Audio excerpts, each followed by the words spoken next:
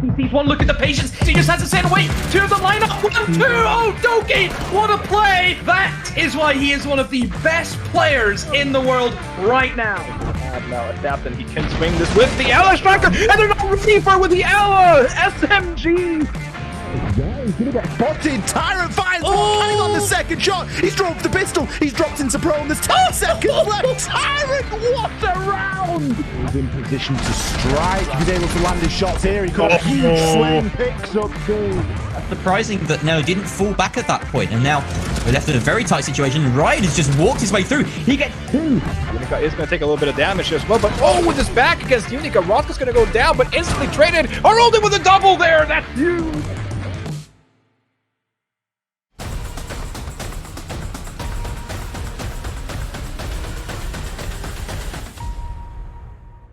All right, we are back like we never left. I feel like the last broadcast should have just never ended. We should have just kept on going. Hello, welcome once again to the Rainbow Six Northern Premier League. My name's Ian Chambers, and we are getting into Playday 8 of action. Let's bring in our analyst that's going to be kicking off the show for you here tonight. Of course, it is the one and only. I'm going to let you see him first. I'm not going to spoil the surprise. Here they come. Are they coming? Here they come. Here they are. It's Fresh and Whip It. The producer making me sweat there. I like it. Guys, welcome to the show. Coming off the back of a great Playday 7. Did you get much sleep last night, Fresh? Oh, I actually got quite a lot. I slept very, we had a great Playday 7. I slept very well. I was dreaming about Siege, as I always do, Ian. Whip It, did you have nice Siege dreams last night? Oh, plenty. I was reliving that TENSTAR game last night. That the tension in that one had me reliving that in my dreams. I would love to watch that one back again.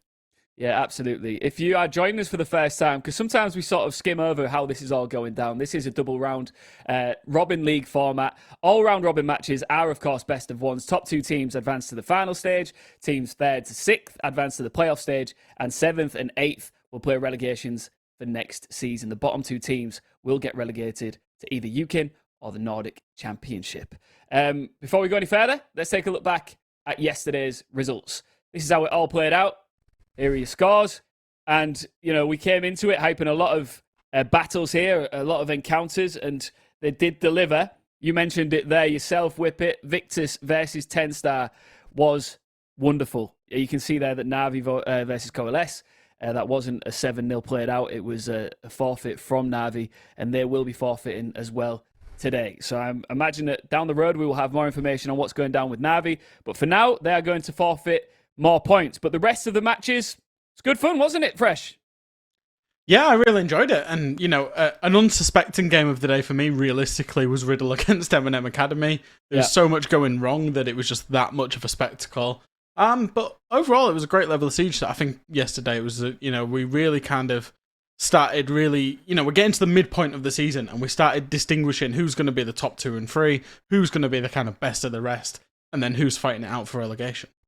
Yeah, we'll take a look at the standings shortly, but Whip It, you can't debate the fact that you never know what's going to happen when it comes to the NPL. You could have a 7-1 like we saw with Ambush, or you could get absolute bangers. Riddle versus MNM was one of them. It looked like it was all said and done. I was actually getting ready to get back on air, and it turned out that I could have put the kettle on and had a cup of tea. Yeah, at this stage, you know, MNM got to a 6-1 lead, and at that stage everyone thought, right, they're going to ride this out, manage the game, but Riddle, with among many mistakes from MNM Academy, just found a will to keep fighting, clawing their way back, round after round, and it was so surprising when they managed to get themselves into overtime. They just couldn't get across that finish line, but they got themselves their very first points of the season, so they didn't get a victory or a W in that column, but they're going to be leaving with a high morale after that one. Yeah, we said it yesterday. That was a, you know, momentum-building loss, which I had to come by. RCTIC versus Ambush Fresh. This was, you know, it was a bit more clean-cut with Ambush getting the 7-1 win, but still nice to watch. There's one of them old sayings, it was boys against men, and that's realistically what it was. Ambush have been kind of running away as the Nordic representative of this kind of, the one true challenger from the Nordic region so far. And they showed once again why. They were in a kind of Nordic domestic showdown, but it was very clear-cut for them, to be honest.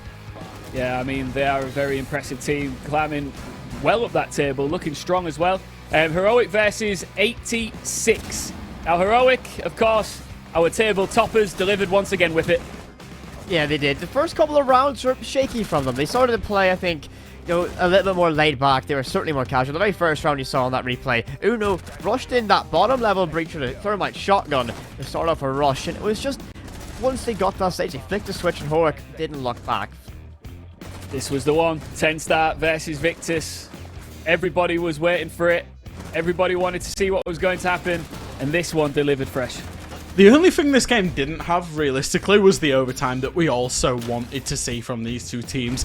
There's rivalry we saw in the interview afterwards, Flexi speaking some words about how it was personal, how things were known, this, that, and the other, and I think, you know, TENSTAR, they previously had the upper hand over every single fixture against this Victus core roster, but Victus came out on top. They played, I think they just held their nerves better, Ian, to be honest, over the course of the rounds. I think TENSTAR, it's a 5-7 loss, but they were in a 5-2, 5-3 position, and then ended up losing the game out from there, and I think it did just come down to those nerves in the end.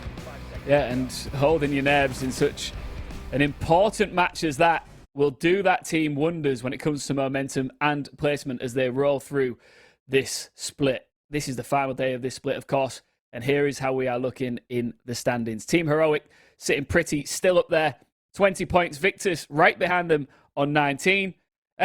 Pretty much more of the same, not many changes in regards to positioning here, Whip It, from yesterday. Not really. The only significant change in positioning was going to be MNM Academy jumping TENSTAR with their victory with those 2 points they got against Riddle. That now puts them in the 5th and lowers TENSTAR and begins to put some question marks about how their second split's going to play out, as they have themselves almost looking like they might have to fight for that relegation position, but Heroic and Victus running away at the top of the table so far. You mentioned about the relegation battle going on down at the bottom there, and that's not where you want to be right now, Fresh, and it's getting squeaky bum time for these three teams. Yeah, I mean, especially obviously the bottom two teams get relegated down to their respective nationals. Currently, that means that there's 2 Nordic Championship teams going down, with the bottom 3 all filled up from those teams. Coalesce obviously got the default 3 points and the +7 on the round difference, so without having to play yesterday, they managed to get themselves out of trouble a little bit. It's a hard one. Realistically, they're in a little mini league of their own, Coalesce, RCTIC, and Riddle right now. Yeah. Do you know, we mentioned MNM Academy jumping up a spot there, Whip It. Do you think the fact that they've just got the word Academy on the end of their team name makes them maybe a little bit underestimated in this league. I certainly think some people, when they're watching this and see that tag and go, oh, it's only the Academy side. This is a team that in UKIN 2 were very, very strong. I believe just missing out, they just lost to TENSTAR in those playoffs, and they are not a team to look lightly at. They've got some recurring mistakes, and we see that their inability to close out games sometimes hurts them. We saw that against Riddle, for example, but they only got a few mistakes to iron out, and there's so much potential. The ceiling is absolutely sky high for them. Just want to see them unlock that potential.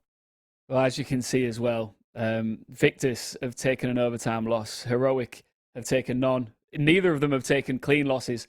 But somebody tonight could well do that as those two take on each other. We'll be talking about that in just a little while. But do you see Heroic ever dropping from that #1 spot, Fresh?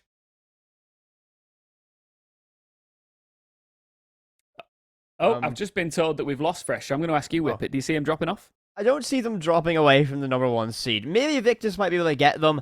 Eventually, there's a chance for that one, but as I think everyone said on the desk so far, Heroic have a loss in them with, again, this is the last day of the split, of course, so they don't have to worry about be fresh back from Charlotte when we resume, of course, but they are the best team in Europe right now, so it's hard to see them moving away from that top seed. Maybe Fresh has just gone to freshen up, and I imagine at some point he will rejoin us, but for now, let's take a look at today's schedule. We have got 4 best of ones to play out here for you this evening, and we promise you that they will deliver, because we always do. Sometimes it might not be necessarily the matches that you're expecting to deliver, but the one that we do expect to deliver is the first one. We are kicking off with an absolute banger, aren't we, Whippet? This is one of the most interesting matchups because Victus, after the momentum of finally getting that victory against TENSTAR, might be on form to try and take some aggression and maybe get some points from Heroic. It won't be an easy one, but I did place Victus in my predictions to be able to get a victory over Heroic today. I believe Woody Grace joined me in that. Pretty much a gamble. Again, we said Heroic might have a loss in them. Victus on a high after beating TENSTAR yesterday. It might come now. Riddle have got a tough opponent once again here tonight, Fresh. Yeah, they do. Can you hear me as well? I think I just dropped out very slightly Big for a man's moment. back. If Big you can man's still back. hear me, perfect. It's that whole Wi-Fi. Oh, that's exactly what it was, mate. I don't know what's going on. It's supposed to be the best in the world, but apparently not in the past 2 minutes. Look, they're going up against the best Nordic team by far, and realistically, everyone's going to write them off, but I don't know. We said we wrote them off yesterday, and they showed us what they were made of. They've got a bit of confidence about them, so it could be anybody's game. I think we'd be silly to sleep on MNM Academy versus 86 as well, Whippet. That could, surprise a lot of people, that one.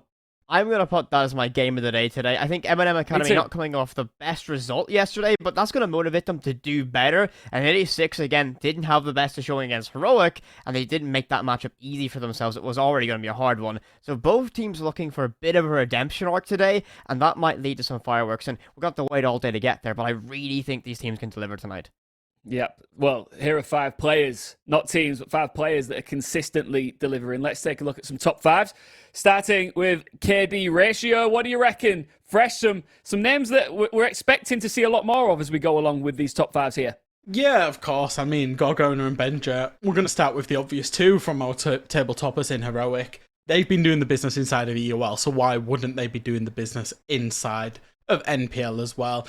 A couple of surprising names, potentially, if you're not too aware of the teams. You may be expecting more NAVI players, more TENSTAR players, but Flexi and Oscar both turn up big for their team. We saw that in that Victus against TENSTAR game yesterday, both of them dropping big numbers. And then Nathan, he's been in Pro League a while now, inside of EUL with NAVI. So it's not too unexpected that we'd also see him there. I think this is, 5 of the more prominent players inside of NPL obviously are going to be higher up in the KD ratio. Flexi with a lot of weight on his shoulders, you could argue, is becoming a key player for Victus and has been for some time now, Whippet. Yeah, it certainly has. Ever since joining this team and bringing that level of experience from the Nordic region in the Victus, Flexi has been a key and prominent role, and the KD just backs it up. Is able to have an impact on so many moments of the matchup, and I believe had a stellar performance against TENSTAR last night as well. Was just one of those key players that always finds a way to make an impact, no matter what it is. Keep an eye on Flexi all throughout the rest of this, or all through the next split as well. All right, let's now move on to some more top 5s. This time it's going to be cost fresh. Yeah, and this is a cost. So cost is it stands for kills, objective, survival, trade. It's kind of a binary metric that kind of measures more if you're supporting type players that, can achieve cost without necessarily achieving KD. But you're still going to see a lot of your kill leaders up there because obviously a kill gets you a cost point. So Flexi, Gorgon, or Oscar, we just spoke about them. But then you see Nick and you see Defel. And I think that really speaks to the brand. And we'll talk a lot about the brand and the style of Siege that Ambush play. And I think the fact that these two are up there in cost but not quite KD speaks to that kind of team-based, kind of objective-focused team that they're inside. Yeah, and that's very entertaining for us to watch, isn't it, Whippet? It is. I mean, to not try to be too much on the ambush train, they have one of the most entertaining styles of Siege in NPL, proudly waving that banner for the Nordic region, but every time you watch them play, it's super focused on team play and objectives. Yesterday, they focused on hunting down drones, and in their first 2 rounds of the matchup yesterday, finding 17 out of 20, they find interesting ways to make massive impact, and that's why I think you're going to see them pop up in the cost standings more than the KD. Do you see these players mixing it up at all in Split 2? Do you think we're going to see lots of the same faces in these top 5s fresh as we move along? I think we will. I think these are 3 of the better teams in the league. We obviously Heroic are the top team in the league, top team inside of Europe, full stop. But also Ambush and Victus, they've been up the top, and I think as long as those teams remain up the top, we'll see the same faces right throughout the season. All right, we mentioned the match to watch. Let's talk about it a little bit more. We're going to be getting into it shortly. Heroic versus Victus. We do have a bit of a head-to-head that we can bring you. Benja versus Oscar. A big-time battle, Whippet. And I am licking my lips for this one. Oh, so am I. Oscar is one of those players that throughout their entire time on UKIN2, when I was working it, you saw that potential. You saw big moments consistently, and I think the resume for Benja has been written. The kill record here in NPL, a 20-plus game popping off. I mean, this player, or Benja, is one of the best players mechanically inside of EUL right now, is in massive form. Oscar is the same. I think just not having it click as well as Benja, but when these players go head-to-head in the server, I'm really interested to see how their entries line up against each other. Deserved high praise for Benja in particular here, Fresh. Yeah, there is. And I've actually got a little story about Benja because he's been well known. He's been well known inside of the Rainbow Six circuit, inside of the Rainbow Six ranked arena for a while, because he's probably taken your ranked elo at many times. And he actually, whilst I was on Chaos, so we're talking kind of 2.5 years ago, he actually messaged me and he said, I really want to be a pro player. Like, he was obviously underage, he wasn't of age to be a pro player yet. He said, but that's what I want to work towards. I know that I'm good in ranked, I know that I've got the mechanical skill, but what advice do you have? And I was like, look, you need to start understanding the game, you need to understand how it's a team game, it's not just about kills. Get into those habits that professional teams will trust you. You clean up socials, all that type of stuff. Basically become a model pro before you turn 18. When you turn 18, you'll get picked up at, if you're mechanically as good and you've got the whole game around you, you'll become this kind of insane superstar. And that's exactly what he's became over the past 6 months, to the point that, he's now lauded as probably one of the best players inside of EUL. He's going to go 5 days' time, he's going to be in America competing across the world, across the best in the world. So, he's got it all to come, considering he's right at the start of his career as well. He's doing all right. He's doing all right. And the fact that he came to you so early in his Siege career just sort of highlights the level of dedication that he has to his craft. And you must love to see that, Fresh, when players come to you in particular, with your background in the game. For that sort of advice, it must be quite impressive. Do you know what? It was nice to see, because there's a lot of players in this game that could go really far, but all they focus on is mechanical skill and aim. They don't think about the fact that there are so many more qualities to a professional player. So to see Benja kind of take that, wasn't obviously just because of me. He's gone away and worked on everything he's needed to. I think it was all himself. You personally. I'm not taking any credit whatsoever. But yeah, it's nice to see that he's gone away and done that and realised that, and he's now kind of reaping the rewards, even if it is so early on in his career. Whippet, how you been getting on with your predictions so far in NPL? Not great so far. I will say a few weeks have been down to our auto prediction bot, so I'm gonna say some of my lacking prediction results might be down to that one. I've missed a few weeks, unfortunately, but I think now I'm gonna be on form. I'm gonna get majority of them right from now on, because I don't want to be last. I want at least to be ahead of you, Ian. I mean, that's no hard task. I'll tell you that for sure. Let's take a look at our predictions for tonight. I've gone with X across the board, right? I'm following the lead of X, who's got 26 out of 35. It's like, I mean, I don't condone gambling. I'm not saying be a gambler, but if I was sat next to X at a roulette table, I would go on the same numbers as him because he is doing pretty well at the moment. Fresh, you're looking pretty fresh as well. But Grace, sitting top of the table for us five at the moment, 27 out of 35. I've only guessed out of 25, so you can't really look at my 15. So if anything, whip it. You're the real sucker here. Yeah, it's not been great so far, but Split 1, not been mine for prediction championship. Split 2, I'm telling you, I'll get at least more right than what I have. It's not been great, I'll not be fair, but the one outlier I do have, Grace joins me on this, is Victus against Heroic. And I'd be saying, everyone's touching the desk, Heroic might drop a point, and I think Victus, I really think today might be the day that we see Heroic drop some points at least. Okay, well, Fresh, talk us through some of your predictions here and why you went with who you went with. Oh, gosh. Golly gosh. Heroic will beat Victus because they are just better. Ambush will beat Riddle because they are just better. Coalesce against RCTIC, that's the toss-up, I think, for most people. Really, really not sure on that one. Obviously, RCTIC didn't look great yesterday and we didn't see Coalesce. MNM against Viperio, I've got no idea why I've got MNM. I'll be blatantly obvious with this one. Because MNM should have won yesterday but didn't. Probably not in the best mindset. Although Viperio are playing with a sub, and then the TENSTAR game what made is you go with obviously a forfeit, so this it's is a what I don't freebie. get. Why did we all go TENSTAR? I mean, I don't know. I'm not quite sure. Because the results set in. Of course, I'm kidding. That's an Easy. absolute... The good thing is, it's not just a gimme for TENSTAR, it's a gimme for us as well with a prediction. So we all get at least 1 point there. All right, so that's our predictions. Let's see who has egg on their face and who gets to celebrate a little bit later on tonight. I say a little bit. It's going to be a long night of Siege, so thank you so much for joining us. What we are going to do is we're going to take a brief break, and then we come back. We are going to be getting stuck into all of the preview for our first big banger, Heroic versus Victus. Don't go anywhere. With the first ever season of Northern Premier League underway, we have 3 new maps added to the competitive pool. But what can we expect to see? Let's take a quick dive into Skyscraper, Border and Theme Park. First off, let's head to Japan.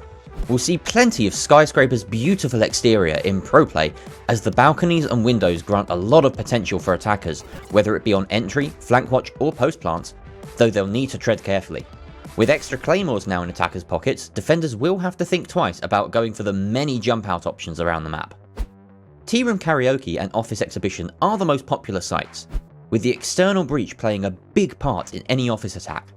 Both of these objectives are on the top floor, and the map is heavily destructible, so expect explosions galore with C4 and upnade plays as teams experiment with this new battleground. There are 3 rules when it comes to attacking Border. Rule 1, watch each stairs. Rule 2, clear CCTV. And Rule 3, do not attempt to board the helicopter. This is a small map, with only 2 staircases, making it the toughest of the 3 for defenders. Pros will stack their utility on defense and won't give up ground easily, because there isn't much of it. Catchers like Jaeger, Wamai and Aruni are pivotal. Attackers can save time with ops like Ossa and Nomad, who gain and maintain map control easily. Entering site is but a formality here, so expect to see lots of throwables to burn through those ADSs, support plants and blow enemies sky high. You thought this theme park was abandoned? Well, think again. It's back into competitive rotation. Defenders just love this large map, where they can roam freely, or better yet, extend the site. Initiation and Office are usually contested no matter the site choice. From there, defenders can reinforce walls, shoot drones and retreat, or go for early kills. Once those walls are blown down, expect long-range gunfights across these open rooms and sprawling corridors.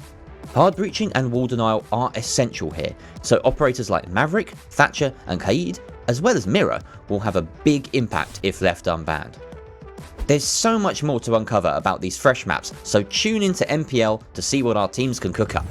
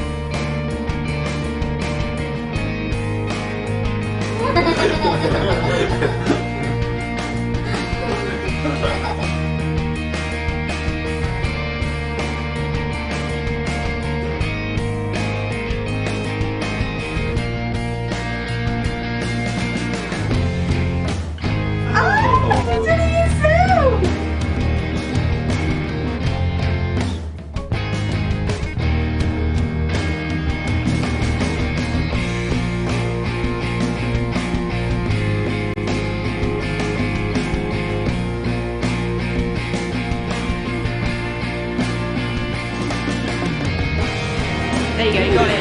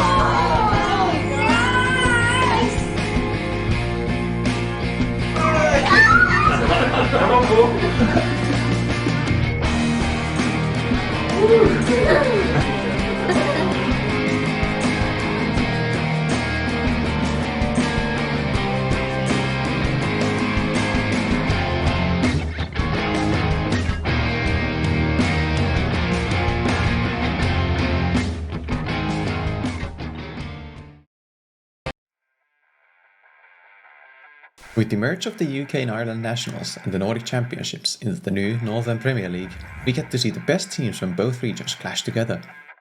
Now let's take a look down on Nordic teams and get to know them a bit more.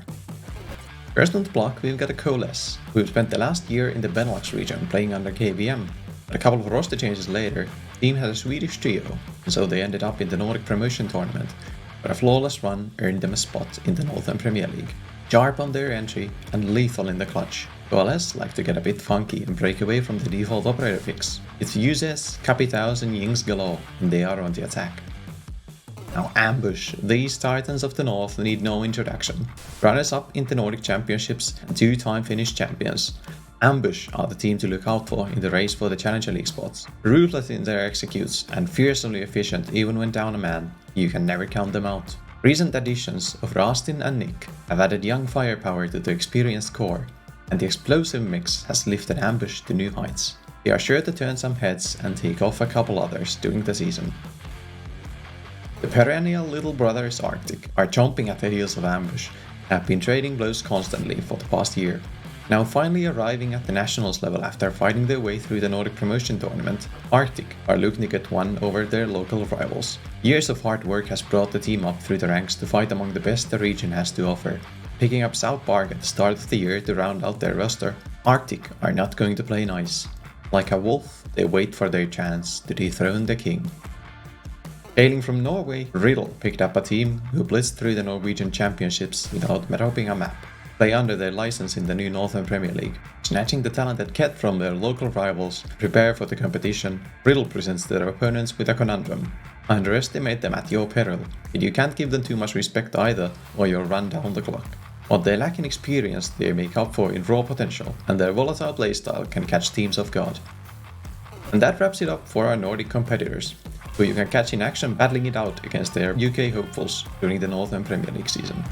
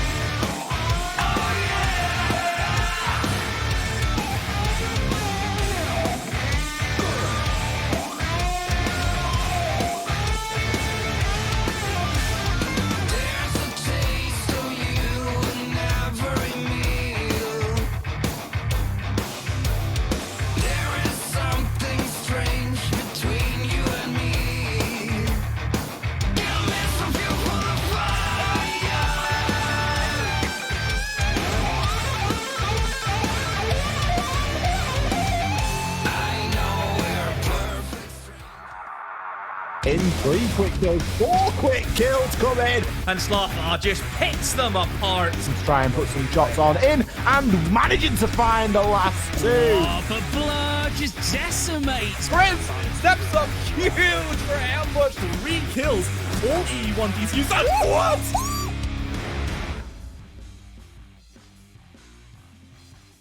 All right, we are back. Welcome back to the Rainbow Six Northern Premier League. My name's Ian Chambers, joined on our virtual analyst desk by the one and only Fresh and Whippet. We've done the prep phase, we've talked about everything that went down yesterday, and now it is time to throw ourselves into talking about, give all our attention to what is coming up. And we are kicking off proceedings with something that you do not want to miss. Heroic versus Victus. First place versus second. Lots at stake here when it comes to pride. Points as well. You know, if Victus get the dub here, they will leapfrog Heroic to take that #1 spot. So it's all to play for. So what we're going to do is, we're going to take a look at the rosters first, and then we're going to talk about the sort of player we might expect to see here. Starting with Heroic. Fresh, formidable team. I don't even think second place will fancy taking these guys down. No, nobody's going to fancy it. Maybe NAVI on their day, given the fact they're also a pro team. But no, anytime that you go up against Heroic, I think if you're one of the tier 3 teams in this competition, you're saying, it's a free hit. If we get something, great. If we don't, we don't, because we're not expecting to win.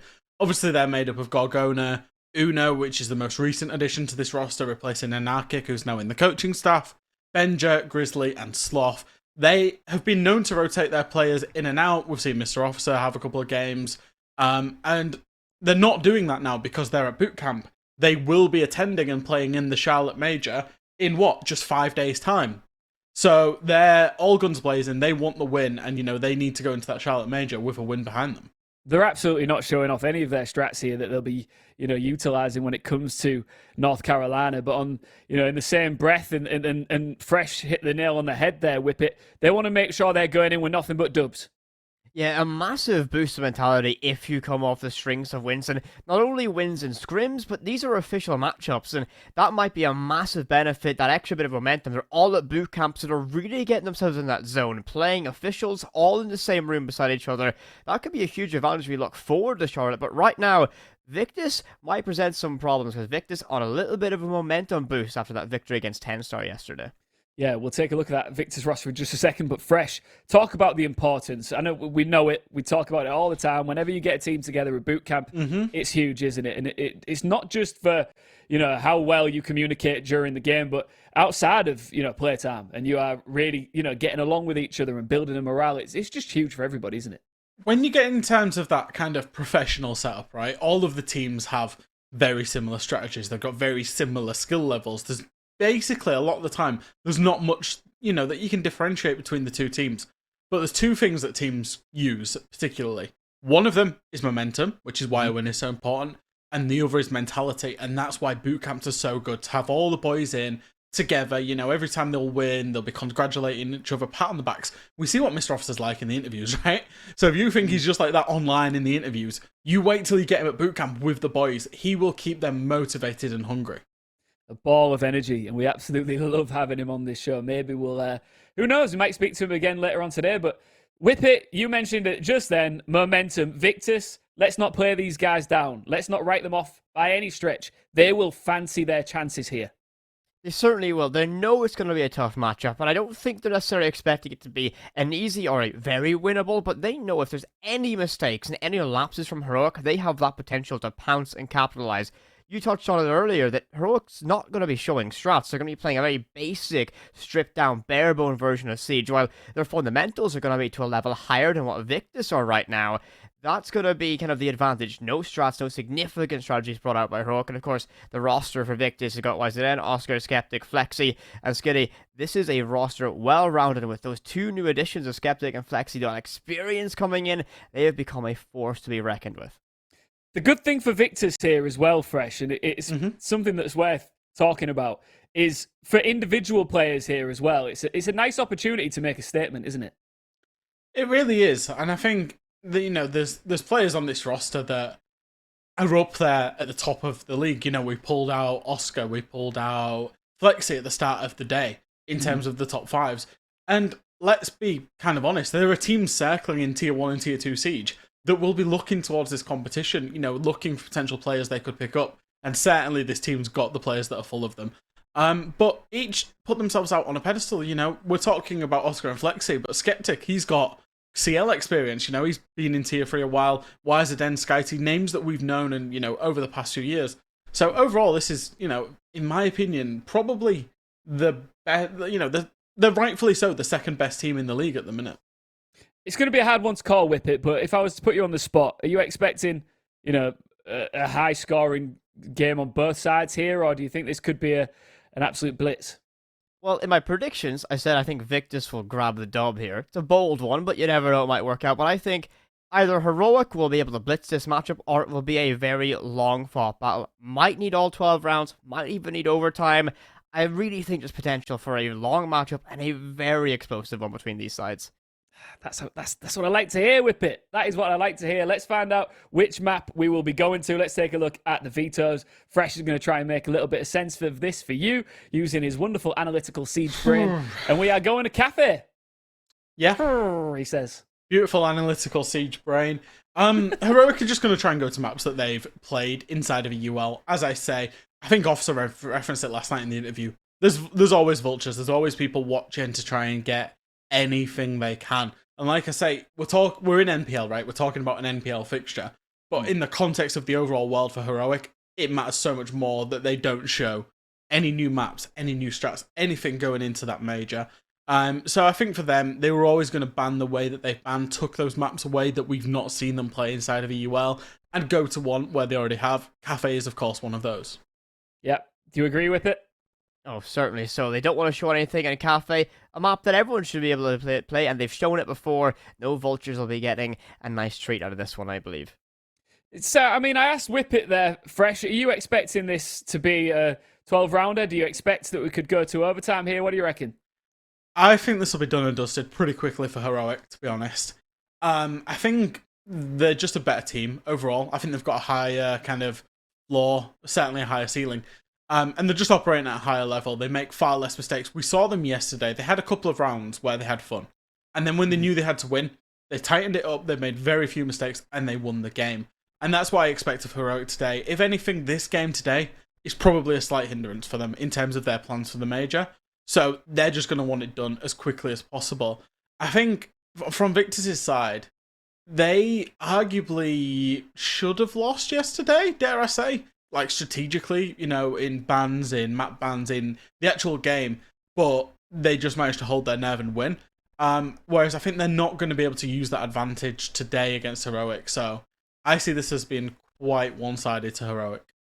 Yeah, one thing that we are not likely to see, as Fresh has pointed out here, Whippet, is Heroic playing with their food, because they have got that, you know, that discipline. And we spoke to Mr. Officer about it yesterday. You know, he's proud of the way that this team wants to get the job done. Yes, at times we see them have fun, but not too much fun.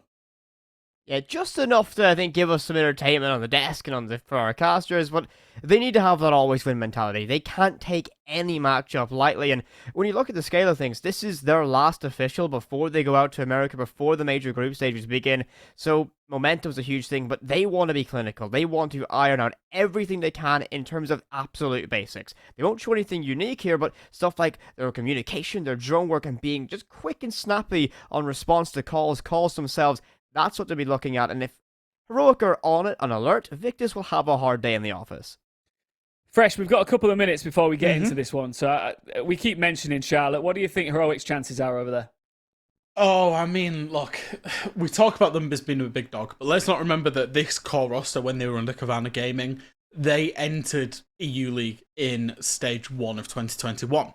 So realistically, this team as a pro team is, 15 months old. They've been on a good progression curve. But I think it's going to be an experience. It's going to be another step on their progression curve. They might well struggle whilst they're out there. They might not. Don't get me wrong. They're playing excellent Siege. They're EU's #1 team. But it's a whole other ball game on land. So I'm curious to see how they do. I think they'll probably get to the playoffs is my expectation. And I think that would be a good tournament for them. But who knows? They need to use it. Whatever happens, win, lose, draw, whatever. They need to use it as a learning curve to carry on that progression that they're on. All right, well, before they get the opportunity to even think about boarding that plane to Charlotte, it is time to get thrown into the action here in the NPL. Heroic versus Victus. This should be electric. Let's get on with it. X and Grace calling the action here. Ian, thank you very much. Good evening. We are going to be calling this game. We have the pleasure and the honour of shouting over Heroic versus Victus here. It's going to be getting played out over on Cafe. Grace, is this one that's getting you as excited as yesterday, or have you managed to calm yourself down a little bit? I've calmed myself down a little bit, but it's still very exciting. Again, I think it's, you know, one of my most favourite kind of National League teams going up against a T1 team. It's going to be an exciting thing to see. It'll be a really nice place to kind of gauge where Victus are at in terms of ability, you know, going forward after things like NPL, if they want to keep pushing that way. So I think it's going to be quite an exciting one, at least from like an analytical point of view. Yeah, I agree. I think you're right. You know, Victus currently in that second place spot, currently on 19 points. The next closest team being Viperio on 15 points. This result, whilst it matters, it isn't really going to change the standings for this week. Viperio aren't going to be in a position to gain 4 points. They can only get 3. So Victus are guaranteed second going at the end of this first split, which is incredible indeed. And I really like the sort of idea of using this as a bit of a yardstick to see where they stack up when they've got to play up against a top-level team. And that is exactly what we're going to see here tonight. Nomad there coming out as the first band. Something that Victus are keen on is the all chat. This throws me back to like old school sort of Yukin and Prem days, where it's like rent free, like we don't even play this operator, useless ban, wasting your time. VOD review says otherwise. Wow, so that's Sloth's admitting that Heroic have heavily VOD reviewed everything that Victus have ever done, and gone with the Nomad ban. I'll be honest, off the top of my head, I can't really remember. I think that isn't Nomad Flex's most played operator at the minute. I do remember that on a graphic. So maybe they are looking to target an old Flexi a little bit, because he has been a little bit of a demon. This is it. It's obviously your ability to show up when you're on a specific operator, but also the utility being taken away, especially on this map, is probably going to be pretty useful for Heroic on this defense. Again, there's only 2 main staircases to rotate yourself around the floors of this map, and 9 times out of 10, if you do have a cheeky Nomad air jab lurking about, it can kind of put a little bit of a dampener in the works if you do go for a cheeky flanker-rooney. I mean, I would say that Nomad's borderline essential on a cafe. If you're not bringing a Nomad and they're not banned, I'm saying let's screw our heads on. Let's pick the Nomad, because often you'll see teams picking a gridlock instead. So maybe we'll see that come out. Depends if Victus feel as though they need it. I think one of the things that I'm most excited for in this matchup is just watching Benja go up against Flexi, because these are two players that have stood out head and shoulders above the rest. And I know that Oscar's had a fantastic time as well so far this split, but Flexi's really been the star player in my eyes. And to see those two going up against each other it's going to be good to see which one comes out on top, because Benja's put up some crazy numbers. You know, Flexi's put up some crazy numbers. We could really be about to be in for a little bit of a treat here, especially with the sort of fun and more relaxed play style that Heroic are likely going to go for here. Yeah, for sure. I mean, it's really nice to see that Victus are actually choosing to opt into the Thatcher as well. I think that's going to be really useful, especially when they go to clear that kind of piano area. They did ban out the Flores, so they kind of got rid of that utility clear when it came to those bans, but the EMP still being on the board and they're actually choosing to bring it, I think is quite nice. And again, just wondering where that pressure's going to come from, because I see a lot of Claymores getting used. I think they're very conscious that they might get a few run-out moments from the side of Heroic, rather, and I think that's pretty sensible to be bringing those Claymores. Lenade's getting eaten up just there. Benja will be the first to fall. Good effective drone work going on there inside of the piano. First kill is going to be credited onto Skeptic. Victus really not looking to overcommit here. They're more than happy to use this opening part of the round to really just take their time and gather that information. Nade's getting sent down the skylight now as well. Grizzly in a bit of a dicey position as he looks to maybe challenge on, and deny anybody with a nade in their hand as he's playing directly underneath. It's a much more difficult angle to get nowadays since the old cafe rework. That's a nice chance from YZN, but he's not going to be able to convert on it. Uno's going to pick himself up too. What's gone on here? The shotgun underneath the hatch. Look at this aggressive play. Still got 3 Toxic Babe canisters in hand as well, and that's the diffuser cold inside the shop. Yeah, was it he pushed just from Cigar to the top of Red and just shotgun 2 in a row? Very aggressive play. And there we go, SMG-11 to the face. SkyT is also going to fall. Uno sitting on this diffuser now, has to pull off a little bit as they are indeed tanked up, and see a little bit of nade action to come through to try and get a little bit of refrag. There we go, Oscar just getting the pick there onto Uno. A little bit of a delayed refrag, but a refrag nonetheless, and here we go. Just waiting for the Toxic Babe smoke to clear. Oof, that's a bit unfortunate to end the round on. A little nade kill like that. That's a little bit naughty, Sloth. A little bit naughty. And he's kneecapped him there with that impact, I think. But landed directly on him there. Unfortunate end to the round there for Victus. And they had a very good start there. One player underneath a hatch causing that much damage. Doesn't look great. Uno should not be allowed to get 3 kills there at all. He's done fantastically well. You can't fault him for the way that he's played it. He's played it perfectly. But realistically, I think that Victus should be able to clear him up after 1 or maybe even 2 there. I don't know if it was a bit of a lack of information. It felt like people dropped into shop maybe to take the challenge, not really realising what they were going up against. But they certainly got sat down quite quickly. And that was a round that they did get a couple of opening picks in as well, around where Benja wasn't even allowed to fire a single shot. So Heroic going to go and move successfully now down into this kitchen. You certainly are. I'm kind of wondering if, obviously Victus read into the fact that they would be a bit more aggressive. So that's why we did see the things like Claymores, but I just don't think they expected a smoke to suddenly rush them with a shotgun at the top of Red. But again, once something like that happens to you, you're a bit more on it with, okay, we need to maybe be mindful that they're going to be throwing all kinds of spanners at us here. So let's try and work around that. This time they're opting to not actually bring any Claymores at all. They are investing into smokes. We got Oscar there on the Jackal with the double smoke, and we've also got just, of course, the nade meta coming through there, Ollie. Beautiful shot there by Flexi. Grizzly falling as the opening pick for that round, but Gorgona's actually there to trade it out.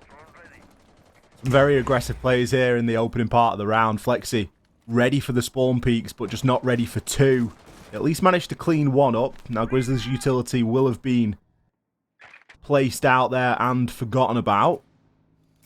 On the flip side, losing the sledge, not ideal at all. You're going to rely on that sledge for a lot of that vertical destruction, but this round might not even get to that. We're still seeing kills trade. There's a lot of challenges going on to the bottom of those brown stairs. Skeptic trying to gather a little bit of info now. Somebody still playing inside of code check. YZN needs to get himself into the party, but Benja's made a beautiful rotation. Gets chunked down there. YZN. Finker boost keeps him up for the meantime. Full white flash onto Benja. And that's enough to allow YZN to push all the way on through deep. Takes out Uno. They're not even worried about Benja at this point. Sloth inside of the bakery, knowing now that the push is certainly coming from the other side, isn't going to be able to worry too much about that bakery double door. But look at the angle Benja's got from above. He can look perfectly down in toward that freezer. It's really going to be about a little bit of fancy drone work. Now, there's plenty of time left for Victus to try and execute onto this in this 3 versus 2. Absolutely. Again, it's just a case of getting that information that you need. I'm wondering if they're aware that Benja is upstairs. I don't think they are, because we're seeing that push into the freezer area. And, oh, actually, beautiful shot. SkyT very well, probably hearing the footsteps. Benja falling. It's all left down to Sloth now in a 1 versus 3. And as we say, loads of time for Victus to work with here. They just got to try and not challenge him one-on-one. Looks like Babe coming out. Pretty sure that there we go. SkyT taking him out. I don't think Sloth was fully aware of where the plant was going down. I mean, Sloth's got a lot of different places to check there. He knows that there's likely going to be someone through freezer, but realistically, what is he able to do? I think now there's a question mark there, and Medics doesn't usually get this sort of stuff wrong. Medics is always on the right side of the kills. And anyone would think that you should be on Benja's perspective there when he's challenging vertically. And Benja almost looks at it for too long and like I don't know if he plays with it a little bit and is wondering if it was an Iana clone or what was going on. But for Skyty to flick up and pick that kill up, I did not think that was going to happen at all. Through the bars as well. Probably one of the bigger kills inside of the round, at least after all of that opening aggression from Gorgona and Grizzly out on the spawn peaks. But a serious round there from Victus to try and level things up. And it's going to be enough to force Heroic into a different site. Absolutely. I mean, even Stevens.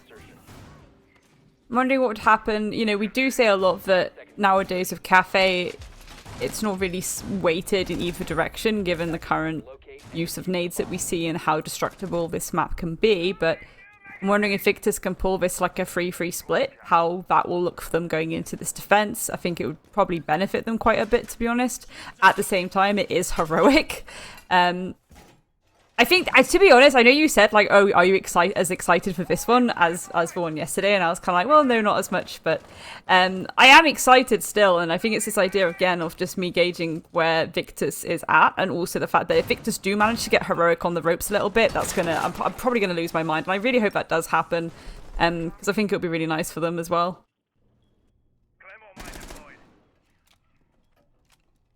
Someone we haven't seen a big round out of yet is going to be Venger. And I mean, that guy's just a ticking clock. You just know that he's going to deliver at some point. Grizzly getting hella aggressive there. Happy to challenge onto YZN. Not sure if YZN got caught in a reload animation or what there, but that's going to be a freebie going into Heroic's favour. Still trying to clear out this top floor. They've got a bit of information kicking around. You can see the red pings there as the drones are whipping around at Oscar's feet. Heroic not really wanting to drop off just yet. They want to try and persist on this top floor for a while longer. Again, I wonder if they think that there's going to be a push from below, either up the bottom of Red or Whiskey. It did look like they were kind of hesitant a little bit and maybe wondering if they were going to start seeing the players of Victus attack from a different way, but it does look like there's a full team commitment now to try and take the bar and cocktail. The oldie but Goldie kind of take Oscar taking out Benja. It's a nice pick for the side of Victus to start things off on their side, and again, the more that they push the players of Heroic away, the more they get that top floor control, the more that eventual execute can come through. But oh my goodness me, Gorgona and stuff coming through, cleaning up the side of Victus. Another one onto Skyty. It's all left down to Flexi. This is how did that all fall apart, X? Well, there was a lot of vertical control there from Sloth. The Goyo capsules or canisters have cut off quite a lot of time as well. And as good as Flexi is, this is going to be a very big ask. Gets chipped down significantly. Player there in behind the bar, and messy fight's going to ensue, and a pistol will be drawn. Gorgona finishes things off there with a little peek on the shotgun.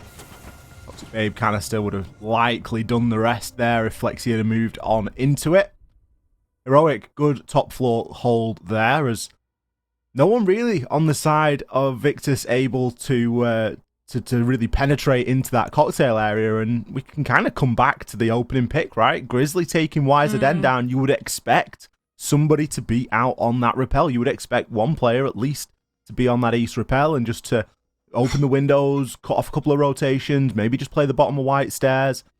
Whichever angle you want to pick, you just need a little bit of support over there, and I think that was really what was lacking right from the get-go there for Victus. Yeah, I will agree. I mean, to be fair as well, you can tell the kind of confidence coming from Heroic, where they were willing to contest that from Cocktail and just kind of keep staying there. They didn't want to fall off too early or anything. They were really holding their ground then. I think that really shows how they feel going into this, confidence-wise.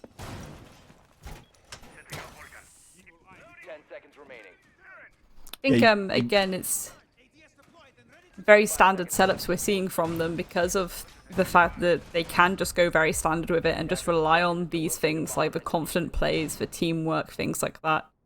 They know it like clockwork. Yeah, it's like what Fresh said in the they can play this exactly the same as they played a UL. It's not giving anything away. It's, you know, it really is just doing what they've already done. You do just get the feeling that Heroic have come off the back of either a very good or a very bad warm-up scrim. Because with some of the confidence and some of the shots that these guys hit. Like, look at Gorgona, 5-1. Benja's not got a single kill yet, and Gorgona's 5-1. That's just not like a world that we're used to living in. And you just get the feeling that these guys have either had an amazing warm-up scrim and they're all pumped and ready to go, or they had a terrible warm-up scrim and they're now like in the process of bouncing back a little bit, and they're using a bit of that aggression and a bit of that confidence. And so far it's worked for them in a couple of these rounds. Victus have been hard-pressed to really find that advantage, even after they've been successful in the opening kill. Yeah, Victor's doing a really good job, though, of spotting out a lot of this utility and dealing with it before they try and engage for players of Heroic. I think that's really good going. Evil Eye's already taken away off the board as well, which is certainly going to benefit them when it comes to that, hopefully, eventual collapse. Oscar putting a little bit of pressure on the windows here. That's going to keep them a little bit on their toes as well.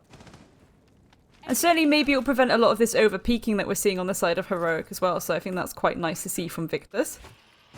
EMP is coming through, is caught by the magnet bow. There we go, there's a bit more of a safer one. Shield taken out as YZN takes out Sloth.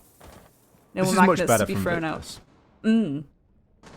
I really enjoy the way that they're able to sort of pinch and push these defenders now. Benja's playing on the middle floor, he's inside a train at the minute. I think he has just been droned, he's thrown the C4 up there. I don't believe that anyone's going to be hopping into that window anytime soon. No. May have a little bit of information to be rocking with, though. There is going to be a couple of Evil Eye cameras out there, as Toxic Babe's going to cut off Pixel for the time being. Again, this is where we see that pressure coming in from multiple sides, and YZN will land the nade. And that is going to down Grizzly for the count. 40 seconds in a bit of a dicey position. May or may not get picked up here, but a bit of a jump out there, as we are going to eventually see Oscar fall. Grizzly, of course, still in that down but not out state. Skeptic can try and get this plant down. Uno really needs to try and push up here a little bit, as Skyty is going to find one inside of the freezer. Benja eventually will fall. Uno, can he do the deed? No! Just gets the glimpse at the last possible second. The fire rate a little bit too good. YZN there coming in with that final kill. It just goes to show how important that repel can be. Too close for comfort. I think it's, again, like Victus with the nade game coming through a little bit there. They're very, very good at using that kind of utility. We see it quite a lot. Actually, that just reminded me. I think their analyst was playing a match the other day and had a similar... It was on Cafe. And they did similar nades to the window, and they said, like, Victus things or something. Or Victus nade or something like that. And I was like, yes, it is. Trade secrets. Trade secrets? giving away trade secrets in ranked. This is it. Like, everyone obviously goes for the nade game. We are still in that meta, but it's the fact that, like, you know, we've seen it a lot in NPL and, you know, other things where Victus will just... You think you're fine, and then a nade just comes and clarts you in the head, and you're like, oh, okay then. I speak that like I'm playing against Victus. I am not. But no, you see it in officials over the last 5 months. Where's this year going, Ollie? Where's this year going? Certainly whizzing by. I can't believe that we're at the halfway point in the split already as well. I can't. This is it. It's only going to get tastier as well. That's the thing. And oh my god! Uno and Gorgona with the runs out. Flexi and Skyty both falling. And that's not only all of those, you know, beautiful Iana utility, the information that could be gained there, the nades, the IQ as well could have been so useful. Again, when it comes to getting that information about the utility, etc. That's a little bit of a kick in the jaw. I mean, especially when you've got Uno playing on the pulse as well, the IQ being the perfect counter. I mean, IQ is never strictly necessary, but it's a nice to have, and Flexi plays the G8 and he plays it well, so just take it. You know, you may as well. Nomad's banned, so what else is he going to do? You know, very old IQ, you used to see the really old, it was a G2 Penta roster. They used to just use it to scan from the top of a building, essentially, and get all that information from the start of the round, essentially. But we don't often get to see it as much nowadays after there are a few reiterations of the operator. And that's a shame that we're not really going to see Flexi on it either, because I think that could have been quite tasty. Let's see how Victus attempt to try and salvage this round, because, I mean, by all accounts, to lose 2 people on a spawn peak like that is fairly damning, in that you are no longer expected to win this round, given that you were going at it with a lot less utility than you were initially planning on bringing and a lot fewer bodies. And Heroic just doing the right thing and digging in, basically. They don't need to try and pressure this or push it. They can go, yep, we got 2 kills in the opening pick. We don't need to rush things here. We don't need to take any challenges. We can just dig in behind our angles, and seems to be exactly what they're doing. YZN coming under a lot of obstacle to even get himself into the building. Skeptic going to be the next to fall, and it's a flawless round for Heroic. Striking when necessary. Gorgonas pick up the last kill there, as they had already rearranged that bottom of red stairs quite nicely. A lot of footholds there in the wall, so that they've got great line of sight and good access. No real way of Victus making their way through that. I mean, ideally what Victus can do now is make their way through this next round with a very strong process on, again, how they want to try and beat down Heroic. A 3-3 split would certainly be benefiting them, like I said, and give them their best hope at kind of getting Heroic on the ropes a little bit, causing a little bit of an upset. Again, going back down to kitchen, bakery kind of area. I'm wondering if they're going to take a different approach to it this time, but massive utility investment around the bakery area. We're going to see cheeky little Banshees, bits of ADSs. I'm going to assume that we're going to see Grizzly probably holding around here quite aggressively, if not, Gorgona. Loads of line of sights as well to give you a little peek from that whiskey approach, but also the red stairs. Again, it's very standard stuff, but it's going to be very, very effective on a team like Heroic.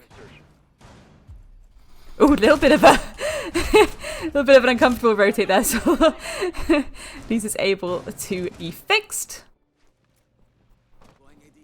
Last time we saw this site, sorry, I was going to say, last time we saw this site, Victus really pushed from that backside. They pushed from that to the white stairs. So, I mean, we're seeing Flexi this time on the Twitch. I would be kind of surprised to see them really force the bakery, because they were successful last time. Yeah.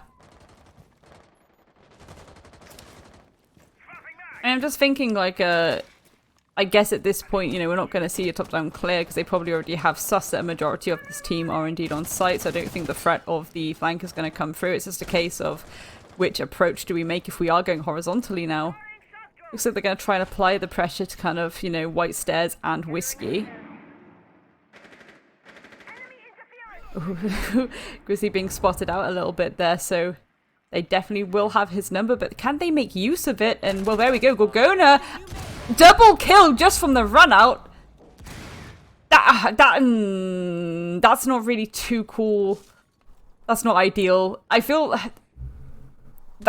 like that was good from Heroic to have someone covering for the run out, but I also feel like maybe Victor should have been a little bit more prepared for something like that. Flexi, however, trying to go for a little bit of a fight around bakery as Skyty goes in on Grizzly, and Gorgona actually falls as well, so fair enough. X is now back to a 3-3 split. Victus aren't doing a bad job of holding fast here. They're hitting some nice shots as Oscar's going to take Uno down as well. It's a scrappy round, as most have been. Skyty with the info onto Benja. Beautiful pre-fire, and again, Sloth is left in this 1 versus 3. This time, there's still a minute left on the clock and a lot of information available for Victus. Iana clone there just to give the heads up, and Sloth gives the game away. Everybody knows now that he is going to be inside of Bakery. Quick rotation maybe through the freezer and a potential to get this plant down as some smoke is going to be covering. There is a bit of ping information available. You would expect some of the Yokais to be out there inside of the site. Flexi gets himself down. He was already very low, but so is Skyty. Oscar instead just going to solve the problem, and with a swing is able to take down Sloth. Didn't really want to leave it to Skyty for that challenge. Skyty was already pretty low as well. A bit of a juggler. The diffuser there was probably the right thing to do. Victus, they've achieved the 3-3 split. There we go. There we go. They're going to be fairly happy with that, I think. 100%. No, this is it. I was like, if they can at least get to that 3-3, they will bring some kind of spice on this defense. I mean, already, yes, it's looking relatively standard, but we need to consider where this utility may be placed. where these players are going to be plonking themselves down positioning-wise as well. Especially when it comes to things like the castle barricades as well. That's really nice, just a little bit of an extra utility burn, but also to cut off those lines of sights that could get a little bit dangerous when you have people like Heroic able to take them. I think it's nice to see Heroic also bringing the Thatcher themselves. We did mention how Victus would be bringing that as it is still on the board, and excited to see what Gorgona can also do with it. Given Gorgona is going 11-3 right now, X. Gorgona's having a pop-off game, isn't he? A little bit. I think Officer said something quite telling in the interview yesterday, and I mean, for anyone that's not been following Gorgona on social media or any of the Heroic guys, Gorgona was really struggling to get a visa, and there was a lot of a question mark as to whether he was even going to be able to play in the major or not. I think it's finally all sorted. He tweeted the other day saying that by some miracle he'd managed to get the appointment and figure it out, sort of thing. So I think that with the weight of that off his mind, it's probably nice to just get in and play some Siege, and to see him playing well is even better. So you've got to be really pleased for him that he's able to come out and put this sort of a performance in, and you know, whether he's sort of building off the sort of pent up frustration that he's been dealing with over these last few days, and he's finally been able to sort of release that and relax and play a little bit. I mean, I don't think this is too relaxing, but it's probably quite fun for them to do, to play a little bit of Siege. He's probably enjoying himself, so it's good to see him popping off here.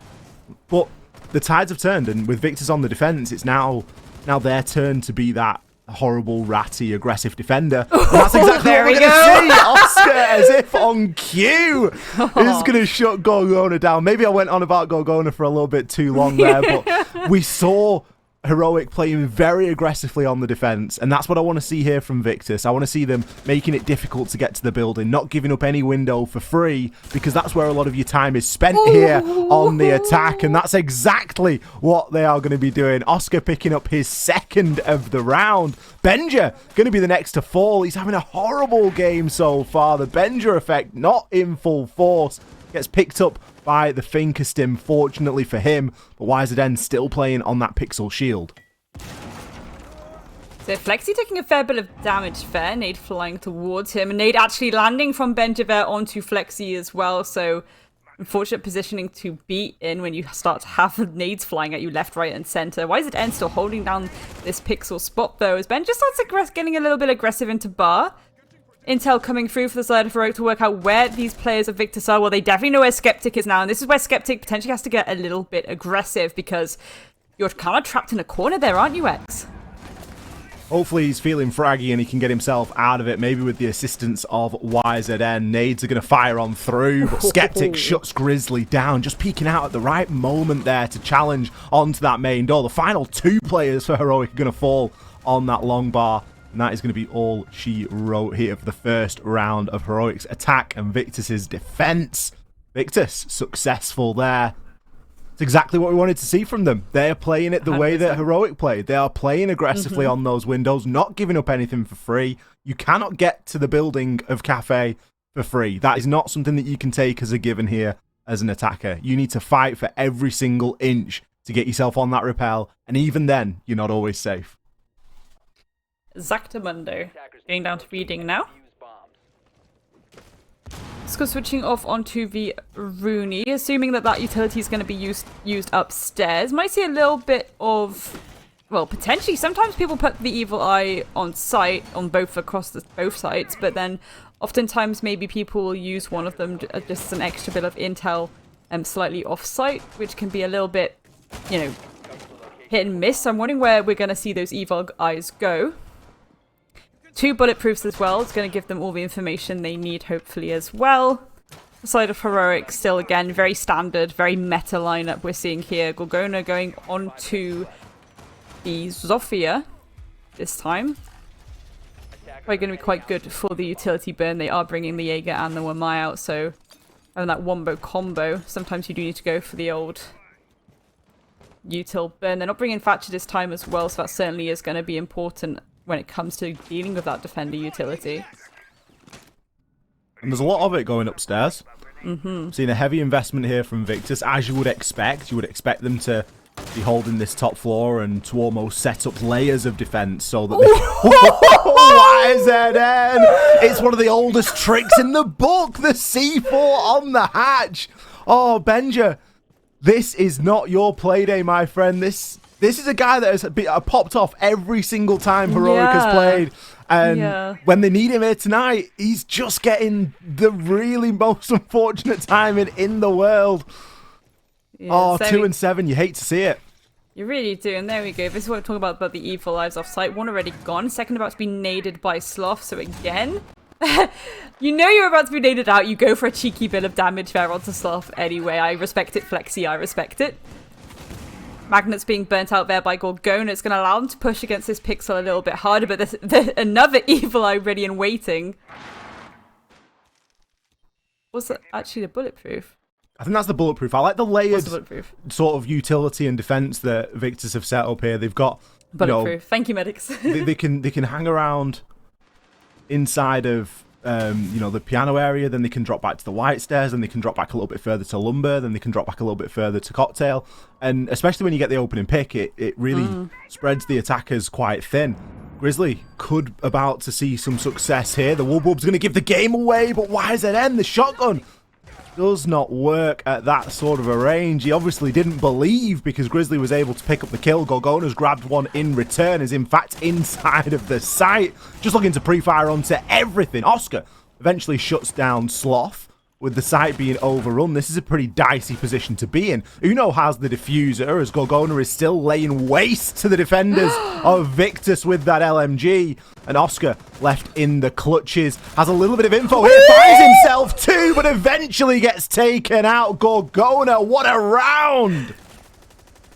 Oh, that was so close, Phil. That was so close. I really thought Oscar had it in the bag then. You know, getting the down, getting another down, and goodness gracious me, this is turning into a little bit of a spicy one. 4-4, even Stevens. Both teams certainly trying to get each other on the ropes a little bit, X. And the Tachanka is starting to come out, as is the Warden. Oh, here we go.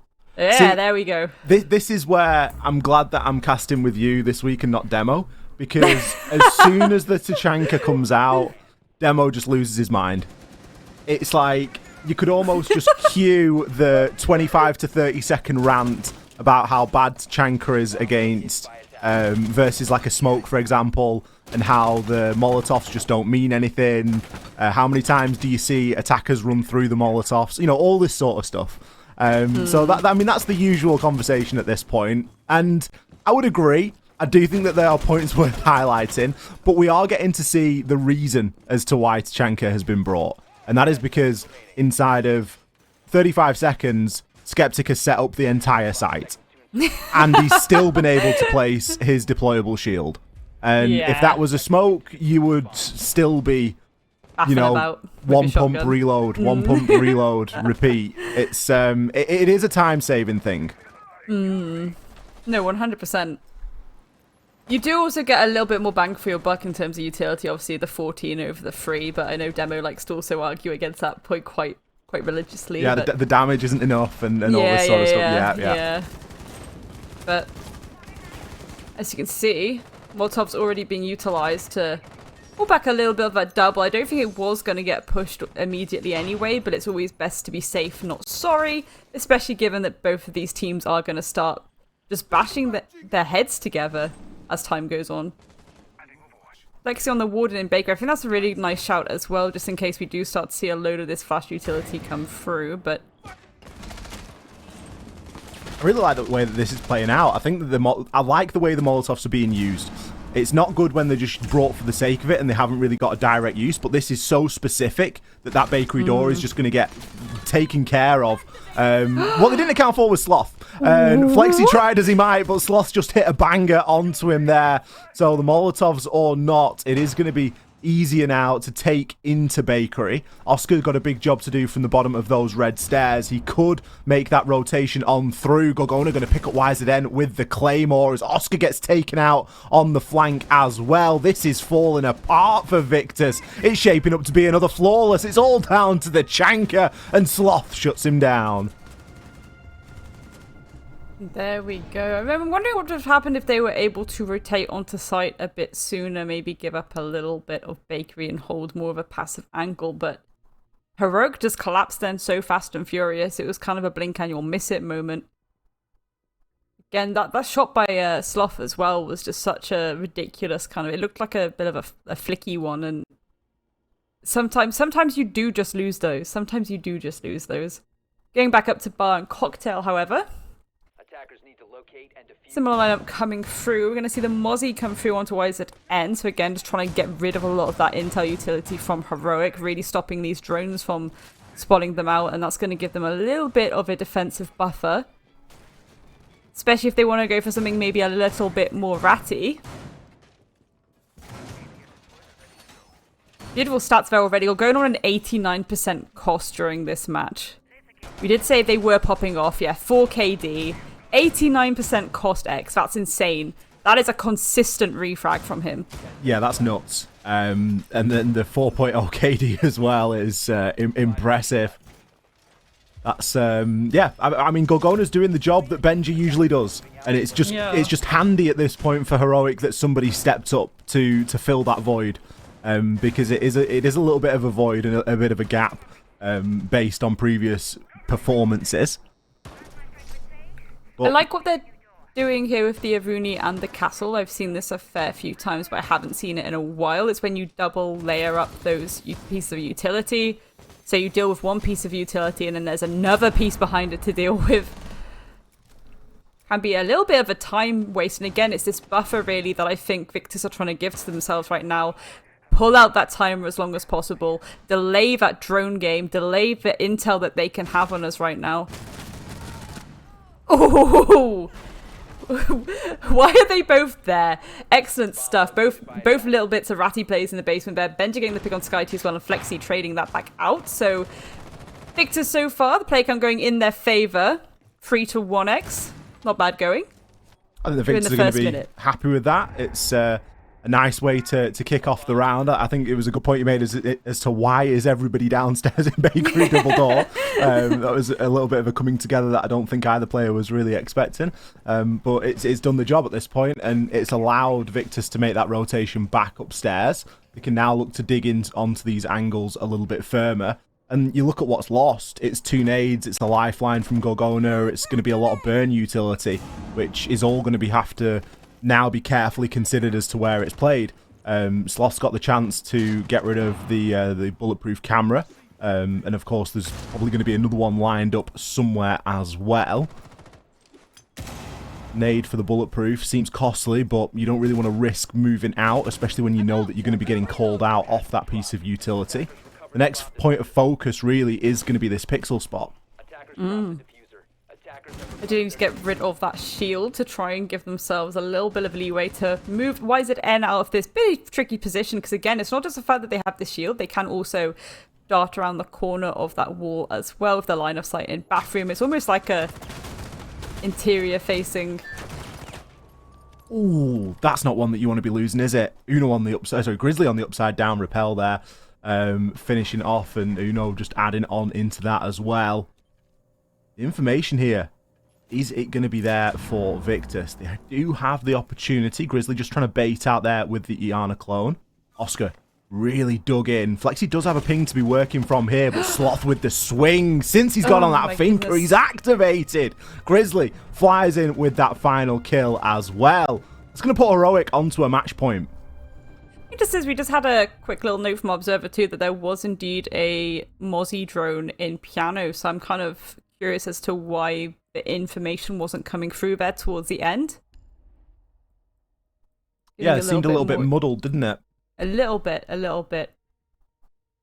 That's what you're going up against with Heroic, though. You're going up against that team where they have got that ability to search out those bulletproofs, deal with those bulletproofs really effectively. And even after they've, come out from a 3 versus 4, they're still able to come out on top. 100%. Oscar himself taking his hat off to Gorgona in the chat there. I mean, yeah, you have to. It's like we mentioned before with Gorgona, they're absolutely playing out of their mind right now. And again, it's kind of scary if you think about it. If Gorgona's able to turn around and play like that, granted that this isn't their full set idea that they're going into the major with, and maybe the competition will obviously be harder next weekend, but I feel so proud of Heroic, and I'm so excited to see them play in the major. And yeah, I think everybody is. I don't think it's too bold of us to really be believing in the fact that they could come out on top there. I'd say that they've got as good a chance as anybody going into it on face value. I just want to see them play on LAN as a team for the first time, essentially, in a big competition. And I think that's because, let's be honest, EU are on some serious copium at the minute. Yeah. If we really be quite honest with ourselves. No, yeah. So there's going to be quite a few people that are hoping that Heroic do well, just so that EU as a region has got some serious, I have so much faith. Take my energy. We'll do, for Spirit Bomb from Dragon Ball. That's gonna be all of the EU Siege community. We're just gonna be putting our energy into the sky for Heroic to take. I enjoy how, because of what's happened in previous rounds, we're seeing Heroic just approach things a little bit differently. There's a little bit more time being spent before just walking up to a hatch and hitting it. Sloth's droned over that hatch to see if he can hear the C4 beeping underneath of it. They're taking those little extra steps now because this is the match point, and it's almost as if the time for games is gone. The time for playing around is finished, and Heroic are just looking to get this one tidied away now. Yeah, certainly so. Again, I think it's this idea of, okay, let's finish this off now, and even Sloth being on the Nook right now is a little bit spicy, because, oh my god, this is going to be really awful for Skepta. Yes, it is. Even Flexi as well, falling down, just being able to sneak up and get a cheeky 3k, make that actually X. That is disgusting, tearing through that top floor and taking out pretty much all of the Victus players. It's all left down to YZN now in a 1 versus 5 with 1.5 minutes to go. What do you do in a situation? They take down Benja, but there we go. Sloth with the pick onto YZN. A absolutely disgusting cleanup by Heroic there. Filthy. Yesterday, we were talking a lot about utility, and we were saying that, bring your utility, it can really pay dividends in Siege. And Sloth has just flipped it all on its head today, and he's gone, all you need is a Nook.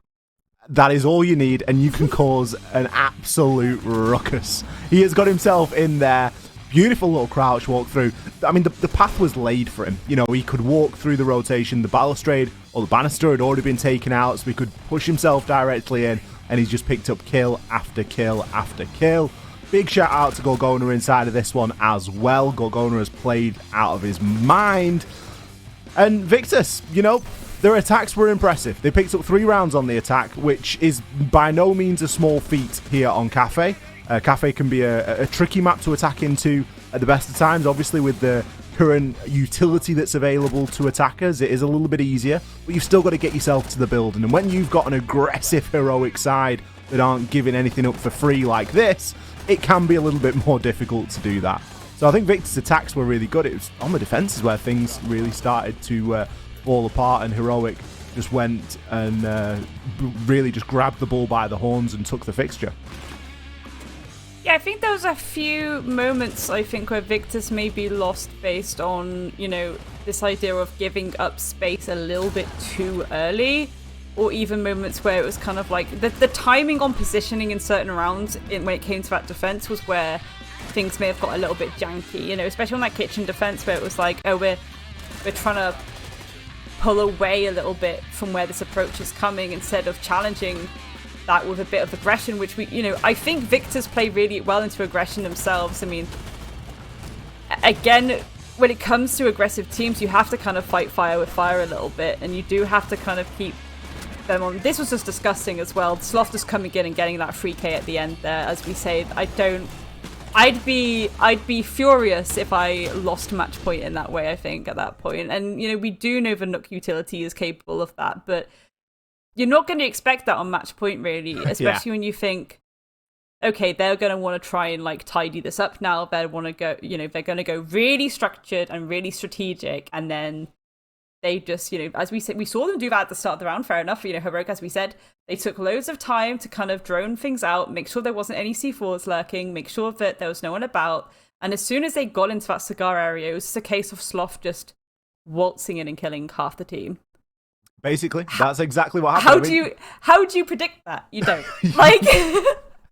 There's not a great deal that you can do against it, and I think that Heroic are going to be fairly happy with that one. I think Sloth in particular is going to be fairly buzzed off the back of that one. Certainly one of the best plays that we have seen all week, and I'm sure that the analysts have got a lot to say about that one. So we're going to send it back over to our wonderful desk. Ian, Fresh, and Whippet. Enjoy breaking that one down. Cheers, X. Thank you, Grace. Heroic versus Victus, done and dusted. We started things strongly, Fresh.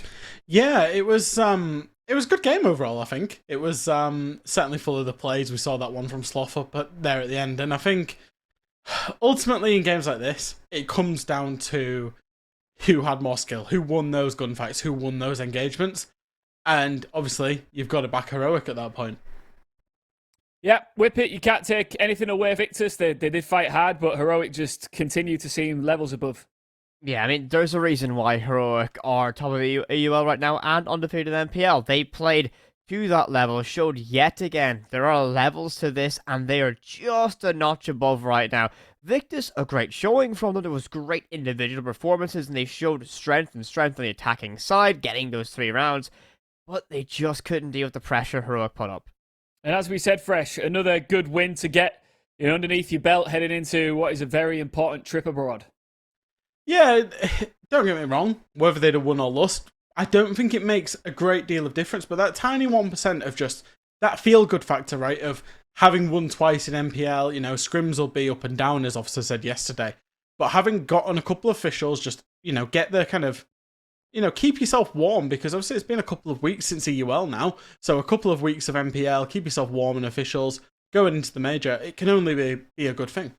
Absolutely. Fresh, Whippet, stay right where you are. We're just going to cross over for a brief interview now with a man from Heroic. Una is waiting in the wings, ready for a bit of a conversation. Hello, mate. How are you doing? Hello. I'm good. How's boot camp? It's fine. Good so far.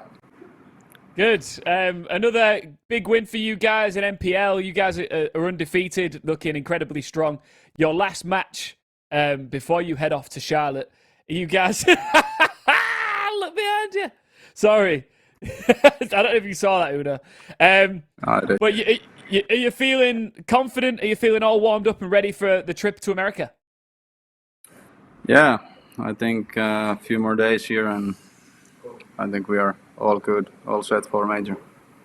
Are you enjoying NPL in the season that you're enjoying at the moment? And you guys seem to be taking it very seriously. Yeah, it's good fun. Obviously, we're not going to show anything new that we have up in our pockets, but it's good fun to play some official games, with the UL and major as well.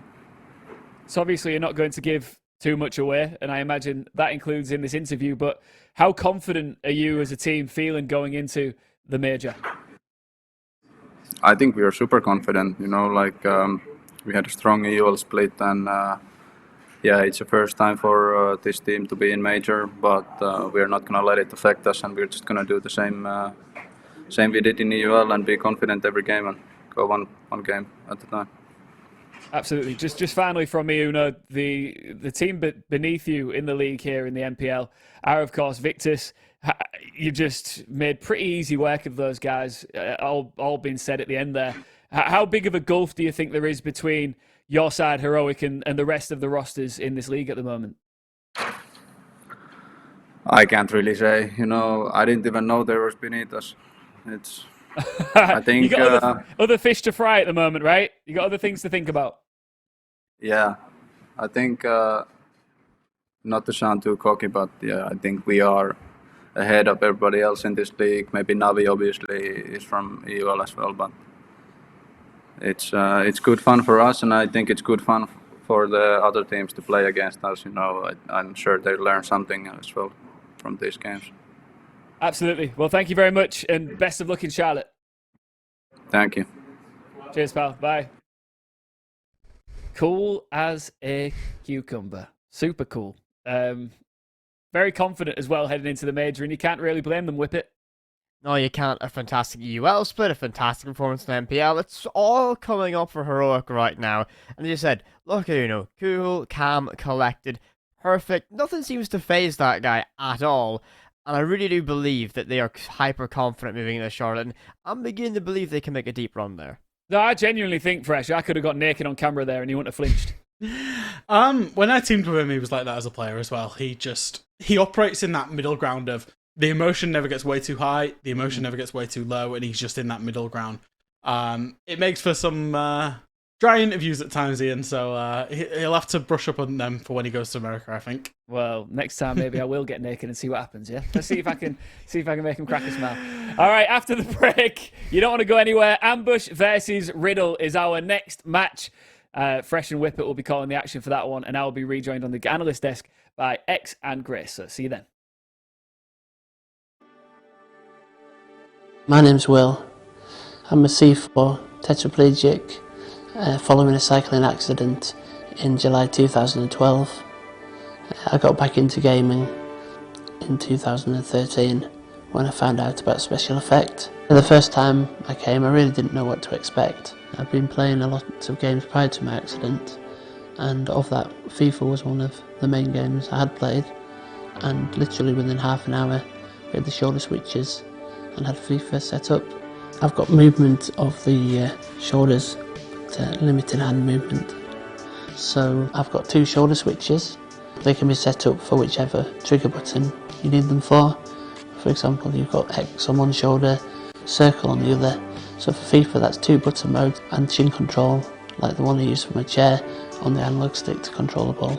I was quite fortunate that after I'd been to visit Special Effect the first time, I took all the equipment home with me, and it gave me a couple of months to actually get to grips with, whether it's something that I was going to enjoy and something that was going to be suitable for my needs, and it certainly was. And then I got the links to purchasing the right equipment. Games are another aspect of the life that I had prior to my accident, and a real social occasion. Great to be competitive with friends or just to pass time myself. When I was in hospital, I was seeking advice as to what would still be possible, and I had been told that I wouldn't be able to play games like FIFA again. I'm just really grateful I managed to find out about Special Effect, that I've had this opportunity to get back into gaming, and I wouldn't have been able to do it without Special Effect. And I would recommend it to anyone else in a similar position.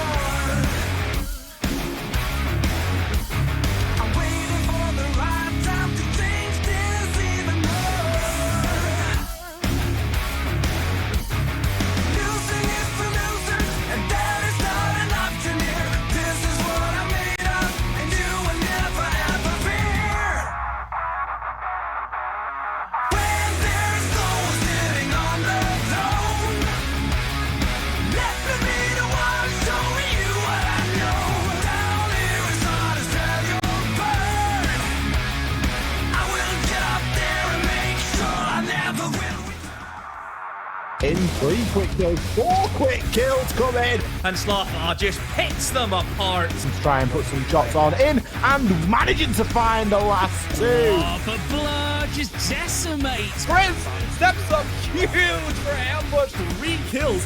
All E1 DCs. What?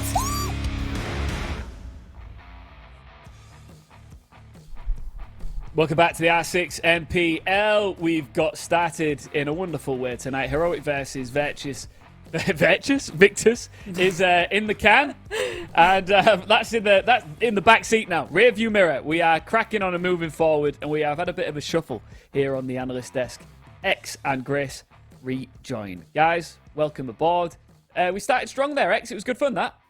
Yeah, good game to kick us off tonight. I think it was an expected result, but an exciting game to watch. Yeah, Grace, Heroic proving once again why they are the front runners. They did indeed. I don't know. I thought it was going to be maybe a little slice. Maybe I just had a little bit of hope, a little bit too much copium there. But I did think maybe Victus could try and get Heroic in the dumps a little bit. But ultimately, yeah, Heroic coming through with that attack. Pretty insane attack as well. Again, that final round with the Nook was just, I think, everyone's going to be talking about that one for a while. It's interesting, isn't it, X? Because, you know, we've become accustomed in NPL to seeing these guys as, you know, levels above, arguably, some of the competition that they're faced up against here. That changes dramatically when those guys head over to Charlotte. Do you think they can handle the heat? I think it's going to be a good experience for them to be able to go and play on LAN. I think, you know, we sort of commented about the interviews that we've had over the last couple of days from both Officer and Uno, and they've not looked necessarily themselves too much. I don't know if like nerves are starting to kick in and things like that, but it's obviously a big undertaking. You know, and it's nice to get a bit of an official in. It's nice to, you know, get to play a little bit of Siege in a competition that they're the front runner in at the moment, and they're not really in any danger of losing that spot. But I think in the back of the mind, yeah, it's going to be weighing pretty heavy. Yeah, well, that is the last time we'll see them in action until we watch them at Charlotte Major, and it's exciting times, and I know that us particularly will be backing them all the way. So let's move on now to our next match with Ollie and Grace. It is Ambush and Riddle. This one is a little bit more predictable, you could argue. Ambush with an impressive win yesterday, 4th in the table, now on 14 points. You got to imagine the only way is up for these guys from here, Grace. Yeah, exactly. It's kind of like with the Nordics teams, you've got this like little brotherhood, and I think Ambush would be the big brother in this situation. And what is a big brother if they're not getting the younger brothers and giving them a cheeky nuggie, you know? So I think that's probably what we are going to see tonight. What's a nuggie? You don't know what a nuggie is? Nuggie's like a... It's when you get someone in a headlock and you like rub their top of their head. I used to hate those. Never give it. If we ever see each other, Grace, do not give me a nuggie. I'm 100% giving you a nuggie. I'm going to give you a nuggie in. No, I'm going to give you a nuggie. I'm going to give you both. I'm going to get you a double headlock, and then I'm going to get somebody else to come and nuggie you both at the same time. That's what I'm going to do. Double nuggie. Double I like nuggie. it. I respect it. That's how I roll. Sorry, carry on. This is the nuggies. It's what's going to happen tonight. Again, it happened yesterday with Ambush and RCTIC. It's going to happen again now with Riddle. Most likely. I mean, again, if Riddle can turn around and maybe get Ambush on the ropes a little bit, I think that's going to have a few people talking, and I think that would probably be quite good for them as well. I just think that, yeah, this is a pretty nice roster looking at it, and it's, as I said yesterday, this is Nordic's kind of, you know, best hope at getting into that top 5, top 4 position. So, yeah, I think this is going to be just quite a nice one, really, from Ambush. Yeah, I think you're right. This is obviously Nordic's best hope of being top 4, top 5, and at the moment they are looking like the strongest team outside of the top 3. X, and yeah, I want to talk about why I am actually a little bit intrigued to see how Riddle perform tonight in just a moment. But Ambush are really formidable opponents here this evening. Yeah, I think Ambush are in that position of there's a lot of potential ahead of them if they continue to play in the way that they've played. They've got some tough games coming up in the second half. Obviously, we're going to rinse through all the games again. So everyone's going to have played everyone by the end of this Playday today. And then when we come back in around 5 weeks' time, that's when we will run through the round robin again and everyone will play everybody again. So that's when we can start talking about repeat fixtures and stuff. But up until this point, Ambush have done exceptionally well. And you look back at some of the games and you think to yourself, yeah, there's probably a world where I can see that one going a little bit differently. You know, you look back to potentially the game that they played against Victus. It went all the way to an overtime. You look back to the game that they played against NAVI. They ended up losing it 7-3. So, you know, they've not been flawless, but they haven't been bad. And that's something to really, sort of drive home. It's always been one of the teams that I've credited with, in my eyes, some of the best teamwork and some of the best commitment to that teamwork in the league. Yeah, they're a really fun team to watch.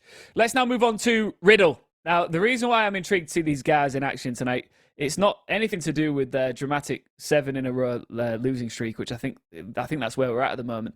It's the fact that they lost in an impressive manner yesterday, Grace, and I'm hoping that that's given them a little bit of a boost and they can carry some of that momentum forward here, thinking, you know what, we can take these teams to the wire, and this is the time where we could potentially get over the finish line.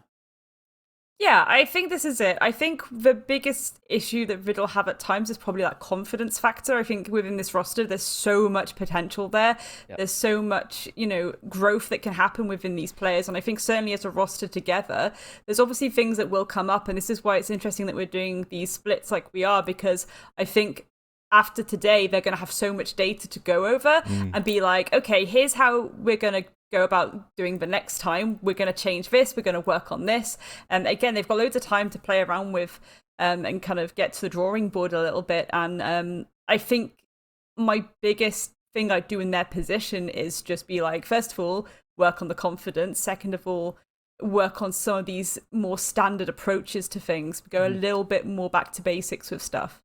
Yeah, and this has definitely been a learning experience for them, X. So as difficult as it's been for them in regards to their win-to-loss ratio, that they're going to be able to gain something from this split. Yeah, for sure. And, that's going to be experience at playing at this sort of a level, right? We've not seen these guys play at a national level before. Yeah. So we didn't really know what to expect from them. It's not the same Riddle roster that played last year in Nordics. It's an entirely different roster. I saw a tweet last night from Ketteral, and it said something along the lines of, it only took me 6 play days to really start playing or to show what I could do or something, because he had a really good game yesterday. Yeah. And I think you're right in having a little bit of enthusiasm for watching them tonight, because they did play well yesterday. Did they play fantastically? No, there were some mistakes still in there, but it's the best we've seen them play up to this date. And you'd like to think that could translate into a little bit of confidence, and that they could maybe move through and start to build on that again and, get a couple more rounds this time and, maybe push it to an overtime or just be competitive. Yeah. Because they're a talented bunch, and they just need that experience and time. They absolutely are, and we're human beings, so that means we inherently love an underdog story. So that is why I'm rooting for Riddle here tonight. Here is where we're going when it comes to the map. Vito, we're going to Oregon, and Grace is not happy about it. I'm not. I think that's a little bit of a ironically safe pick coming through from Ambush, to be honest. I think they could have been a little bit out of pocket here if they wanted to. At the same time, I feel like maybe that works out quite well for Riddle here. Again, we talk about Oregon and Clubhouse being the more kind of even Stevens playing fields, and even like we were saying yesterday, at the moment it can be less defender sided. It's still defender sided, but a little bit less. And Riddle starting on that defense as well, maybe that will favor them. Again, it's just this element of them having the confidence, and I think when it comes to a map like Oregon, you know exactly what you're getting. It's on the label. You know exactly what's going to go down. You know the standard approaches they're going to take here, and that's where you're going to work that positioning and that maintenance of the control of the map. Yeah, you're right. It does what it says on the tin, does Oregon, doesn't it, X? Yeah, I wouldn't really want to be Riddle going and playing Oregon tonight, given that Ambush won 7-1 yesterday on Oregon, and Ambush are historically quite a good team at Oregon.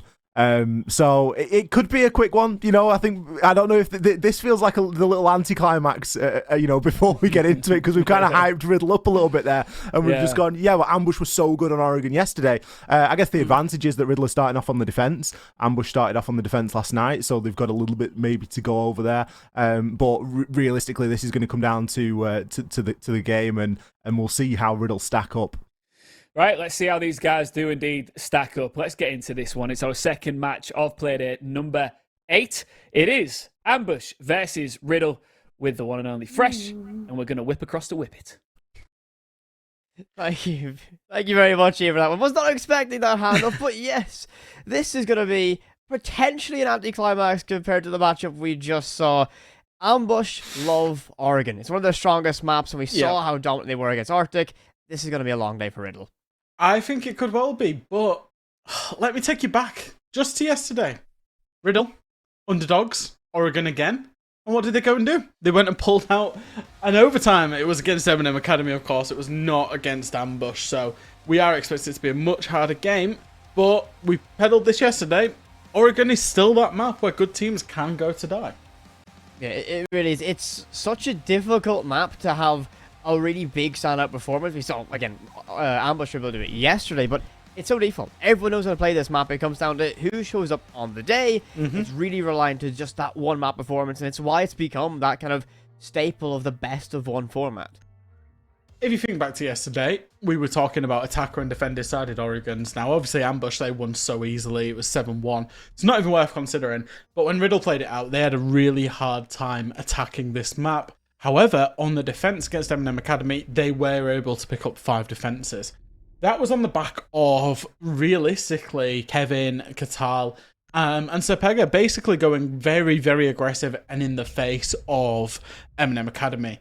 Now, if we take this towards Ambush, I think Ambush are a much more considered team, and it won't work nearly as well as it worked yesterday for Riddle. So I think they're going to have to show a few more layers to their strategy, being able to play the map a little bit better, being able to sit in those power positions, because I feel like Ambush will punish them today where MNM Academy weren't punishing them yesterday.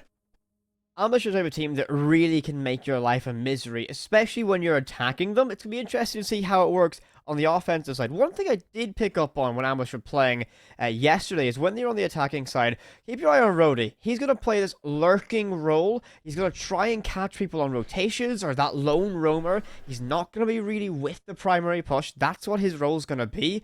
And as I've mentioned before in some death segments, Ambush don't play that traditional style of here's your set roles. They assign everyone a role, one job, and they set out to achieve that task. It's a very different style, and they love to be flexible in the way they rotate. They'll find picks, and they'll try and make that the vocal point of the push. So Rody could be a very key factor in doing that. We're going to start out with a basement defense then, which is all pretty standard, I think, even in terms of operator composition. We're looking pretty standard across the board from both teams. And Riddle yesterday, and I've got to draw conclusions to yesterday or comparisons to yesterday because they literally played this map yesterday. I'm expecting that Ambush have watched it as well. They were very aggressive. We're seeing Perry already out on the dining side. We're seeing Katal get up on the tier 2 stairs. They've got the rotating attic. They're going to try and get in the face. So for Ambush, it's all about completely clearing these guys without losing your hard reach out, without losing too many lives when doing so. So they're already thinking just of a direct push on that master bedroom balcony. That will be Rastin on the book, so he has that potential, that soft breach utility, but it is a basement defense, of course, you remember. So Riddle setting up a full map presence, forcing a full clear, so information going to be important. They don't have a mute Mozzie combination, which we saw Ambush running previously, so information going to be relatively free, relying on bullets to deny that information. Viperio is going to be held up by the bottom of white stairs. Drone pressure arrives. Katal now is getting spotted out either, but Rastin sets up a perfect crossfire, and that's quintessential Ambush. Looks for a second one, and we'll find that Serpega ascends those stairs, looks for a trade, but the skeleton key will unlock that one. 5-3 advantage early here for Ambush. Absolutely excellent from them. You can see that they've watched their VODs. They know what's happening. They've identified an area that they can get Rastin in. He's then just lurking, waiting for Katal, waiting for Serpega to just run into the lines of sight. It is exactly the 101 of how to attack this. That means the middle 2 floors are now clear. Ambush have got a minute 45 to work with in terms of getting the breaching off, and in terms of setting up and execute now. Habana's still on side, still alive, has done a lot of that droning in terms of Coalesce. Is now going to go through, and you'll see the Habana open up probably all of the hatches, given the absence of Kaid. And then this attack really come out. Perry's going to have to be very aggressive here to try and pick up another kill, to try and even the man advantage, or, you know, disadvantage of your Riddle. And Ambush just need to be wary of that, of a little bit of aggression, a little bit of a hero play. If they can kind of deal with that and it doesn't affect them, then they've really got the advantage in this round. Riddle somewhat lived or died off those hero plays. We hear all those hatches getting opened up, those Habana pellets doing their job, and Ambush taking their time. 5 versus 3. There's 2 less guns inside of Riddle, so Ambush don't need to rush into this one. They don't need to throw away that advantage. Pogo will send the first of 3 toxic canisters out to deny the push down by Laundry Stairs. Nick takes a lot of damage and frees him, but chews up that grenade. Finka will heal it up, but that nade detonates just in the face of Perry. There's a lot of damage, but not enough to down or take him out of the fight. A reallocation of that shield to face towards Laundry, but Ambush slowing it down, but they don't have a lot of time to work with, as those toxic counters will grow in strength, as Rody, once again, as they called out, will be a little bit away from the push. We're gone 6 open bunker, but Tefeli will find one to Kevin, and looks like it's going to be all for Ambush now. Perry by Pillar can't even find one. He gets shot down by F2 Pogo now all alone. SMG11 has to find an ace clutch to win this round, but Rody shuts him down, creeps up elbow. And look how late this push to elbow happens. That rotates still open, and that think of Rody just walks in, activates that crouch mode, and he just takes that final kill. Ambush, a near flawless execution, near flawless opening round.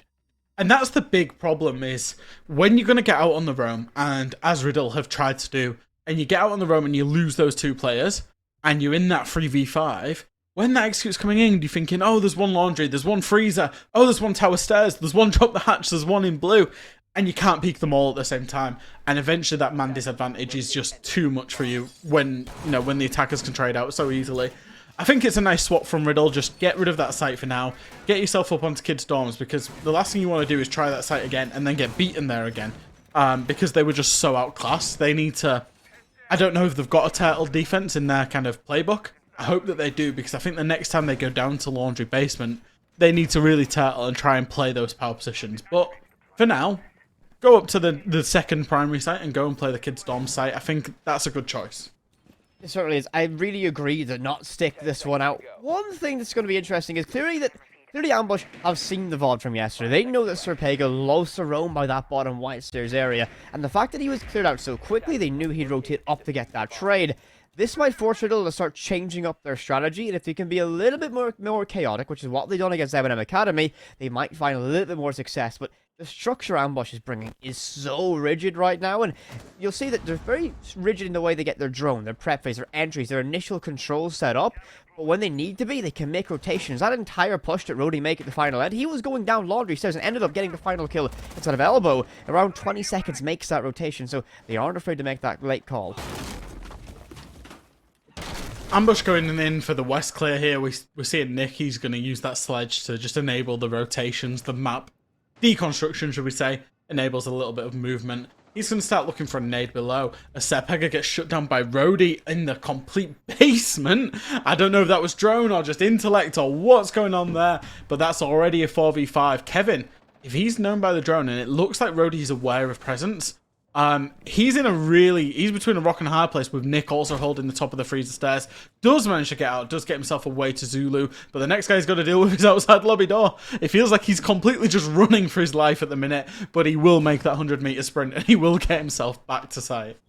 The amount of pressure that Ambush are putting in zonally right now is insane. They're locking down these key areas, and well, Guitar will try and go down white stairs to take some of that map control back, and he's going to lose his life. Nick will find that, and now, once again, early in the round, Ambush find themselves getting the opening too. No trades back from Riddle, and this leaves Ambush with all the time in the world. Use your drones, use that utility, formulate the best plan possible to get this execution rolling. They don't need to rush, they don't need to get those key steps on that checklist. They'll take their time, and even get rid of that Valkyrie camera for good measure. And what have Riddle done so far? What have Ambush done so far? Nothing. No walls have been breached. Realistically, very little map control was taken, apart from lurking and waiting for those roamers. The attack will start coming in now as the nade comes in from below. Nick gets killed onto Pogo, and it's a 5v2. At this point, Ambush, they don't need to breach any walls. They can walk up the staircases, and they can trade out the numbers advantage, just as they did in the previous round. An update tossed up, but Perry will be just out of range of that one. You said, it's all done Ambush. They can flood the site. It's going to get even harder now. Kevin left alone against 5. Rody will walk up white stairs, but this Valkyrie is not going to be long for this world. Deep inside a master bedroom. Heroics required once again. Buck down below will likely give away position. No, Buck inside of... Oh, Rastin turns around, flicks him down, and finds that he spotted the Valkyrie and crossing as well. Knew the cross was happening. Great reactions, great flick from him. An Ambush, this time, an actual flawless round, but they are not letting Riddle into this matchup at all. It has been pinpoint execution for Ambush so far. Riddle need to find an answer. They can't keep bleeding rounds on the defense, considering how sided Oregon has been. 56% defense ratio so far. They need to start getting some rounds on the board. Yeah, it's not looking so good so far in terms of Riddle. And I think realistically they're their own worst enemy at the minute. They will look back on this and think, why have we just given our lives? 2 lives, and it's, both times, I've got to call it out, it was Katal and it was Serpego. Both times have given their lives for free, and it worked for them yesterday. I'm not going to say it didn't work for them yesterday, but they're against a whole new team, a whole different beast. And also, it's very clear as day, Ambush and ready for this aggression on the roam and just the individual kind of ratty plays just in the middle, you know, of Narnia. So I think if you're Riddle, and I think if you're, you know, the analyst for Riddle, the coach for Riddle, a senior Riddle player or whoever, you're probably starting to think about how you can change your sights to actually... Your win condition in the last game was aggression, was kind of taking gunfights, getting up in the face of the attackers. In this game, it just will not work for you. Ambush are too ready for that. So it's more about using those power positions, using the time, and managing that effectively and playing a more conventional style. If Riddle just continue to roam around, I feel like they're going to get banned every single time. As we're seeing Rastin, he's going to go in from exactly the same place as the first round, up in that master bedroom. It looks like they're just going to set up the exact same flow, the exact same style of take. Kevin's going to try and mix up with a little bit more extra aggression out with the main door. And he might just peek out with this one, might be able to find one, but no hiding behind the police van will be that player Rhodey outside, who's not going to give himself up for free. Nick's going to get aggressive by the bottom of white stairs. Perry will hear those shots, know that camera's gone. Sledge just lurking so close. Info is there. A careful peek and a wonderful peek second time around. Perry falls.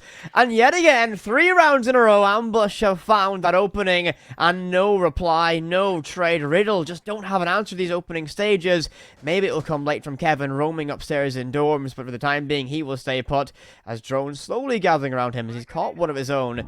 His dead teammate can help him hold his position. Rotate this up on that counter just by trophy door. I think Rastin heard that. Yeah, he definitely knows, which means he knows that, you know, probably there is a player up here, as he might just take a peek without information, to be honest, maybe flash the doorway. It's one of them kind of standoffs if we don't know which player's going to take the first peek. He actually books open towards Attic just to clear the lines of sight. The drone will now come in, and the drone has got to be thorough here. It's got to spot Kevin. It spots him, and he will die. That is thoroughness. That is exactly what you need to do to get the kills. If Kevin wasn't spotted there, he gets himself an absolute freebie onto Rastin. As it is, that professionalism coming out of Ambush again has got themselves another 5v3 scenario, the 3rd round in a row. This is honestly beautiful Siege. I say it every time I'm asked on the desk about how they play this game. It is beautiful Siege.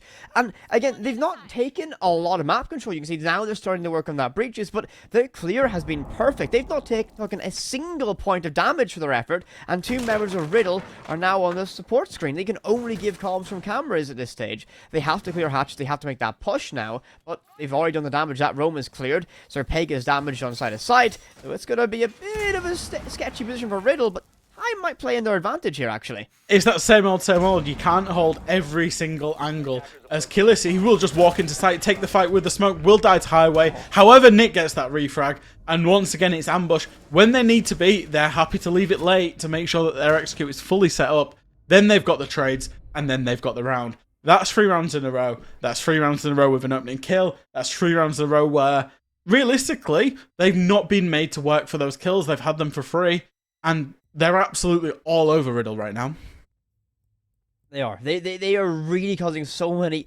It's so difficult. Riddle can't get into this one at all. And one thing is, when you look at Ambush, the way they're setting up their prep drones, they're able to look at these prep drones and instantly have that plan. They know within the first 20 seconds around where Riddle are playing, where that roam presence is, where on this map is clear. They can use that to get control, begin to push in, and that's causing so many problems for Riddle because that initial entry from Ambush is so quick. They're in the building, they're putting pressure on, and if Riddle keep losing that first pick, it's only going to get harder and harder in these rounds. And as I said, defense sided so far, Oregon. They need these rounds. Ambush, 3 rounds of the offense. You can already say this is a good half for them. Yeah, and where are the rounds going to come from, Riddle? Because they've not taken time out. At this point, you've lost your primary site 3 times in a row. You've mainly lost it, I think, if you Riddle, to yourselves. And I would have at least taken a timeout now if I was them. I'm not sure precisely what's going on. You know, they're used to losing, so maybe that's what it is. I'm not sure.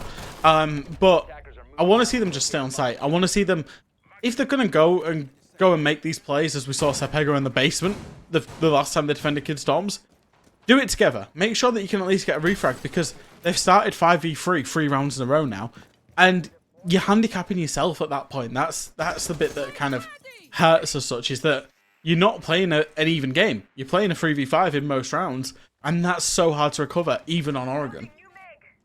Once again, you're going to see the fact that Ambush have a very clear intention very early in this round. I mean, we've seen the roam presence for Riddle really not be effective, and it's not the players making that, it's the fact that Ambush have drones, have all information. Look at this, a yellow ping spotting out the player inside a server. They already know, and look how quick Nick is in this position, already putting pressure on, and putting that pinch on Riddle. They have no space, they've got no breathing room here in Oregon. Rhodey's down below, just hunting, just lurking, and he's on that lurker roll. He's just going to wait to catch someone napping, and a great drone upstairs. See, now no Perry's on that position. And seemingly Riddle has nowhere to hide. Every angle watch from Ambush. Look at this drone economy from him. It's absolutely perfect. Nowhere to hide, nowhere to go, realistically. These security players will die, but at least they're together. At least this is not a 3v5 as it previously was. They're making Riddle work. They're making Ambush work for these kills. They might even get one back themselves. Nick gets the first one onto Serpega, and I'm not sure where that was because it wasn't either of the security players, as they've now both relocated themselves to kitchen. But no walls have been opened. Coalesce is going to go in using the Ying gadget as Rastin and Nick go in and clear security. So it's a 5v2. It's a great push once again from Ambush. All things considered, really nice from them. Better from Riddle, made them work for it, but still, ultimately, they've not managed to find a kill. We're in the 4th round. They've still only got 2 kills on side. And we're going to not see that Alibi have a chance. Perry now left once again in a 1 versus 5. It would be very heroic, very brave if we can find this one on Ravel. I don't think that Riddle magic we saw against MNM Academy will be sparking up today. But you never know, he might get a couple of exits, he might cause a little bit of chaos. And Ambush, look at this patience! They're not pushing in, they are waiting. Rhodey will get the confirmation with that up nade. Up the white stairs we go, and it's going to be a lot of red silhouettes finally crashing in. And another flawless round from Ambush. This is textbook. This is a clinic on information, patience, and professionalism. They are playing a near-perfect game so far. Riddle calling that timeout, and I think finally they need a reset. They need to find an answer. And that's why teams rate this team so highly. That's why players rate this team so highly. It's why we rate this team so highly. If you look at that round exactly, Serpega died. I'm not sure where that engagement happened. I didn't see the silhouette of the engagement. But that was an entry kill that they got. And then the whole team's focus was around clearing out kitchen and CCTV. Security, whatever you want to call it. It was 4 people at the same time. The coordination, the clinicalness to kind of all go in, breach, walk in, Yin Candelas, everything. Those players are dead. They've got to a 5v2. They also then get down but not out. At that 5v2 point, it's very easy. And what you see in teams in Tier 3 especially, but also in Tier 2, also in Tier 1, it happens in every team in the world, is they just run. And they just run to get the round finished because they know we can't possibly lose a 5v2, right? However, not Ambush. They get the down but not out, and even then they're taking 10, 20, 30 seconds, drone it out. You see the actual confirmation of the down but not out was a nade from below, and then from there, the 5v1, obviously they've played refrag, they didn't drone him, but that is just, as you say, it's absolutely textbook Siege on how to attack. And it's, you know, it's not even getting the great start, it's the great finish to the round as well. The fact that it was a flawless. And as we say, 4 rounds in, Pogo's got 1 kill, Serpega's got 1 kill. It's really not going very well for Riddle. And that's because Ambush are just allowing them absolutely no space to breathe. They're allowing them absolutely nothing.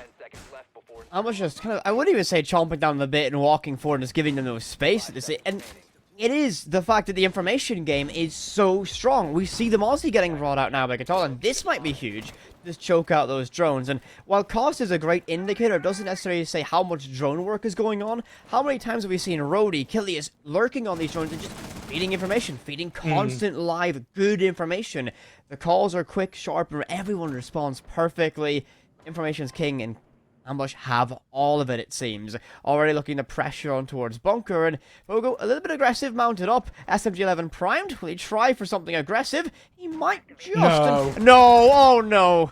Oh no, oh no, oh no. Rhodey will take that freebie all day, every day. Pogo, once again, offering up the opening pick in favor of Ambush. Riddle saw for the opening death, and it's going to get even worse. Compiled by Nick outside of white as Catal falls, and Nick will find a second one. Ambush on an absolute roll, and this round is snowballing all in their favor. Riddle, timeout hasn't helped them so far. Riddle are falling apart. I've got no idea what's going on. Why is Pogo barricading that door? Why is Katal and Perry... Like, the strats reeks of desperation. There's a castle, there's a cap can. This is completely against what they've done, because what they've done previously hasn't worked. Castle's still castling things 30, 40 seconds into the round. There was bulletproofs on hand. Honestly, it's an absolute head's gone from Riddle so far. And ambush once again. No hatches breached. No map control taken. It's a different round for Riddle. It's a different strat coming out, but it's the same method and it's the same result. Ambush have just not had to work whatsoever for those kills. And it's so disappointing to see. Ambush just work their way through the checklist absolutely perfectly. They don't deviate, they don't change. And look at this. Again, you want to push downstairs? I'm going to get my drone that I have perfectly pre-positioned for the push I will then do. That's the fella just has complete information, knows, okay, I have my drone, I'm going to use it now. This is perfect setup, perfect execution. Ambush, they don't need to worry too much as Nick will find a third in the round. And they're on the cusp once again of a third flawless round here on the Oregon attack. Kevin left alone inside a supply. Everyone from Ambush just waiting, and they're not going to get over aggressive. They don't want to sacrifice this round. Kilius will get slain. Lose a second one. No quad for Nick. Kevin's going to get caught in that rotate. He's now position known. Held from deep freezer. Rastin finds that kill. And once again, Ambush not flawless this time, but they've done everything. Perfect. Pinpoint precision. That checklist was not deviated from at all. This is a clinic. This is such a high level of siege from them. Not a perfect round, but in many ways, a perfect round. If you think about, just very quickly, Riddle. Don't know why I'm getting these two teams mixed up so much tonight. Riddle have got 4 kills, but every single one of those 4 kills has been an exit frag from a player in a 1vx scenario. And that's after 5 rounds defending Oregon. It's gone so wrong, and like I say, Ambush, they do have a plan. They've got a great plan, and they knew exactly what the win condition would be. And unfortunately, Riddle just don't seem to have that comprehension that they're beating themselves at the minute by just running around, by just offering themselves to be freebies from Ambush players who are sat at doorways and windows and, you know, in kind of the very end of the map. You know, Nick got those 2 kills from Small Tower in the previous round. A lot of the engagements are happening so far away from site that Ambush aren't having to work for map control. They're not having to work for kills. And that's going to be the big kicker, I really think. Like, when and if Riddle go back and watch this again. To be honest, it might not even be one that they watch again because it's just that painful that it won't happen. They've gone away to a meeting kitchen site and, you know, at this point, it's an absolute Hail Mary. Run the strat and see if you can pull up with it. Ambush, they're going to go for a big tower clear and try and basically drone out and clear tier 1, tier 2, tier 3. They had a great pre-placed drone, as we see. They're already in. And they're going to start working towards, you know, clearing the stage and then getting plant down. A very objective focused start by the looks of it from Ambush. In a game that, you know, people love at this level of siege to try and play that flashy, aggressive style, right? We see it all the time, even when you're in that look at this wonderful clear, knowing that you can shoot the Argos camera above the radius of the mute jammer, drill that through the wall, and now this is a free hard breach. You now have control of Attic. You're going to open up 2 angles. It's going to make it very difficult to hold it.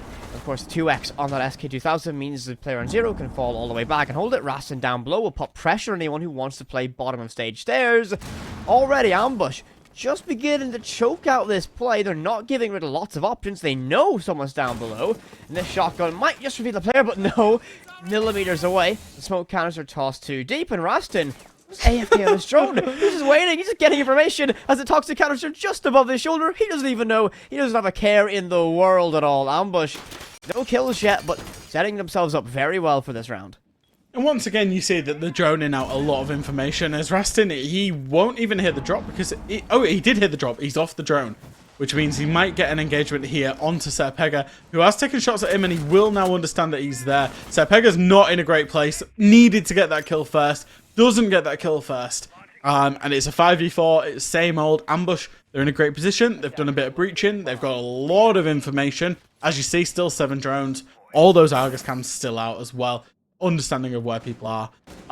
It's going to be very hard for Riddle. They really need to try and front up this attack and use those smoke canisters effectively.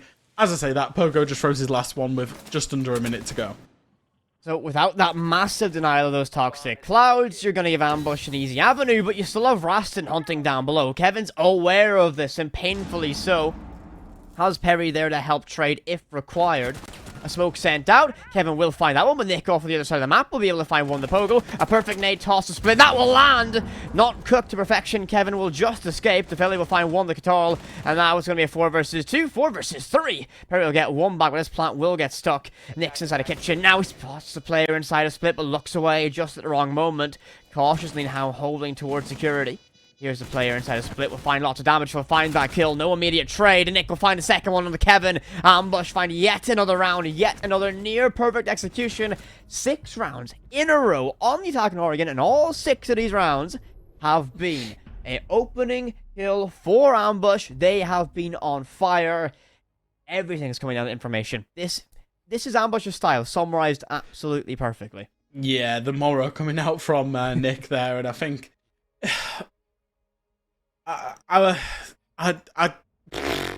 it's not often I don't know what to say. It's really not often I don't know what to say with it, and I'm a little bit speechless. I'm not shocked whatsoever by this performance from Ambush because it's expected. I am shocked a little bit by Riddle, and it's gonna be. It sounds strange, right? Because Riddle are bottom of the table. They're complete stone cold bottom. They will be bottom of the table regardless of what happens here.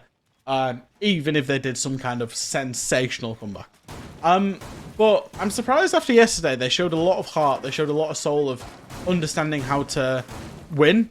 But they didn't show a lot of adaptation, and I think that's ultimately what has cost them so far. Because their defense was what brought them through the game yesterday on Oregon. And they've lost 6 defenses. Their attacks yesterday were absolutely shocking. And I know it's only one more round, so I would expect this, you know, coin flip with it, but I think this is going to be a 7-0. It's looking that way. I never want to call it too much, but look at that stat that just popped up, by the way. Nick, 100% cost this performance. 13 KD. Yeah. Nick, yet to be really challenged, yet to be slain. That's insane. He has... hang on, how many players? So Rastin and Nick individually have more kills than the entire team of Riddle. Riddle have got 6. Not going to be an easy pill to Nick swallow. has double. More than double. It's outstanding. Riddle, it looks like they might just want to get this over with. By the way, there's a lot of drones going in blue. I think they're going to try something a little bit aggressive, a little bit fast here. Maybe just get it out the way, get it done with, and get yourselves looking towards the next stage, to be honest, lads. But EMP coming out from the bulletproof will destroy that Flores drone for the time being. The second will go in after the first finally rearms and activates itself. Kevin, the first one to queue up for this. Rast in a great position to stop it, and already the only vocal point so far for the entirety of Riddle is going to be that blue bunker. 1 player is now pushing towards T3. Guitar's deep inside. We'll check if that's breachable, and Perry's caught napping a little bit. Rastin comes down the stage there. We'll find that one. Rody will pop up outside checker and get one more. Pogo falls, and he's instantly aware and very cautious of someone pushing him from split. Guitar will drop in, try to fight by barrels, but no opening as Kevin now fills that position, looks towards pillar, but has to recover, but recovering that diffuser. And Rody still on the roam inside of meeting. Tall sends that nade down the pillar. Gets caught by the ADS. Still in play. No pull with Omai. But for Riddle, it's going to be an act of desperation to try and claw this one back as Nick will find lots of damage. And I think both these roamers will now unravel Riddle as Rody will find a second in this round. 2 versus 5. Kevin will creep up the stage. We'll get one for the cause. No.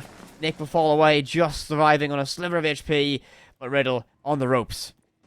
Yeah, and Kevin just not taking that fight should indicate exactly where Riddle are at. He's in a 2v5. He's got to take that fight with Nick, and he's got to win that fight. It's as simple as that. He backed all the way off. He's going to try and walk in and get a backstab. Obviously, the information from the Malusi Banshee will be known, and he's now got to walk and try and find somewhere else.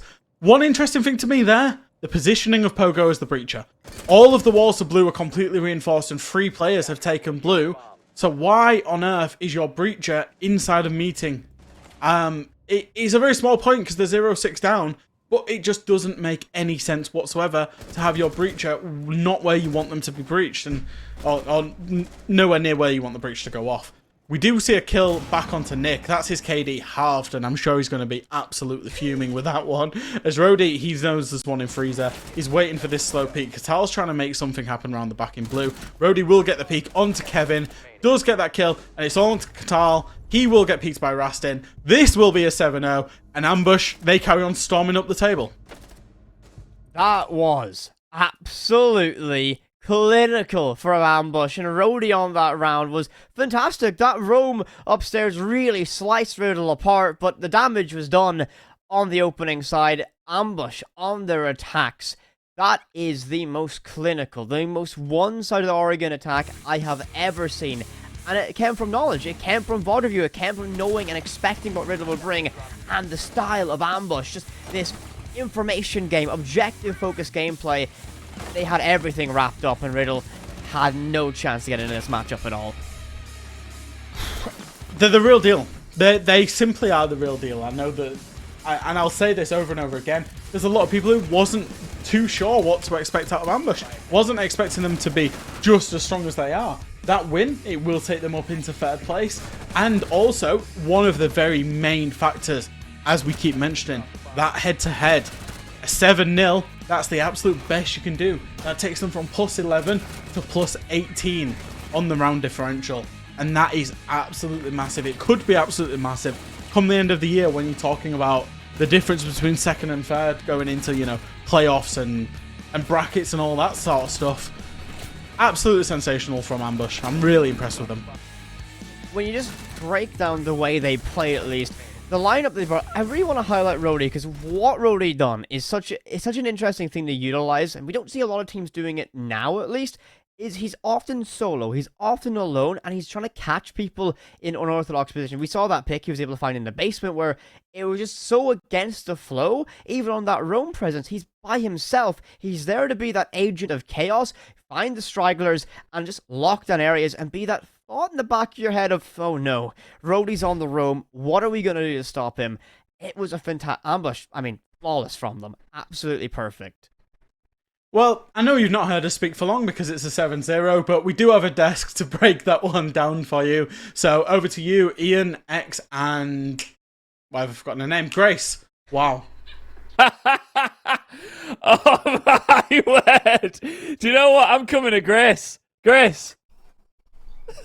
I have no words.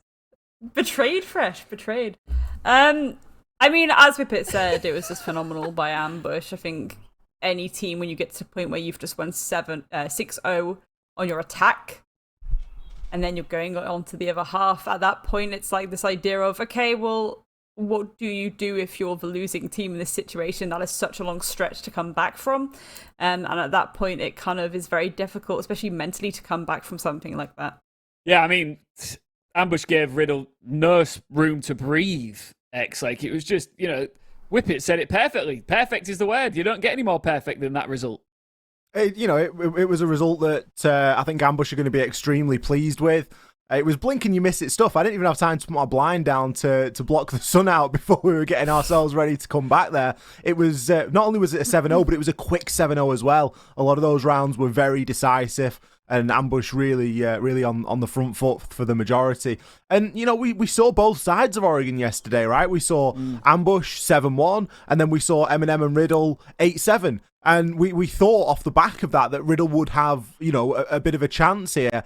But I think it was a bit too bold, maybe, going back to the same map. Ambush, their bans were very similar to yesterday. There wasn't a lot of variance in there. It came down to a clubhouse or an Oregon again. And Ambush have obviously been able to put the work in 24 hours to figure out, right, this is exactly how we're going to play it, and come up with a bit of a counter against Riddle. And they just felt like they were one step ahead all night. They were indeed. I'm going to give you a couple of minutes to get that blind down, Ollie, and Fresh can have a couple of minutes maybe to have a chat with you, Grace, to reconcile. You know, like I'm kidding. Gonna be having some words. Absolutely. We're going to have a bit of a chat now with Nick from Ambush. He's going to join us now. It's good to see you, Nick. How are you doing? You must be feeling pretty delighted with that performance. Yeah, I mean, it went as we expected. Like, nothing but core gameplay, and I feel like we executed it well. So yeah, obviously happy about it. Yeah, I mean, when you come out of a match and you get the dub in such a fashion, it must be even more pleasing when you don't drop a single round. Yeah, yesterday we gave one round that obviously we should have not. So I feel like we redeemed ourselves today, and obviously 7-0 is what we want to finish every game with. So. Absolutely, Nick, and you've really proven yourselves as a team so far in the NPL.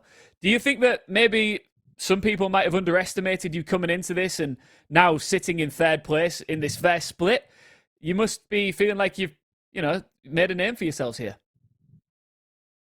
Yeah, definitely. I feel like there were many teams that thought like we're gonna be a team to compete, but maybe people didn't expect us to win or even like win on such a like many advantage rounds that people thought like, oh, we're gonna throw or like we shouldn't be winning as a first place. But yeah, definitely, I feel like at least like now when the first split is over, people are looking at us like with different eyes and making sure they don't let us like do some dumb shit and more watch on us and all that stuff.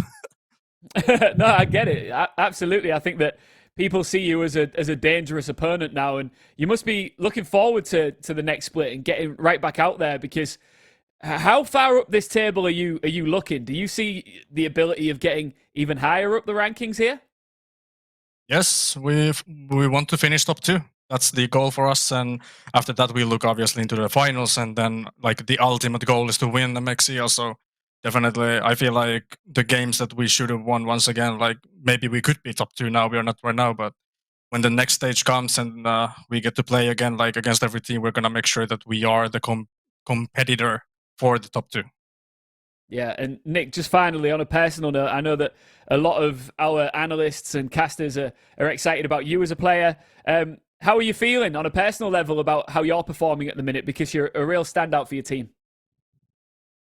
Not happy.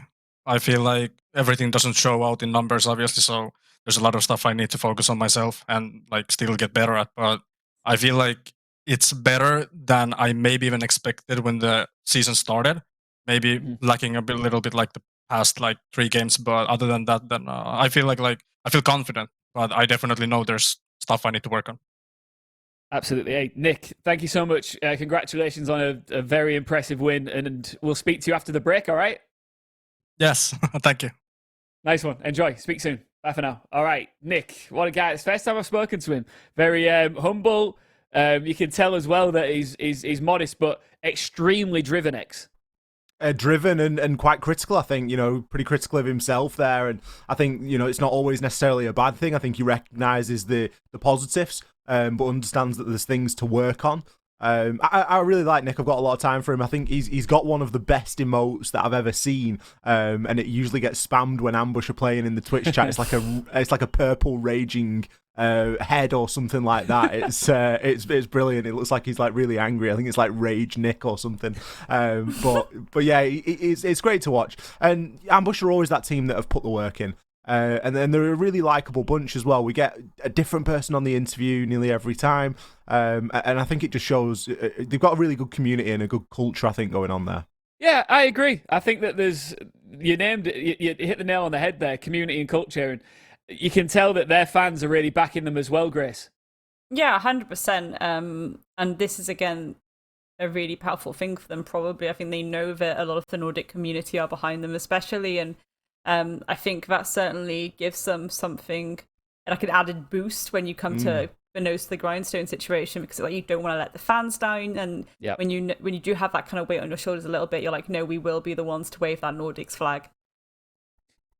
Have we already got 2 games in the can? That can't be right. We had 2 matches done and dusted. Wow, we're absolutely flying through tonight. Game 3 is RCTIC versus Coalesce. That is what's coming up next. So have a bit of a chill, take a couple of minutes to yourself, and then join us right back here for the next game.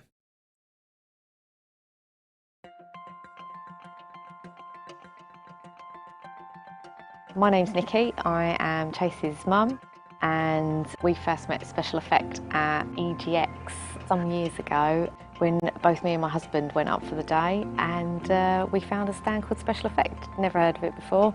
Didn't realise there was such a thing as a gaming charity for the disabled.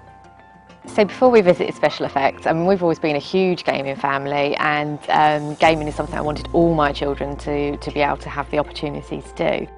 Chase has got a severe form of cerebral palsy, and he has dystonia, which means he can't fully control his body very well.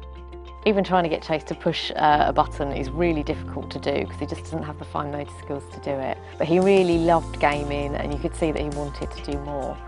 So we went up to the gaming room in Oxford, and so throughout the day we trialled lots of different pieces of equipment, lots of different games, until we found out what worked best for Chase. As a parent, it's made so much difference to Chase being able to access video games. You know, I was really sad that I thought that he was never really going to be able to join in and do those things on his own. Particularly to disabled people, I think games are really important because, you know, someone who's able-bodied can go out, they can play golf, they can go and drive a car, they can do almost anything in real life. Chase isn't going to have those same opportunities. So being able to sit down and put on a game means that it creates a level playing field. He can do an activity that he probably wouldn't be able to do in normal day-to-day life. But even better, with gaming, he can play alongside someone who's able-bodied, and it gives a real boost to his self-confidence, I think. That was good, wasn't it? That's pretty fixable.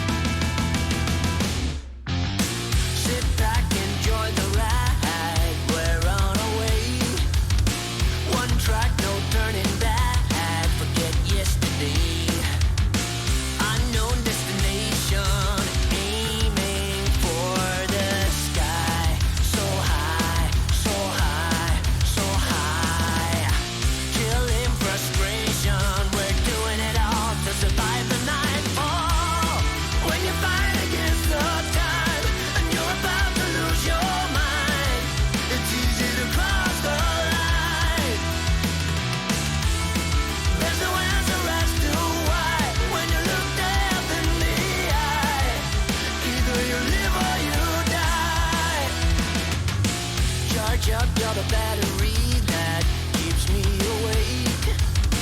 Reload under your control before I break. Killing frustration, had to do it all to survive the nightfall.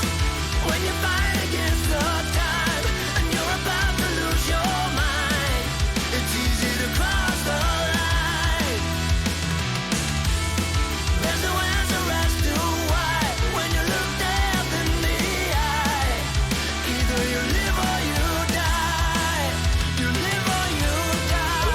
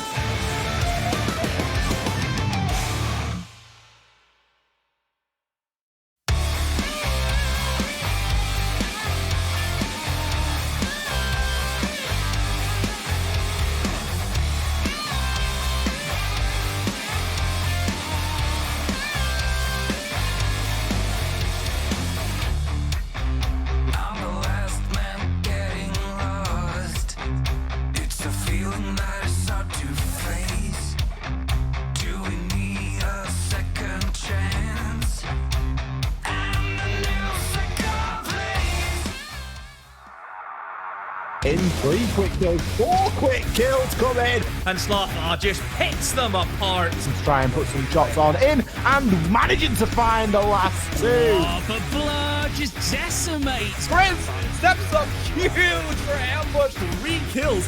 All E1 DCs. What?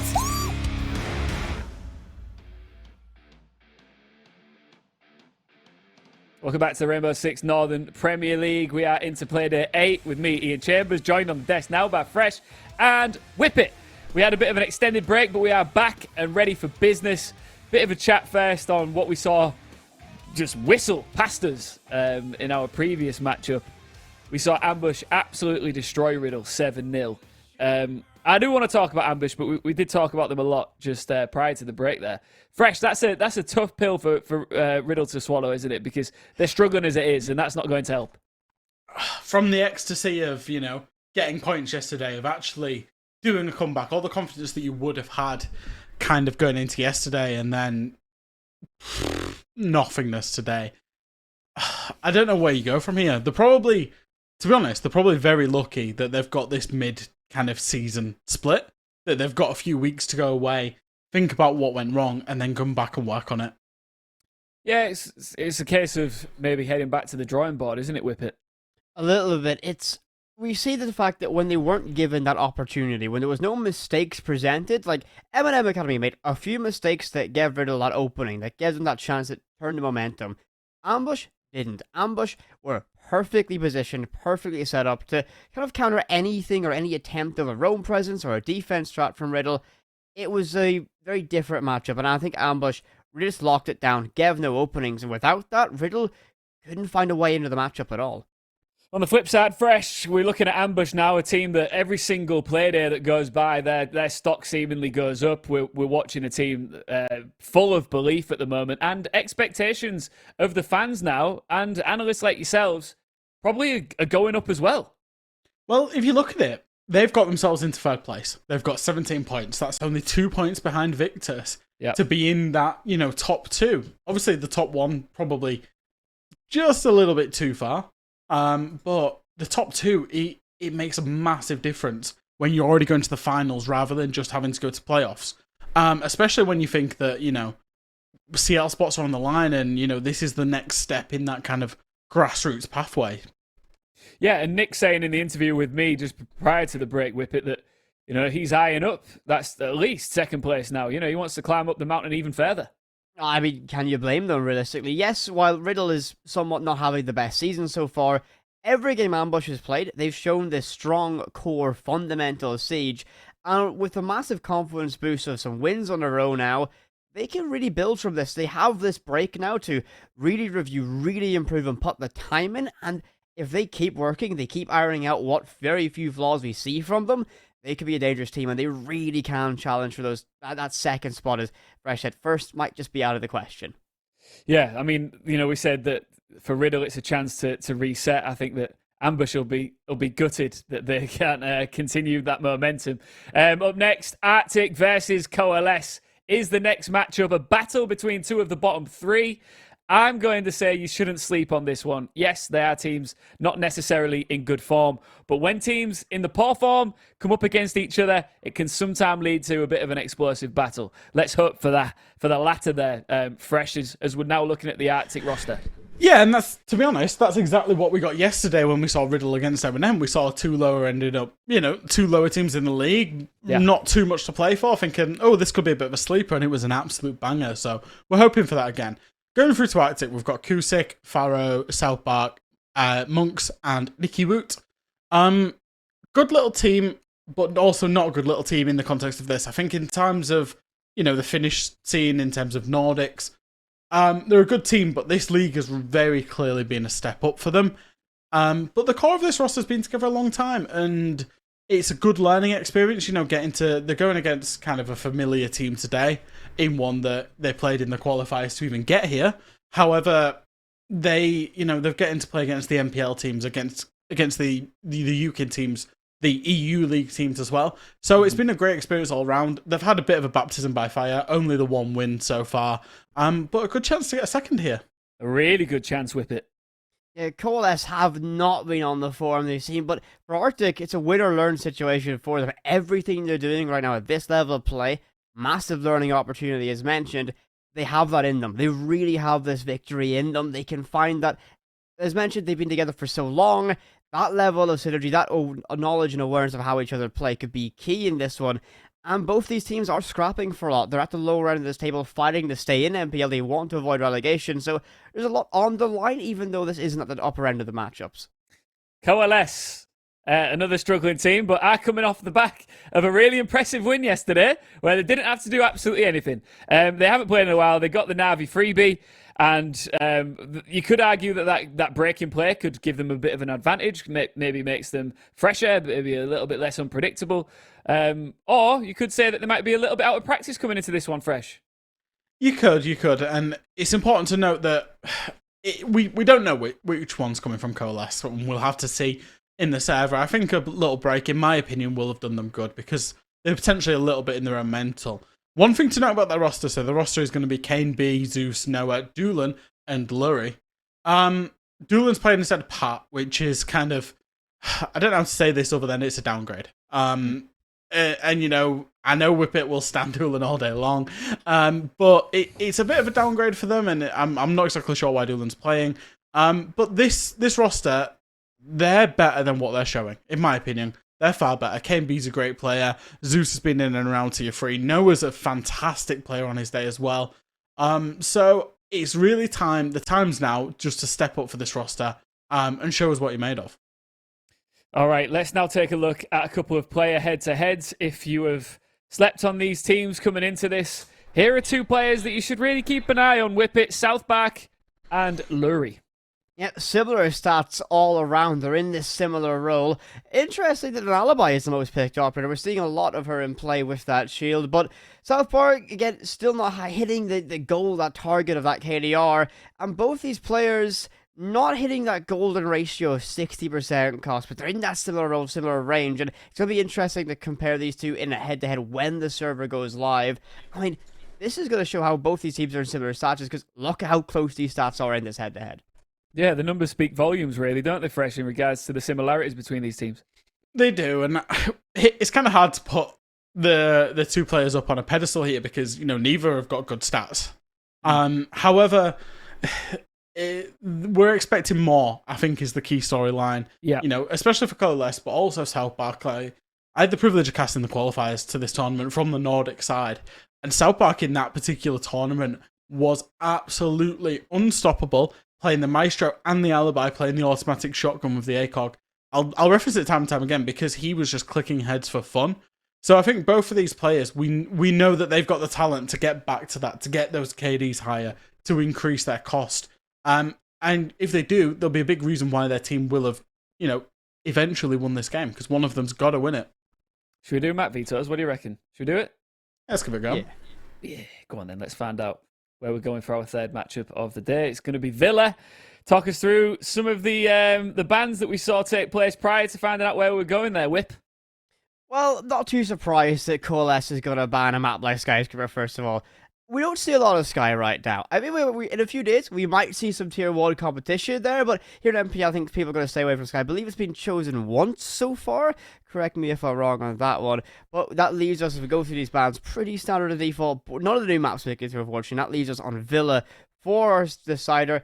It's not one of the core maps for many teams. It's sitting outside of that main pool for lots of rosters. It's going to be interesting how it shapes up. It's an odd map in the way it's designed. It's got lots of buffer rooms and can tend to favour the defense, but can quickly swing based on momentum, as it's one of the older maps in the map pool as well. Yeah, I mean, what do you make of this being the battleground for this, I guess, relegation battle, Fresh? So, in the promotion qualifiers, these teams went up against each other in a head-to-head in a best-of-3. Mm-hmm. And the Coalesce, because there was no LFO due to Lance in the qualifiers, they won on Bank and Chalet. So I'm not surprised that RCTIC got rid of Bank straight away. However, the decider of that best-of-3 was actually Villa, and it will be our decider map in a best-of-1. And we often say that about best-of-3s, is that the decider map is more or less what you'd get in a best-of-1. So I'm not surprised that we see Villa. Both teams, you know, decently like it, and it feels like a kind of good battleground for for both teams to go head-to-head on it. It's been a while since we discussed predictions. I can't remember what you guys went with for this one here. Do you remember, Whippet? Where did you go? I went for Coalesce on this one. I had to, right? Same. I'm personal friends with Dulan. I heard he was playing, so I think that Plat 3 Demon's going to be able to find at least one. At least that's his goal, to get at least one kill in this matchup. But I think Coalesce have just got a little bit more in them, but it is a toss-up. It is that 50-50 game. Whippet, I'm getting the feeling that you're a bit of a Coalesce fan. Just a Is that little what... Oh, okay. There's a bit of analyst bias going on here, and I'm here for it. Fresh, you went with Coalesce as well. What's your reasoning? 7-2, 7-3 in the promotion qualifiers. They will back themselves to win. And I think Coalesce have been getting inside their own heads. So they've had a bit of a break. They know they've beaten this team very comfortably the last 2 times they played them. So, yeah, I fancy them to win this one as well. Well, I'll tell you something, right? If this isn't a banger, I'm putting my word on it. You see that cactus over there? You see it? See it right there? There it is, right? If this isn't a banger, I will lick that cactus next time I'm on camera, all right? Putting it out there. Let's go. RCTIC, Coalesce. The producer said in my ear, oh my God. It's X and Grace. Guys, take it away.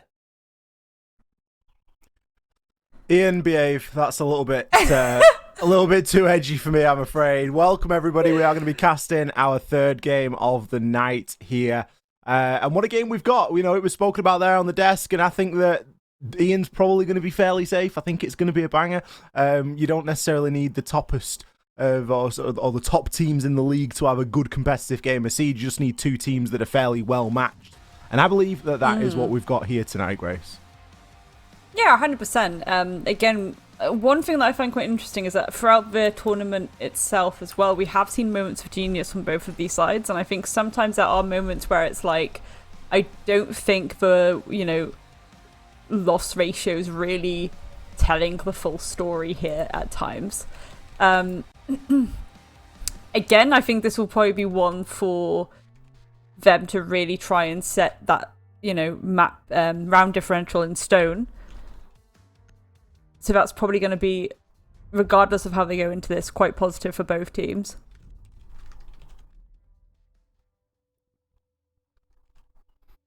Well, let's see where this ban phase takes us. Thatcher going to remove straight away. RCTIC to respond.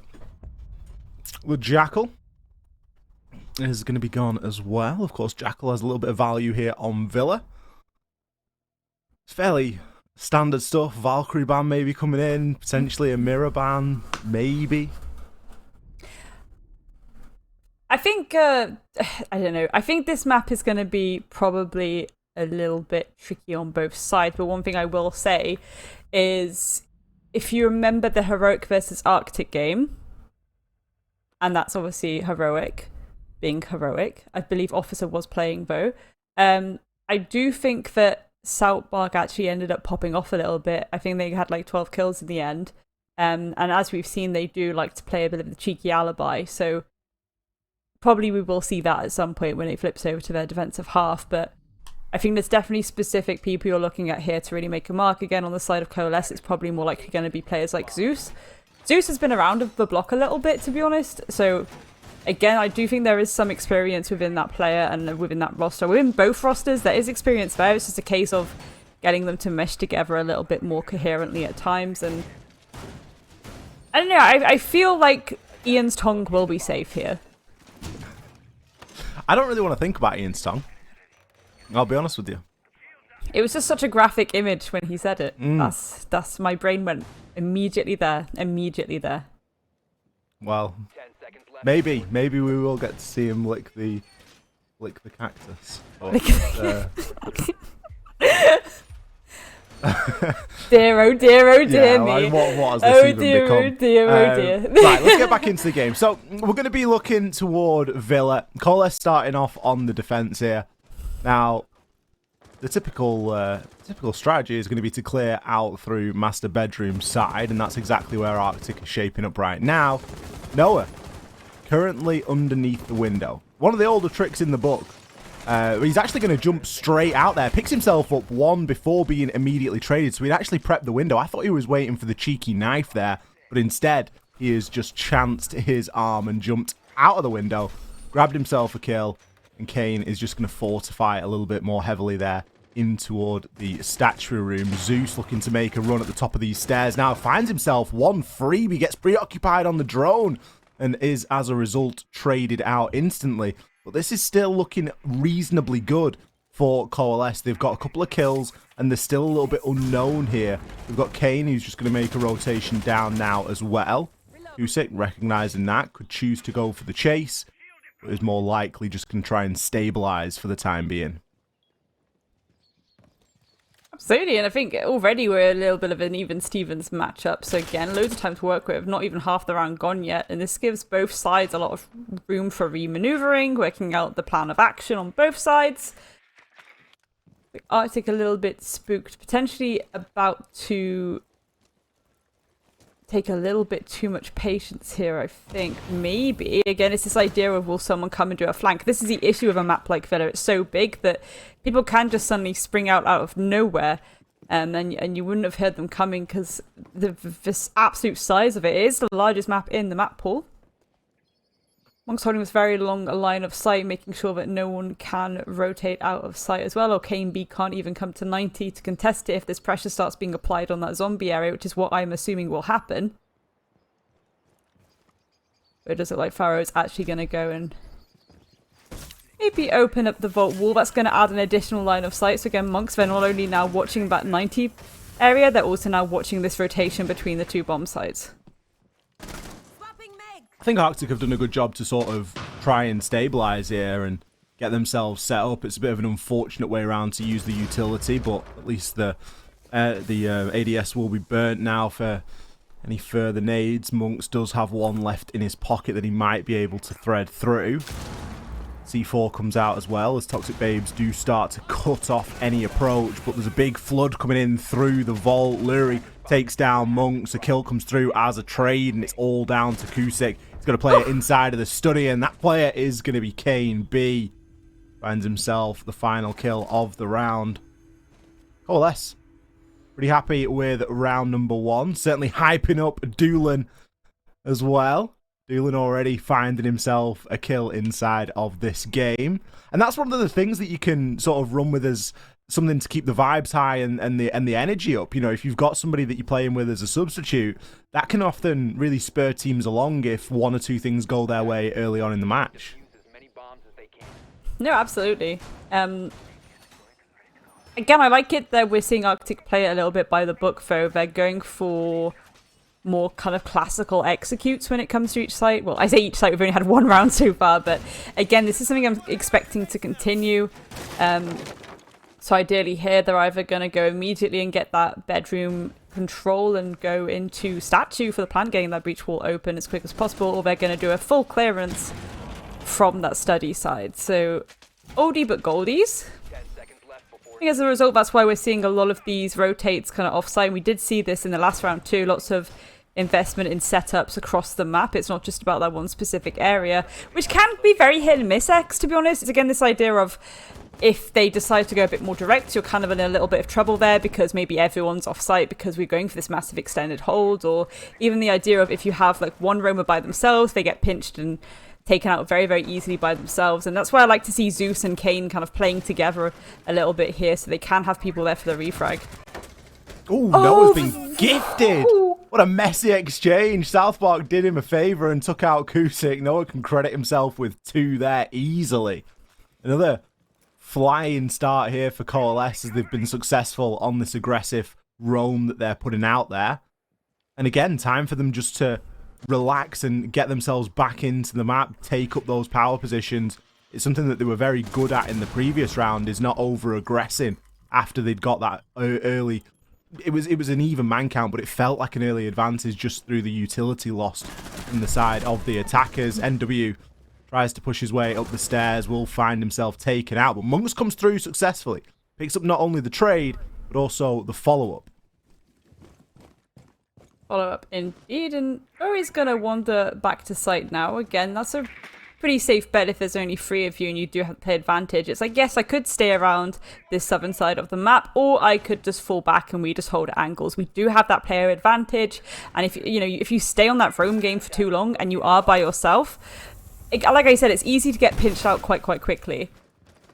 Selma's invested to actually once again hunt out these roamers. This is exactly what I mean. Monks and Pharaoh trying to hunt out anyone that may still be on that roam game, and that's even more, evident why it was important for Laurie to fall off like that. RCTIC now just trying to pick the pieces up here in this round. You can just see how little information Pharaoh's really got to be working with there, just checking every single corner, and well, that's both players alive, drones gone. Monks could try and look below for a nade, but realistically it's only ever going to net him one. Pharaoh going to get challenged as well, as Coalesce now know that both players have rotated below. A nade from Monks, unsuccessful. It was one of the last options that RCTIC really had there to try and exploit. Instead now it's just going to have to be a push through either statuary door or trophy door, or both. They could choose to split. Realistically, it's going to be very difficult from here on out as this angle's being held. There's a brilliant bulletproof shield there placed on concrete, and that's already corralling and forcing RCTIC to push in through trophy directly into the Toxic Bay. But Gas, Lurie picks up a kill over onto Monks. And the final C4 comes in as well from Lurie. From inside a statuary, throws the C4 sky high, and we get a pretty naff view of what happened there, but I think everybody gets the picture. I think, obviously, Coalesce steaming ahead now with those 2 rounds in their pocket, but I still think it's good that RCTIC are going very by the book with this. And Coalesce themselves as well. I think this is pretty decent. I think what would be interesting is if, we suddenly see Coalesce go for something a little bit more hyper-aggressive. I'm wondering what would happen in that respect, but it seems like at the moment both teams kind of behaving themselves a little bit more. Again, I guess that really highlights the importance to these two about getting this win here. As I say, they want to get that extra win on the board. They want to get those extra rounds, because when we consider the bottom of the table, sometimes that can make or break, you getting relegated. Certainly a lot for them to work with here. Again, we're seeing a pretty standard, almost actually old school with the pulse coming through, to be honest. Hold for this kitchen site as well. Doolin on the pulse there. Remember, it's not just about the kind of, Mimi, let's try and get some C4 kills by hunting you down and yeeting them at you. It's also this idea of you can get that nice external intel on the building by positioning yourselves against some of these walls, like Laundry Wall as an example. Even by the gramophone as well. Really see where this push is coming from, and as soon as you know, okay, they're directly going to bedroom, that's when a hopeful tirade of C4s come through. They do have 3 on the table, Zeus, Laurie, and Dolan all having 1 each, and there's always the opportunity for some pre-fires through floors if you get that information also. There we go, beautiful shot of Dolan using that utility. Zeus getting cheeky with it, waiting for a little bit of a window peek there, Rex. Yeah, I think that RCTIC are having to take their time here. They know that they're going to get challenged fairly aggressively on this approach. And for that reason, they're trying to take things a little bit slow. We've got the IQ being brought here. It's one of the benefits of the 7th pick is that you can, actually use that IQ to the maximum effect. And if you see the pulse locked in, you can choose to bring it. And that's exactly what's going to happen here. The pulse is going to find himself an opener. Now, that really ought to have been broadcast out there. The real benefit of that kill is that it wasn't even Doolan's C4. It was actually Lurie's. So that's just good communication and good teamwork from Coalesce that, right, I can ping out for you if there's any guaranteed C4s, and we can just, try and really milk this and get the most out of it possible. Kane coming under increasing amounts of pressure there, but Noah able to find himself not 1 but 2, shutting down the hard breacher, and NW finds the 3rd. Somebody stop this man. He's locked himself into closet. There's still pings available on him here. He's gonna pick up South Park as well. What a round from Noah. There we go, they're flawless and all, and that's what we really like to see. Again, South Park are a really good player in their own right, but what do you do in that situation? A 5v1, there's so many lines of sight that can be held against you. It's uncomfortable, it's unfortunate, but it's a cheeky dub there for Coalesce. I'm curious whether, again, we'll see, obviously we've gone through the site rotations once, whether we'll see a little bit more experimentation coming through from Coalesce now. Or do you think they're going to keep playing on that kind of standard, by the book, safe kind of way? I think that Coalesce, given the fact that I don't really know the history with Doolin. I'm unsure if he's a substitute or a coach. I think he's a coach at the moment. If it is more of a coach, then, you know, what better chance than having your coach in the comms to tell you to stop playing stupid, you know, if that does happen. It's, you know, you do often see teams play a little bit differently when they play with the coach, because the coach can, obviously the coach is trying to play and the coach isn't the player, so it takes a lot of concentration and brain power to play properly. But in the downtime, they can be still doing the coachy things of like, keep it up, guys, you know, like, we're doing a good job, like, let's not get carried away, more of that, less of this, and you know, rock with it sort of that way. So, I mean, with the confidence that we're seeing Coalesce play with at the moment, it's looking like RCTIC are going to have a serious think and maybe even use that timeout to try and break that momentum a little bit, because not being able to shut one player down, one player can't get 4 kills. Not from basically the same room. It really oughtn't be happening. No, yeah. But again, this is the moment for RCTIC to kind of think like, okay, let's not let that happen again. So we want to see a little bit of adaptation from them. Boom being yeeted down Astro's stairs just to give a little bit of cover in case the flankaroonie comes through. Monk's about to probably enter in through Pig. So again, it's a take from that kind of northern side. Presumably going to try and get that vault wall open again and apply that pressure to Zombie as that collapse starts to hopefully come through. They're just checking boxes as they go. Again, no immediate aggression from Coalesce. They're really playing this very passive and just waiting for RCTIC to come and take these gunfights. I think that this is exactly how you want to be playing it as Coalesce as well, because RCTIC aren't bringing this pace. Because they're a little bit scared, they're a little bit timid to actually get themselves involved, because they know just how difficult this opening engagement has been. I don't know if it's down to their information really not being on point, but it looks as though they're focusing a little bit more heavily on getting that plant down. They're going to come up against a little bit of obstacle though. There is the small fact of 2 C4s and 3 full Toxic Babe canisters, so you really want to be trying to get people in and work vertically. Zeus might find himself a freebie here onto Monk, and he will do. That's just some bad drone work there from RCTIC. Monk thinking that he can just walk in underneath on his own. South Park trying to find the refrag from those east stairs, but Zeus can be as slippery as he likes down here. He really doesn't need to give himself away at all. Has a C4 in hand as well, so can still affect if a plant does come down. Again, we're seeing nades used to burn the ADS, less than ideal. RCTIC do have pressure coming in from this study balcony though.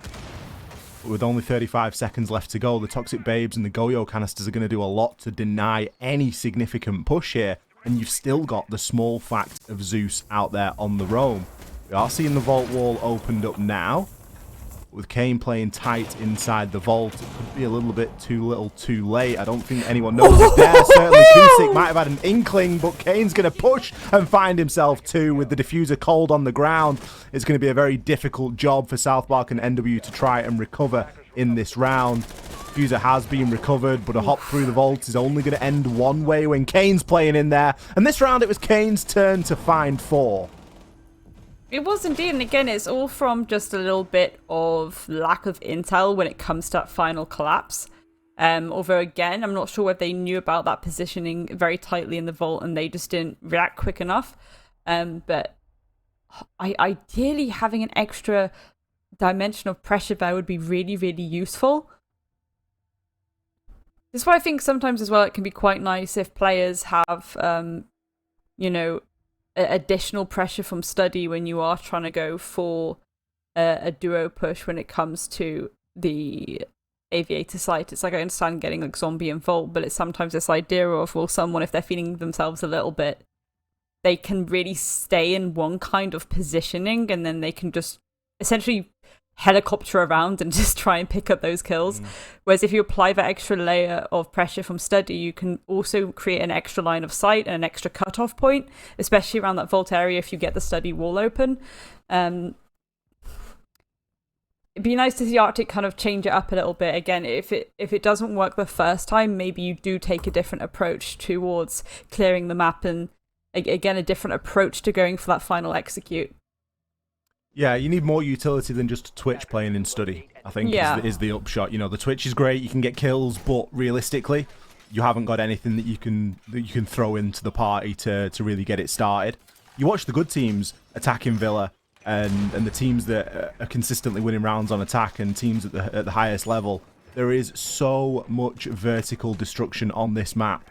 It is unbelievable how much of this map is destructible. It is all made of wood. There are very few places that you can hide, and nades from below are crucial. And you nade those defenders out of the hot spots where you know them to be playing in the site.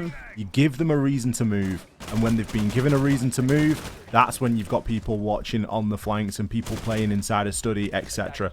It's usually the first port of call. You know, you can come in from master side, but you do need to be making sure that you're prioritising a little bit more than just sending one sledge down below to potentially throw up a couple of nades, and that's something that RCTIC have consistently missed out on. Yeah. It's not all over yet, though. 4 rounds for Coalesce here on the defence. Still a chance for RCTIC to pull a couple back. They have just used their timeout as well, so you would hope that they're going to be coming in with a slightly fresh idea of what they want to do here and how they want to try and play. And we say that, but Noah picks himself up 2, excuse me, through the wall. Noah's on fire. 9 and 2, and nothing is going to stop this man tonight.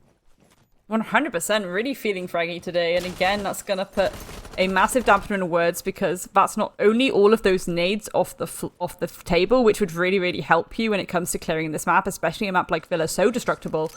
It's the idea that you've lost that thinker boost now, you've lost that extra intel utility, which you so desperately need. You know, hunting out these tricky positionings that Coalesce might be, you know, plonking themselves into. So, ooh, beautiful nade though there coming from Monks. It's a case of weighing out these toxic canisters, but no more being used now that Kane is no longer within the round, and at least that's kind of preventing another flawless from happening as well. So W can potentially start to apply pressure if they get close to the building as well. They do have those 3 Flores drones in pocket. I guess the only thing that you can really salvage from this, from RCTIC's perspective, is that Doolin is playing on the Clash, so it is one less gun that you've got to worry about, but you've got that human drone potential, you've got that walking information. NW can gather a little bit there on the Flores drone, but it's only going to destroy 1 ADS. Doolin's really not going to be too concerned, and he can continue to walk further up again. Another Flores drone comes in to remove the bulletproof. At this point in the round, a bulletproof or a Clash, I know which one I would rather have. Drone's coming in to try and figure out just exactly what it is that's going on and see if there's any info that can be gained. Monks with the rotation below could be nice, especially if he does manage to make this nade work. He really ought to be high priority on the Clash right now. If you can try and nade out this Clash from below, bulletproof. it would be ideal, but he too gets caught out on the bulletproof. There's just so much information here available for Coalesce. There's a lot of live pings going on. Monks, this is a very important nade. Can't mess it up. Doolin manages to keep himself alive. Nade not doing as much damage as RCTIC would have liked, and that was almost one of their last chances here. As a final burn of utility comes in and Coalesce rally around the Clash. Ferro picks up 2, one of them being his own teammate, less than ideal. The Clash should be able to stop the round from here on out, and with the assistance, I guess, of Noah, who's going to pick himself up another rook of kills inside of this round. You know, the first team kill, it was kind of like, ooh, okay, but then if you've just had a timeout and that's still happening, that's a little bit spooky. Maybe the mental sign to get a little bit rattled here. Again, I feel like that was a really difficult position for RCTIC to be in, and it was this idea of like, okay, well, I wasn't quite sure where the claymores actually ended up, because we did see those get used before that collapse, but it's this idea that, you know, we saw them kind of wait around top of red.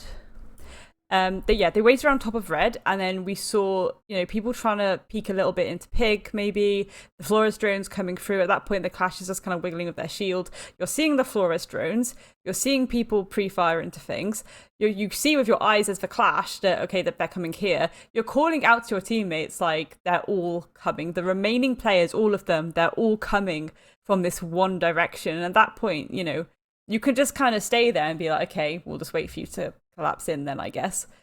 Like, Yeah. so this is, again, it's this idea of just adding that extra layer of pressure, and it needs to be very concrete and aggressive pressure. You need to be cutting off those lines of sight. You need to be keeping them on their toes to a point where they're like, oh, well, I can't focus here because I have to take this potential gunfight. It's little things like that that I think are going a little bit squiffy here for the side of RCTIC, and it's a shame, really, because we've seen them. Again, they play things well, but then when it comes to these little tiny fundamentals at times, it's just a little bit janky. And again, you know, we are at the end of this first part of the tournament, so maybe this, again, it's a case of going back over these VODs, getting all that data, and being like, okay, where do we go from here? How do we start to cross our T's and dot our I's? Well, it seems as though we have got Noah back into the lobby, which is good to hear. Yeah, there was a certain lack of pressure. And, you know, there was just nothing happening in Master. No one was on Astral Repel. They all, I mean, they tried to go through Bathroom previously, and then that didn't work either. So I guess the RCTIC are trying things, but they're just not necessarily trying the right things at the right times. And that two-dimensional pressure and attacking from multiple angles is really just something that they're going to have to work quite heavily on, and it relies on players being fairly self-sufficient to play on their own and not just stack up and flood doorways together. There's times for both, and that's not like a balance, I think, that we're really finding here. Let's see how they choose to approach this, though. They're going to have to take upstairs. There's a heavy investment of utility here. Pulse is being brought again by Doolin. No doubt we're going to see a little bit of action out of those C4s. There are only 2 this time, though, as opposed to the 3 from previous, so there's a little bit less potential there, maybe. But there's still plenty of info. 2 bulletproofs as well. And Coalesce are real big fans of that. This is just looking so free, isn't it? Doolin's got his C4 already pre-placed, just waiting for somebody to jump in. That's so... Oh, 3, 2, 1, go. Oh, a little bit too late. Didn't quite have the timing on that, I don't think. Lurie maybe was just a little bit preoccupied at the time if it was his C4. We are going to find a downed player inside of the bathtub. Now, the bathtub's usually somewhere that ratty defenders hide. You never really see an attacker lying down in there. Southpark's on 1 HP as well. Now, I think a Stim would see him right now, but they were just waiting for one to come back online. There but Southpark daren't move from the safety of that shower tray, that being one of the few places that isn't destructible, because I think that Coalesce are going to know that there's a lot of damage been put into those 2 players, and Noah is there waiting to collect. Again, this man delivers, picking himself up 2, not quite 3. Monk is going to be there to shut him down, but at what cost? Cost indeed. Monks, however, getting a pick there onto Zeus as well, so that's evened out somewhat. Again, no more C4s left in the pockets of Coalesce, so you're feeling a little bit safe at this point. And that's, well, there we go. Dullen's still getting cheeky with it, going for those sprays to the floors like I predicted. Self-destructibility to give a line of sight into corridor, and okay, that's fair enough. RCTIC, I did say they need to start creating more lines of sight, so certainly going for a little bit of an interior redesign here. That's certainly going to benefit them. But they do have 40 seconds to go X, and this is what concerns me slightly. They need to start setting up for that execute. Unknown to them, Kane be off-site. This could cause a little bit of an upset later on. Yeah, the bulletproof only just getting dealt with there as well is a little bit lackluster, because that's given Coalesce reasonably recent info. We've got a lot of utility yet to wade through as well. Pharaoh going to hit the drop. Very regular, we've seen RCTIC in a 2 versus X situation in the final few seconds, and we're yet to see them convert one. Pharaoh having to announce, get himself on through. Lurie there to take Monks down. Pharaoh caught out in the Banshee, finds himself 1. He's got 2 seconds to find the next 2, and Kane is going to be there. Not leaving anything down to chance here. The time would have done it if he hadn't. It's going to be a flawless phase there from Coalesce, picking themselves up 6 rounds on the bounce and putting themselves onto a match point. Absolutely. I mean, again, because of the size of Villa, we do consider this a defender-sided map. Given that RCTIC are now going on the defense, this gives them a bit more of a stable footing to try and start to get some rounds on the table. But it's again very reminiscent of the previous game. You know, when you get to that 6-0 mark, it's like, yes, in some ways you can come back, but it's an absolute slog of it. And to do that kind of reverse sweep, you need to have everything on point, which, judging how the attacks went, RCTIC, again, still little basic mistakes coming through, and I think Coalesce will potentially punish them for that when it comes to their own attack here. And again, we look at the utility being brought, we are going to see some of these nades, we are going to see the Flores from them as well, and I feel like it may end up being a little bit more coherent from them, to be honest. Yeah, absolutely. Coalesce they've got a little bit of that togetherness down tonight. We've seen them play in a really nice synergy with one another. RCTIC, for them to pick 6 rounds up in a row now without dropping anything is going to be a big task indeed. We've already highlighted Noah. Now we're going to highlight Kane. We've got 83% cost and a 4.0 KD. So, similar statistics to what Gorgona was throwing around in match number 1 here tonight. And I think that Noah was looking around the same as well, like a 4.3 KD and an 83% cost. So really putting up big numbers between them. And, it's not that Kane's got that many kills. He's got 8 kills, which is a lot, but he's only died twice. Noah, 13 and 3. These are guys that are just not being shut down at all or dealt with. And if that momentum carries through into the attack, it's going to be another short game. 100%. And again, South Park on the alibi yet again, and I respect it, I appreciate it. Again, I do think that alibi is pretty underrated when it comes to comp at times. You do get that nice little ping, and if people are feeling themselves, people like Noah in particular, again, feeling a little bit fraggy today, they could be quite easily caught out by some of these decoys. But it's just, again, this idea of, are RCTIC going to retaliate to that intel? Are they going to act upon it, X? And I'm not sure if they will.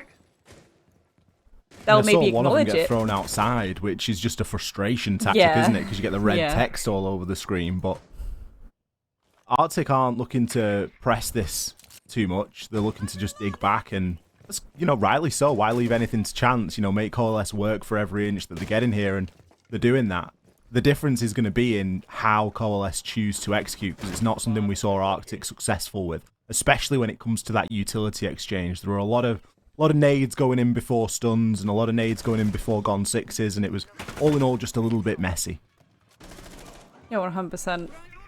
Usyk being spotted out by drone, insisting on staying on this red stairs though, so as a result about to get attacked from below. Really good reaction there from Coalesce, and there we are, Zeus taking him out very, very quickly. You'd ideally move in that situation. It's an unfortunate one, but again, South Park, getting that call from Kuz, they're going to reposition themselves to this tight angle if they do decide to entry from that zombie side. This is where we see the nades coming in from below as well. It's something that was entirely lacking from RCTIC, and it's something that Kane is looking to try and do now. NW playing on the main stairs. Kane there ready to bat him back though. There should be some vertical angles really for RCTIC to work with here, and they could try and deal with the players that are going to be pushing up.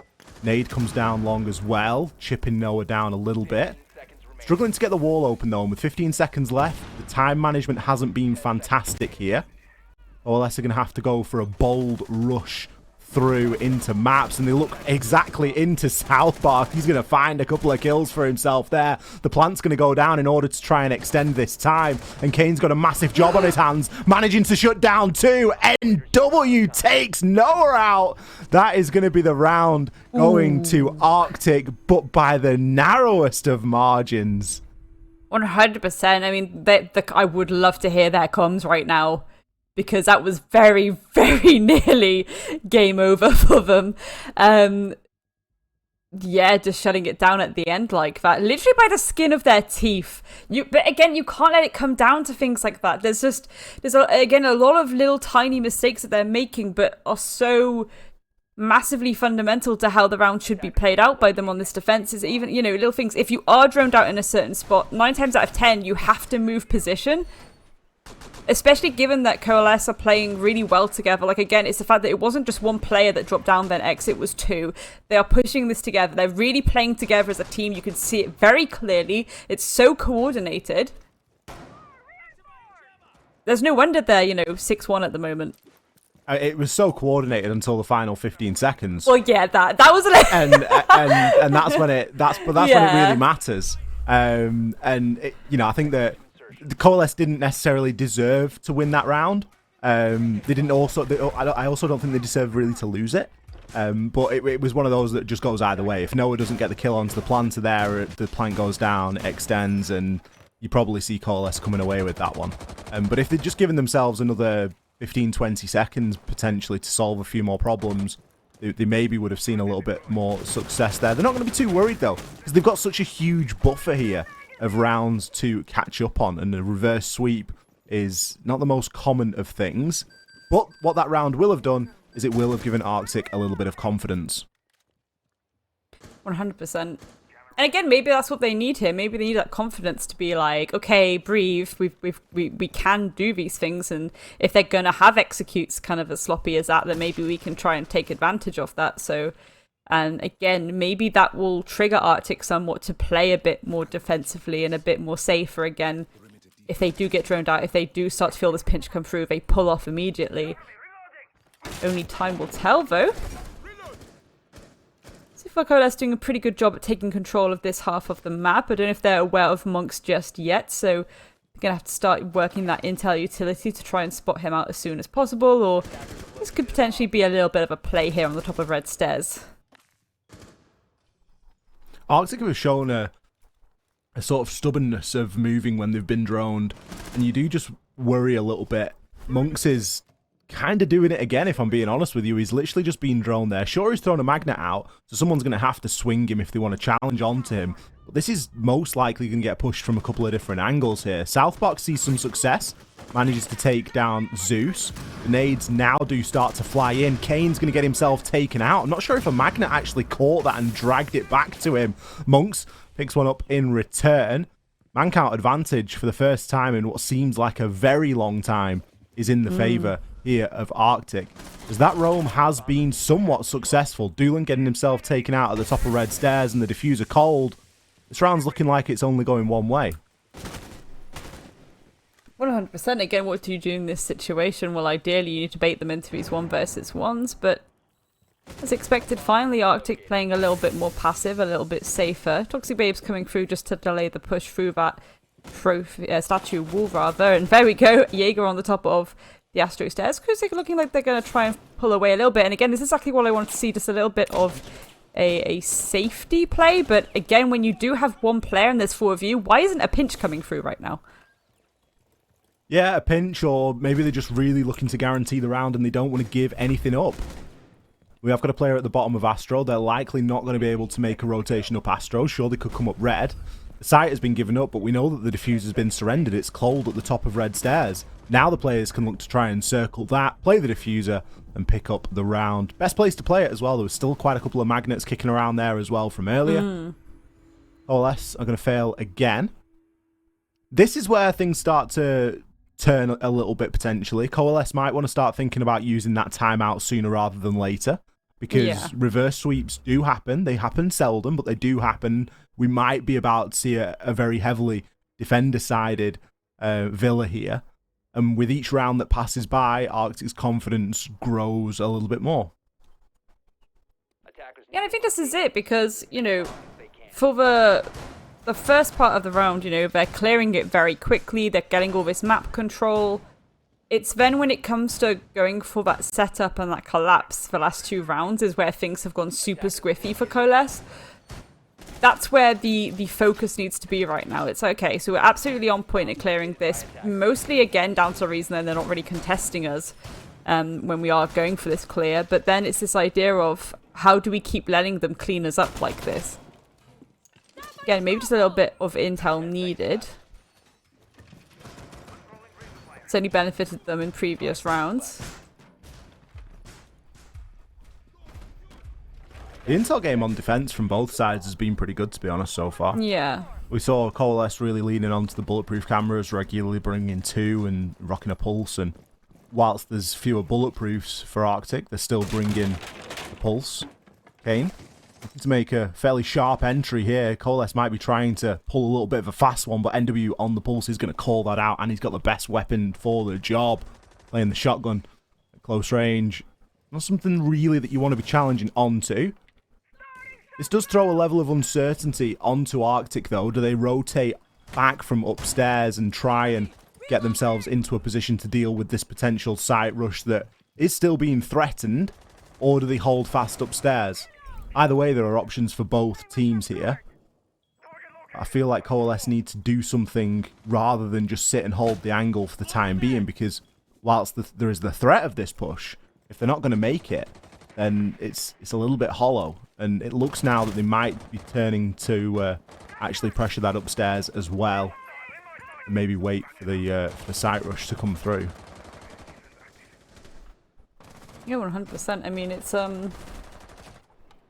certainly taking a little bit longer than you would expect right now. I just think maybe they're just a little bit mindful that there might be people lurking here, there, and everywhere.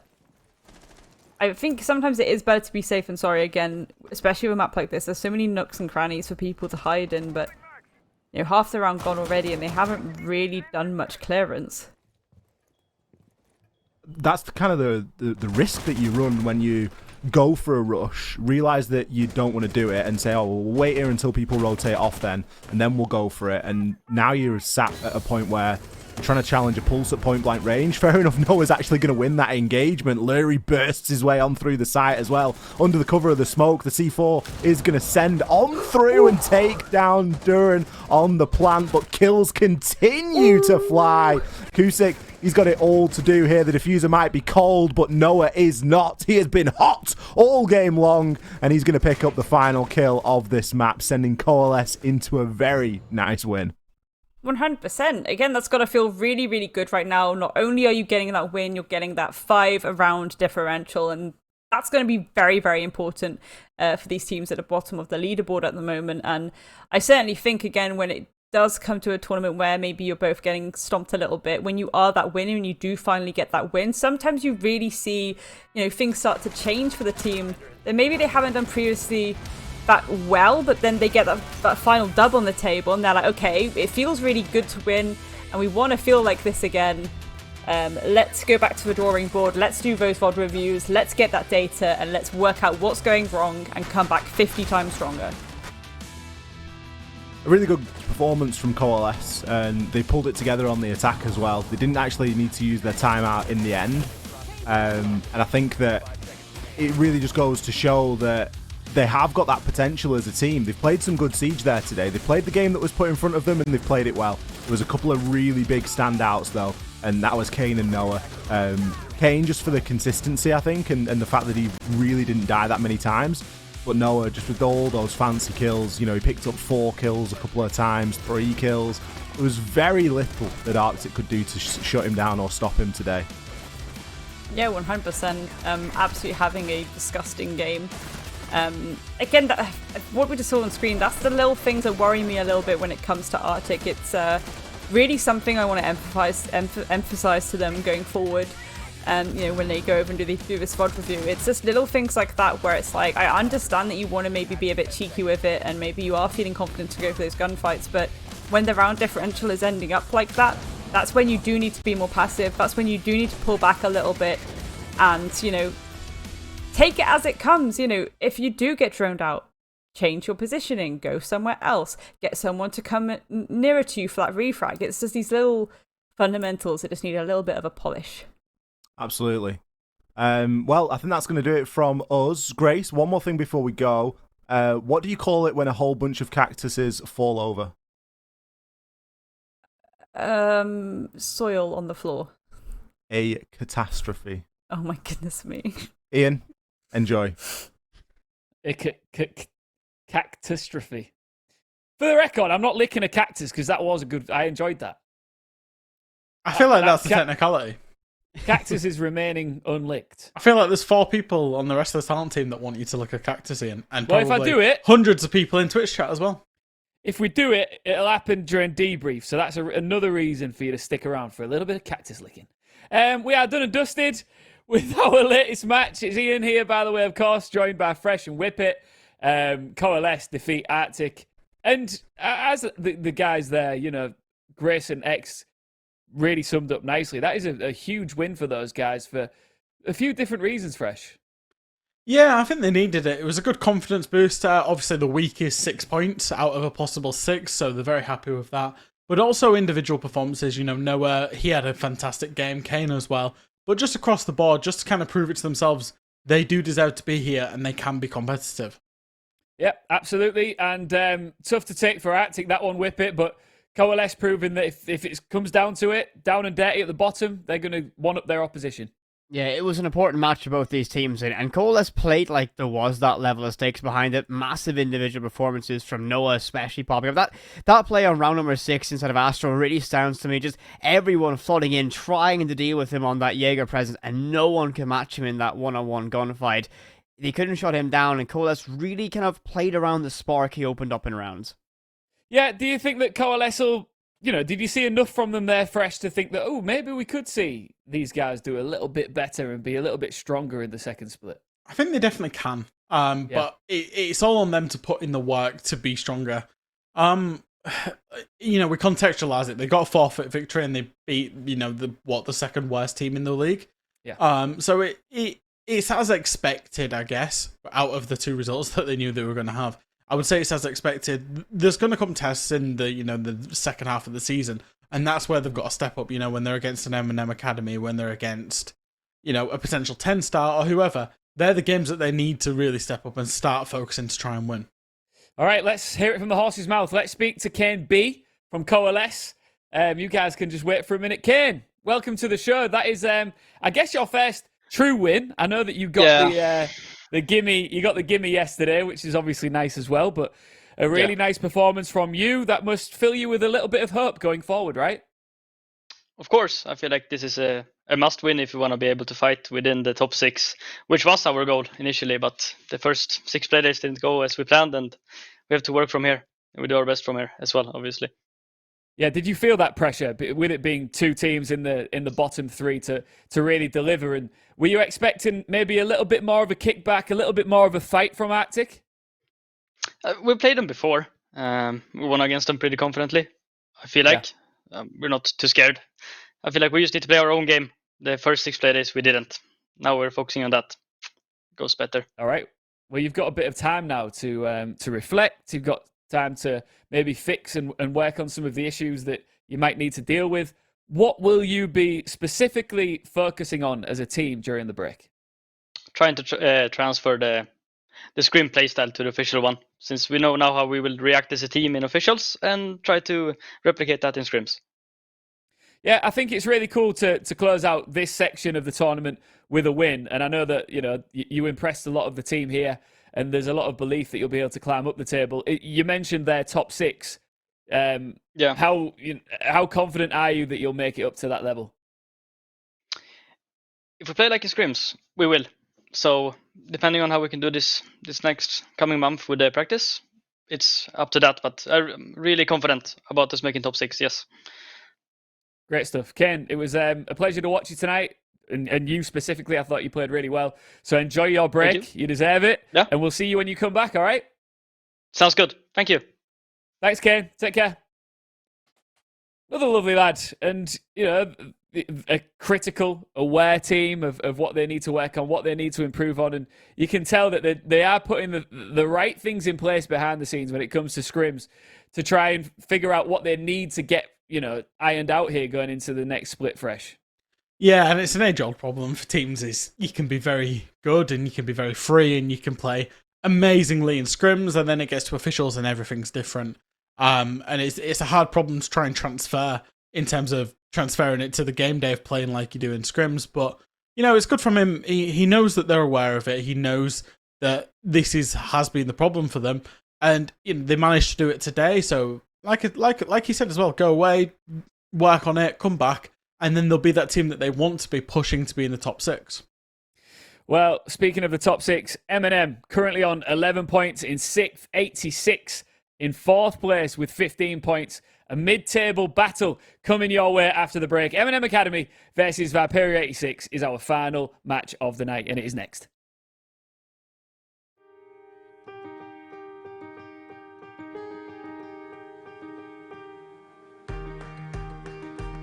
Nobody likes being left out. That's why Special Effect are helping people with physical disabilities to play video games. But this isn't just about having fun. The gaming setups we create are personalised, so people can play to the very best of their abilities. And that opens the door to inclusion and independence, confidence and creativity. Help us level the playing field and create more magical gaming moments. Because it's everyone's turn to play.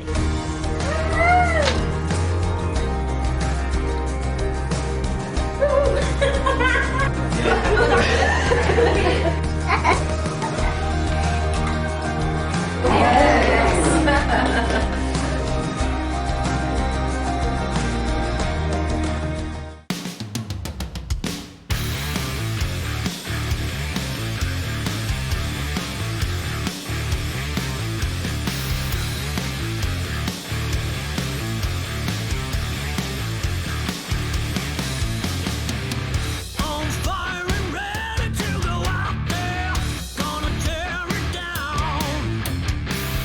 There is no one here who can stop me, never hit the ground. If it shows I'm weak inside, there is nowhere left to go. All I can do is run and hide. 'Cause I've been running this world without you, with no help at all, one way to fall, living this nightmare all through. What's new? I'll make it without you.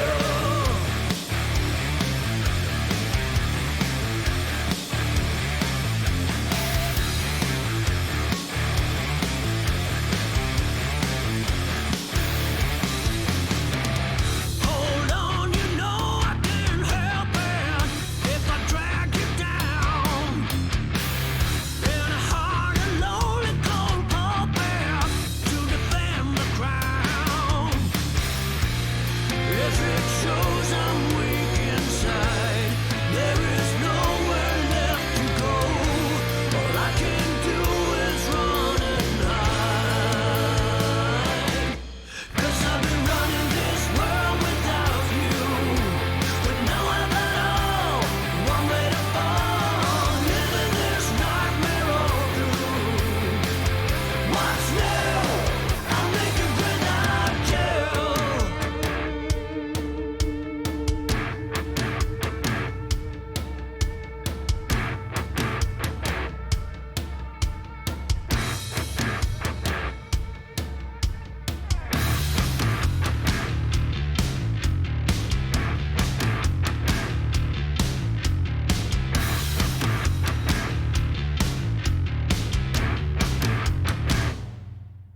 Cause I've been running this world without you, with no help at all, one way to fall, living this nightmare all through. What's new? I'll make it without you, with no help at all, one way to In 3 quick kills, 4 quick kills come in. And Slothar just picks them apart. Let's try and put some shots on in and managing to find the last 2. Oh, but Blur just decimates. Prince steps up huge for ambush. 3 kills. All E1 DCs. What?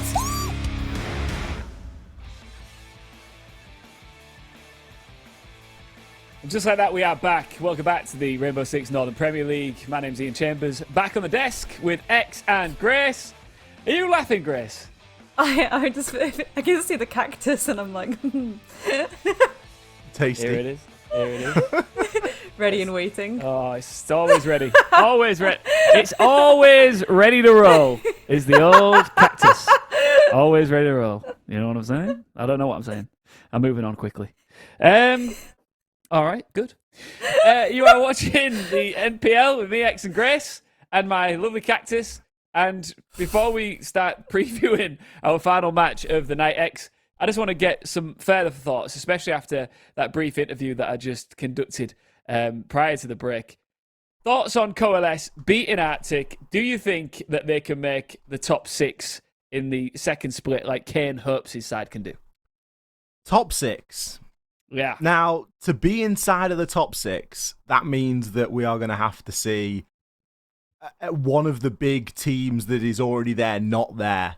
Mm-hmm. And whilst Coalesce have played well tonight, I'm not sure if they're up to knocking you know, whether it be MNM Academy, whether it be Ambush, you know, like I'm not sure if they're up to that sort of standard. It'll certainly make for an exciting couple of games when we get back to see just how much work they can put in 5 weeks, and if this sort of stint, this first split, has been enough for them to really have enough to go back and learn and develop and further themselves. And if that is the case, then, you know, more power to them. I hope they do achieve it. Couple of wins on the bounce, getting a good run of form, and you could be right up there quickly, Grace. Yeah, again, I think if that's, you know, a nice... I guess that's like a smart goal, actually, saying I want to make it to top 6. You know, it is measurable. It's just this idea of you then have to go over the VODs of the first part of this split and work out where your issues are, iron them out. Of course, there's loads of time for scrim time during the little break, so they should be able to, you know, everything is there that they need. It's just them then getting their noses to that grindstone and going for it if that's what they want. All right, the last matchup of this final play day before the break is MNM Academy versus Viperio 86. This one could be good. I'm actually looking forward to this. We always like to end our show days with a bit of a belter, and this has all the ingredients to potentially be just that. We've got the MNM roster on screen right now, X, and you know the Academy continues to prove us that they're not just an Academy team. No, they're the real deal, aren't they? You know, they're putting in performances week after week. They were very successful yesterday. It was, you know, not the easiest of games against Riddle. I think that it certainly gave them a little bit of a wobble, and it will have given them a little bit of a wake-up call potentially. You know, there's been a couple of losses here and there that they've suffered, but on the whole, I think that MNM have done particularly well. Obviously, it's the old Into the Breach roster. And these guys are looking to make a little bit of a run here. It's one of those situations where if Skiddy and Akari turn up, then they really don't seem to come up against too much obstacle. But there was a point that you made yesterday, Grace, and I nearly died laughing, that there's just this conga line sometimes, and it seems as though everybody just puts their hands on the shoulders of the person in front of them and just blindly follows them wherever they will lead. And that sometimes is a little bit of a problem. It usually happens on the attacks. It's usually something that we see them, you know, they do sometimes lack that second dimension to some of those attacks that we regularly speak about. But again, it's something that comes with time. Yeah, for what they lack, they've got a lot of promise and potential that is ready to burst, I think, Grace. And we're seeing it more and more as the play days roll by. 100%. It's again, like I said yesterday, when this roster was announced, I was so hyped for it. And when you actually see them play as well, you see how talented they are, mechanically especially. There's so much raw talent there. It's just, again, this idea of the conga line. It is amazing when teams play together, when they go for those duo or sometimes triple pushes, but it's then being mindful about the actual space between you, because it's this idea of, well, if you're giving your enemy a millimeter between you to just kind of move their crosshair, and they're, you know, and Alder as an example, I think it was Bank where we saw that happen a few play days ago, where the Alder, you know what the Alder's like, it just tore through them like it was nobody's business, because as I said, they were just doing this little conga line, and we even saw it when there was one, it was yesterday, they were going for this planting games really out in the open. I don't know if they just got a bit skittish because of the timer ticking, but then the person covering was just stood directly on top of them. When you've got 3 lines of sights there that could be used against you, it's again this idea of maybe you tuck in for the plan, you have someone spaced off a little bit extra, so they're having just one concrete line of sight and can react maybe a bit nicer because you've cut off the defensive line of sight. Again, it's just little things like that they just need to get their ironing out and just kind of knock it out. Just before we move on to Viperio, what do you think it says, X, about MNM as an org? You know, they are obviously a huge heavy hitter when it comes to Siege. That they've got an academy team. What do you think that says about them and their growth in this sector over the years? I mean, it says that their main roster doesn't satisfy 3 out of 5, which is maybe a bit more of a cynical way of looking at it. But I think that the fact that they have rolled with this and actually put an academy team out there is incredible. It's something that happens quite a lot in Brazil. In LATAM, it's something that they really do over there, and you will find people that get plucked out of the academy team when they, you know, sort of prove themselves, pop off and have a crazy stage, and then get put into a main team. And that's exactly what happens, and you would expect that to happen here as well. You know, you would expect M&M has a long storied history of generating and creating good teams and good players. And it's not always that they stick around. You know, they had to go through that iteration a couple of times before M&M were in a position as an org to actually satisfy a team inside of EUL, and they made that journey fairly slowly, and because of that, it's likely that they'll stick around. They didn't just sort of keep hold of the first team that they got and tried to run it as far as they could. So you know that these guys have got bright futures if they just carry on and keep that grind going, because there's just something in the water at that M&M HQ that does create monsters. I want to sip that M&M water, that's for sure. Let's take a look now at Viperio 86, a team that, you know, haven't had a terrible run so far in this split, but you could say, and you have said, Grace, that it's been a little bit underwhelming. Yeah, but, you know, part of that could just be that everyone had such a high expectation of this roster, you know, going into it. And I think sometimes it's catch-22, isn't it? It's either they're going to meet that standard that everyone has, or it's going to, you know, they'll be a bit shaky and everyone's going to be like, oh no, oh no. And I think that can kind of be a little bit harsh, because it's like, when you do see the way that they play, it is very, very good. It's just this idea again of the expectations that you have on them are due to previous reiterations of this roster, and now that we've got this current one, that's where the focus needs to be. Again, we've got Actor in instead of Astro now, so that's like a kind of having that change up at the end of this split. To me, it kind of indicates, okay, maybe if, I don't know what's obviously happening with the roster, but maybe if going forward it will be the stuck roster, maybe Astro won't come back, I don't know. If that is the roster they're sticking with, at least they've got those 2 play days and those 2 days of practice with each other in officials, and then it's scrim time during that break, and then they come back next split and just be like, yeah, this is why we're Viperio 86. What are you going to say about it? Yeah, I think that's fair enough. And X, do you think they've, you know, not really unlocked all of the attributes and potential that we should have seen from them so far this season? I think they're still relatively developing as a roster. In all honesty, you know, you see the name Viperio 86, and you think back to the CL run and stuff like that that old Viperio made, and you sort of hold them to that flame and that candle, and it's not necessarily fair to do so, because it's a very different side. Only Curly really remains, and aside from that, you're dealing with, you know, a fresh roster essentially. So it's a team that still need time to get to know each other and get to, you know, just put those hours in. But obviously seeing Astro not play again isn't ideal, and you would wonder if there are some deeper problems there, if, you know, it's just a availability issue, or if it's a little bit deeper than that. And obviously that would then start to look to affect, and that's the point, going back to your previous point, Ian, of whether Coalesce can make it inside of the top 6. Something like that happening, and dependent on this result here, could start to make that a little bit more of a reality. All right, good point. Let's take a look now at our head-to-head for this one. The 2 players that could really play a key role in securing the dub here. We've got Skiddy on the left, and as you can see, we've got Vito for 86 on the right. I'm going to come to you, Grace, to talk us through why we've chosen these 2 players. Yeah, I mean, I think maybe the more equalizing opening KD on both sides there, kind of. Again, it's double digits on both sides, so it's an interesting one. I think them being on the same cost is also an interesting one, because I think these are your kind of entry and your Romus. You've got Ion and a Jaeger there, and the fact that their costs are 59, you know, often we say it needs to be on that 60% mark to be classed as, you know, good. So that maybe shows maybe a little bit of both of these teams struggling a little bit on these entries throughout the tournament so far. It'll be really interesting actually to see these stats for these 2 going forward as well, based on that.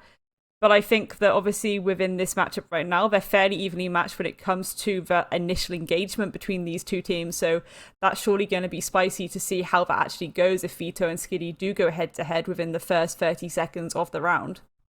Yeah, I mean, we're expecting a bit of a spicy affair here, and we're hoping that these 2 players all will play a part in that space.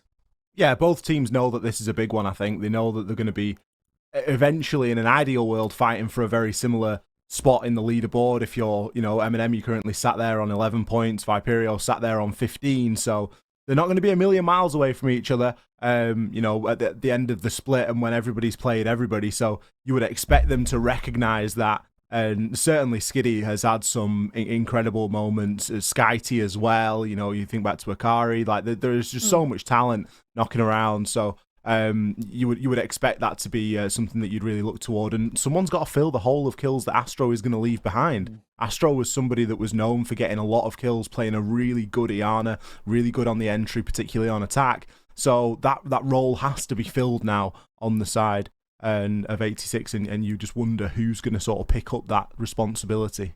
Just briefly, one thing that is worth mentioning is the fact that 86 were in third place coming into this Playday, and Ambush have leapfrogged them into third. 86 currently sit fourth, but a win here will put them back ideally where they want to be. They're going to want to finish this before the break in the top 3. Can they do it? Let's find out the map that we're going to be going to for the final time this evening. And just like magic, there it is. Bada bing. Oh, I was going to say Chalet. Ah, Villa. What do you reckon, X? We're going back. I mean, I was going to say Chalet. And it was actually the last banned map there by MNM. So I'm not entirely wrong, because it could have been Chalet. I'll let you have that then.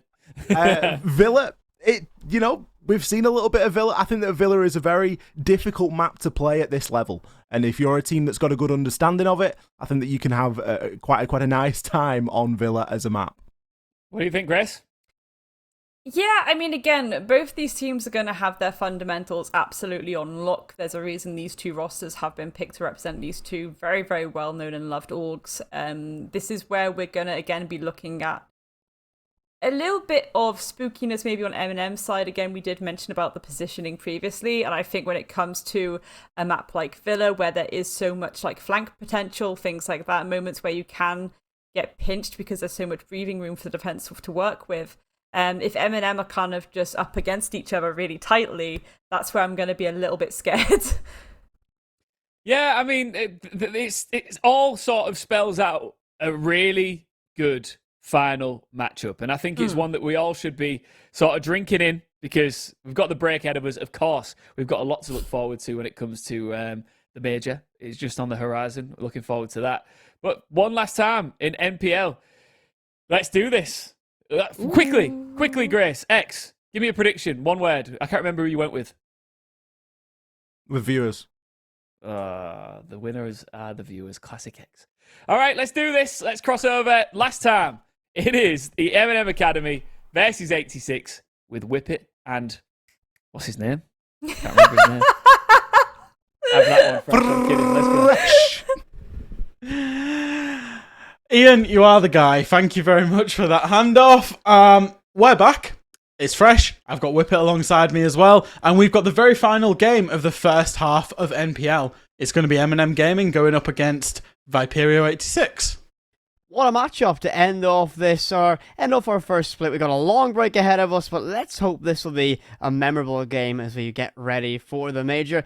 This is a massively important one for MNM Academy. Can they rebuild? Can they kind of bounce back from what was a victory, but a shaky overtime victory yesterday? And for 86, they didn't make it easy against Heroic yesterday, so yet again, another sort of rebuild for them, as I'm very excited to dive into Villa.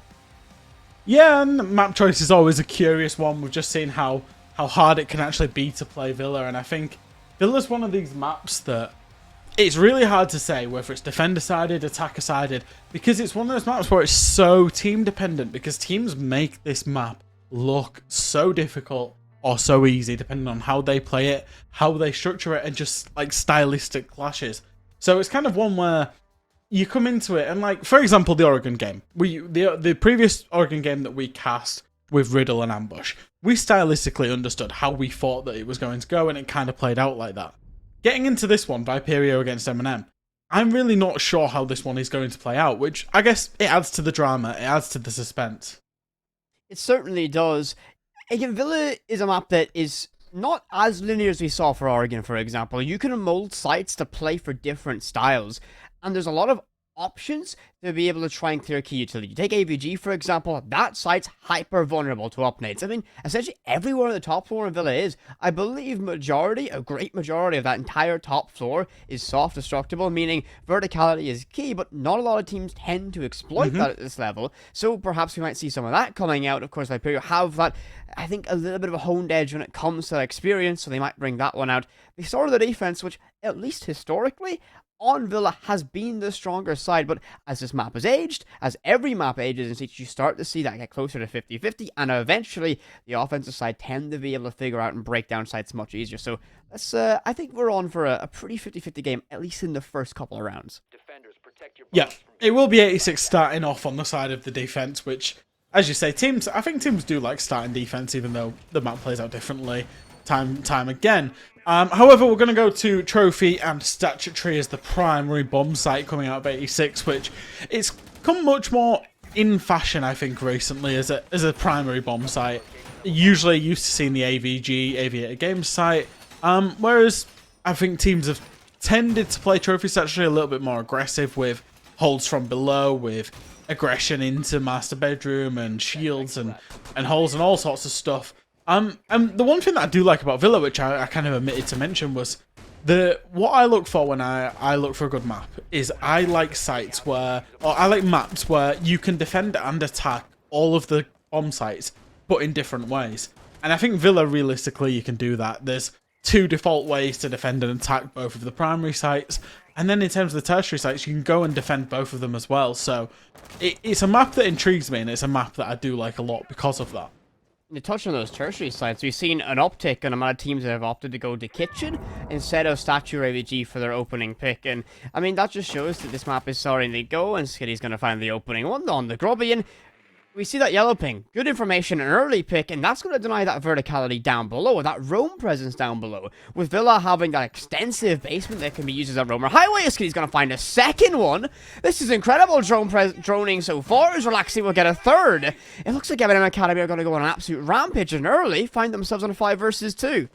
If you ever want an example of why support players have terrible stats and fraggers have unreal stats, Skiddy is going to get all the plaudits for those 2 kills there, because that was a disgusting entry, a great way to start the game. But who was on the cams? It was Eco on the cams, calling out with the yellow pings for him to get both of those kills. Now, statistically, Eco's going to get nothing for that, and Skiddy's going to get absolutely everything. But those 2 kills were down to absolutely both of them there. Great teamwork, great communication, great way to start this game off. Eco's found one for himself, and it's all up to Curly on the smoke, taking some chip damage, and surely he doesn't make this. Not going to be the most desirable positions to be in, and while you would say the Smoke has one of the better kits for clutching against 5 players from MNM, it doesn't last long, and a flawless round of Skitty, who started us off with that opening, will get the finish right at the end. And that was a far cleaner, more efficient, and no mistake round from MNM. That's exactly what they need, in contrast to what we saw yesterday. However, we did see yesterday, they got an early lead, they got a substantial early lead, and they let it slip away. So if you're cheering for MNM, which I'm sure many of you will be, just keep that in the back of your mind. They need to show better game management today against a team like 86. Yeah, I think so. 86 aren't going to be a team that'll lay down to die. They will be frustrated with that very first round, with Grubby dying early, with the second player dying early. I think it was Noodle, also in the living room. And they won't stand for it. They'll get back out, they'll get aggressive, and they'll try and take those engagements. As much as it's, Ian actually did a boxing analogy on the desk yesterday about 2 heavyweights going head to head. This is kind of like I expect this to be very similar to a boxing match, but it's not quite 2 heavyweights. It's 2 middleweights going head to head. Can still be entertaining. I expect them to trade blows, but it's just not quite the top of the league. You know, it's the 3rd, 4th, 5th place teams going head to head. And the first blow goes to MNM Academy. A very good opening. I mean, we can't do enough. Drone. It's hidden perfectly. We touched on how those pre-placed drones on the ambush game were so effective of giving them that snap decision making on the entry. They could get into the building, get initial control, and if Eco can keep getting away with this drone in this place, and they keep playing into it, that could cause damage really 6. And I can't imagine they're going to be too keen to go in that position 2 rounds in a row, but good kind of judgment from NM. They have everything set up perfectly to make those quick, snappy entrances. The adaptation from 86 was that they rotated shields for the study side clear. I don't know why I forgot the name of that room there. So when I talked about Villa and how you can attack and defend it multiple ways, is that, take Trophy Statutory as an example, teams can either clear from study side across, or they can go direct master bedroom side to site. The first round, 86 had a lot of setup ready for that master bedroom side, the shield placements. They wanted the attacks to come from there. It didn't. It came from the study side. They've adapted. They know that it's now coming from the study side. That's why you saw Vito change those ADSs, picked them back up, place them back down. The shield placements have all changed, you know, facing the statue door with the one-eye magnets. You can see a perfect example there. All of the utility has changed, and it's a nice read from 86 because this time they've not been caught out early.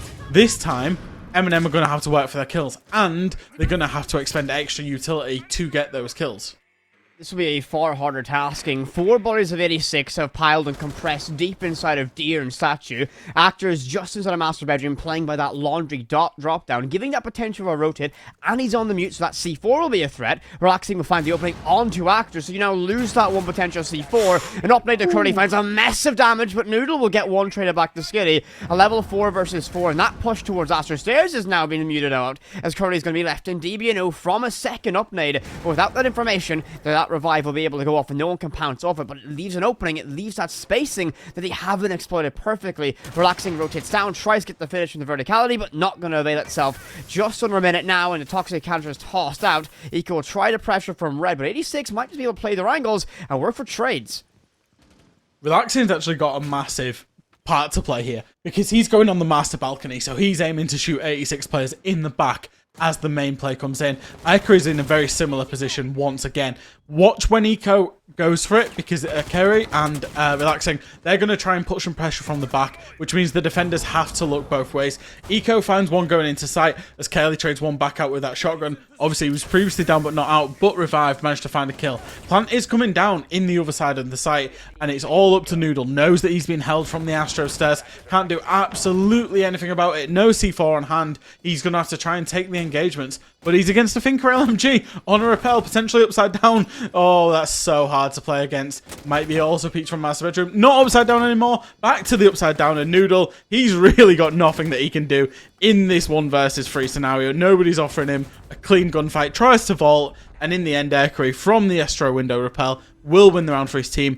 2-0 MNM, and they're looking very good for it so far. A sinking feeling on Astro Stairs there for Noodle. You just know when you hear that LMG, you know there's likely an invert repel. It's not going to be your round. And very good from MNM there, but 86, I can't quite remember who it was. The player that peaked from the Astro rotate that opened up with the Echo got that kill. That opened up that round completely. You'll lose control of Astro. You're forced to now worry about that. That makes that repel far safer because only one player you're worried to lock down who's on the Astro Stairs. Viperio 86 just not finding their flow here on Villa. And again, historically, it is that defensive weighted map. It's sliding closer to 50-50 as we speak. But MNM, good start so far. AVG our next side of choice. And this is the age-old default site for many teams. I think for 86, you need to trust the process. You need to trust the process a little bit more than you have done so far, because there was shields, there was Wamai discs, there was Jaeger ADSs. There was an abundance of utility to deny a plant and to really force, because as a defender you inherently have an advantage because the attackers have to come into your area to plant, right? So you inherently have the advantage that you can wait out on time, and then they have to come in, and from there you can use utility and then peek them when they physically got a player trying to plant. That's why defender, you know, as on a tangent here, but that's why defending generally is considered better than attacking. And 86, there was about 30-40 seconds left. They still had plenty of utility on the board, but they're getting a little bit too anxious and they're peeking, and they got shut down. As you say, Eco with that big kill. Moving through to this round, and they've gone for a new site. They've gone for AVG, but with an extension across towards Master. As we're seeing Grubby, he's going to try and shoot some drones alongside Noodle. Basically show some presence in Trophy and Statue, and then fall back safely is what you're aiming for if you're 86 here. Getting all 5 alive back to site if you can. If you can get a pick, even better. I think they're already going to start to fall back. They've 8-1 nade. They've cleared, I believe, 3 drones from that position as well. So they're going to be pretty happy with that one. But relaxing once again on red stairs will find one to Actor, who I believe was closer to the basement on that first floor. Jackal Ping will go out, and yes, down in the basement. A very underutilized area of the map, but caught out, and relaxing was aware of it. Playing a similar role to what we saw Rody doing on Ambush, just away from the initial push, but catching the stragglers. And that's a massive blow once again. 86 giving away that opening pick. Textbook Villa coming out from MNM Academy once again here. So on the AVG side, the easiest way to attack it is take control of Master Bedroom and work from across the map. You're then looking for control of 90, potentially looking to breach that 90 wall into Vault. And once that's established, you then want a player that goes towards Study Balcony to create people in a backstab approach. Relaxing, he's just finding kills from below. Nerf, he takes a challenge onto 90, and it's a 5v2. Once again, I'm saying that Textbook Academy, you know, that textbook Siege coming out from MNM Academy, it's worked wonders. It's all up to Curly and Grubby in a 2v5. They're not in the best positions. They've offered up site control. Curly's going to be left somewhat isolated. Grubby's very cautious. The up nades down below. That's Relaxing, who's been a very significant presence so far. And as time starts to tick away, MNM are going to take this every second approach. Find information. Eco will not initially join the Chunker, but the fact it got shot out will reveal that position. They must be aware of that shield. It's going to be a nasty angle to fight and duel with. Lots of utility in that Shamika launcher to burn away these doorways, and not being utilized right now. You can choke out the rest of this time on that map's doorway with the flames you can dispense, and finally, using that one out, has the angle to peek deep inside a Study Balcony, and we'll try to do that as Nerf takes some damage and tries to stick the plant. Grubby will find one. A horrible battle around the door, but that leaves the plant exposed, but Relaxing just in time. Swings around, 1 versus 3, and Relaxing once again. Huge round from the Honor player, and 86 call their timeout. Relaxing, though, MVP of that round. MNM Academy playing beautiful, basic Siege, and it is working. Relaxing is... He's had a most instinctful round there. Just the kind of knowledge... I mean, the Jackal Ping came out for his very, very first kill, but the knowledge that somebody might try and aggress to get back up red stairs once it was a 5v3 or a 5v4, 5v3 kind of area, he's in piano just waiting for that kill. And then at the very end there, knowing that his teammates are in trouble and forcing his way into Study, taking a couple of liberties, but forcing his way in to cover that planter. Absolutely outstanding. MNM Academy, after yesterday, after, you know, they won, but they found it very hard. Even in the interview, Nerf was talking about it. He said, we lost. You know, in the interview, that's what he said. I don't think he actually realised that's what he said, but that's definitely how it felt, was that they lost the game yesterday, even though they got the overtime win. To come out and put a statement 3 rounds on Viperio 86, play Villa exactly how you should play it, to the letter, it's really good stuff to see. It's fantastic so far. They're 3 rounds on attack. This is traditionally what you see as a good split on the attacking side. And when we look at Villa, the attacking win rate so far this season on Villa is 35%. Everything should be backing up Viperio 86, but looks like MNM are just playing, I think right now, better Siege on the day, a repick to AVG again. And for AVG, or for Viperio 86, going back to AVG, it's time to directly amend the mistakes. The addition of the Capcan now might catch MNM as they try this extended roam presence, and Relaxing's, just the stats quickly popping up there, 100% cost so far. Every round, Relaxing's been alive, they have made an impact. Huge so far. It really is. He's had a mega day, and we know that MNM have got it in them as well. That's why I think yesterday was so disappointing for them, is we know it's in them. 6 KD, lifetime, you know, he's a great player, Relaxing. He's a great player that's also surrounded by other great players. Erkari, Challenger League experience. Skiddy is probably one of the better players in the UKIN scene that's never really been up there. Individually has been fantastic, but has never really got to the kind of level that he should have been at. So they're full of potential, MNM, and I think we're showing it. I don't know if it's map specific or performance specific or what, but I'm definitely enjoying it from them. They're going in for the very same attack again. They've not deviated. They've not adapted their attacks so far. The 2 trophy side ones came across. The 2 trophy attacks came from Study. The 2 AVG attacks are coming from Master Bedroom across. They know their plan and they're ready for it, and they're well oiled in it as well. And they're actually faster so far. It's taken a minute, and they've got full trophy and statue control. The next port of call once again will be 90 control, and I would back them to have that pretty fast. I've just seen a silhouette of a player downstairs. It's Vito, who can have a massive impact because he can have a C4 coming out here. I think he's biding his time, hoping that he can get a little bit of information. Hopefully he's snagged a drone that he can then use to get himself a free C4 kill. That's the thing, is the information there? And it looks like it's just going to be a shot in the dark.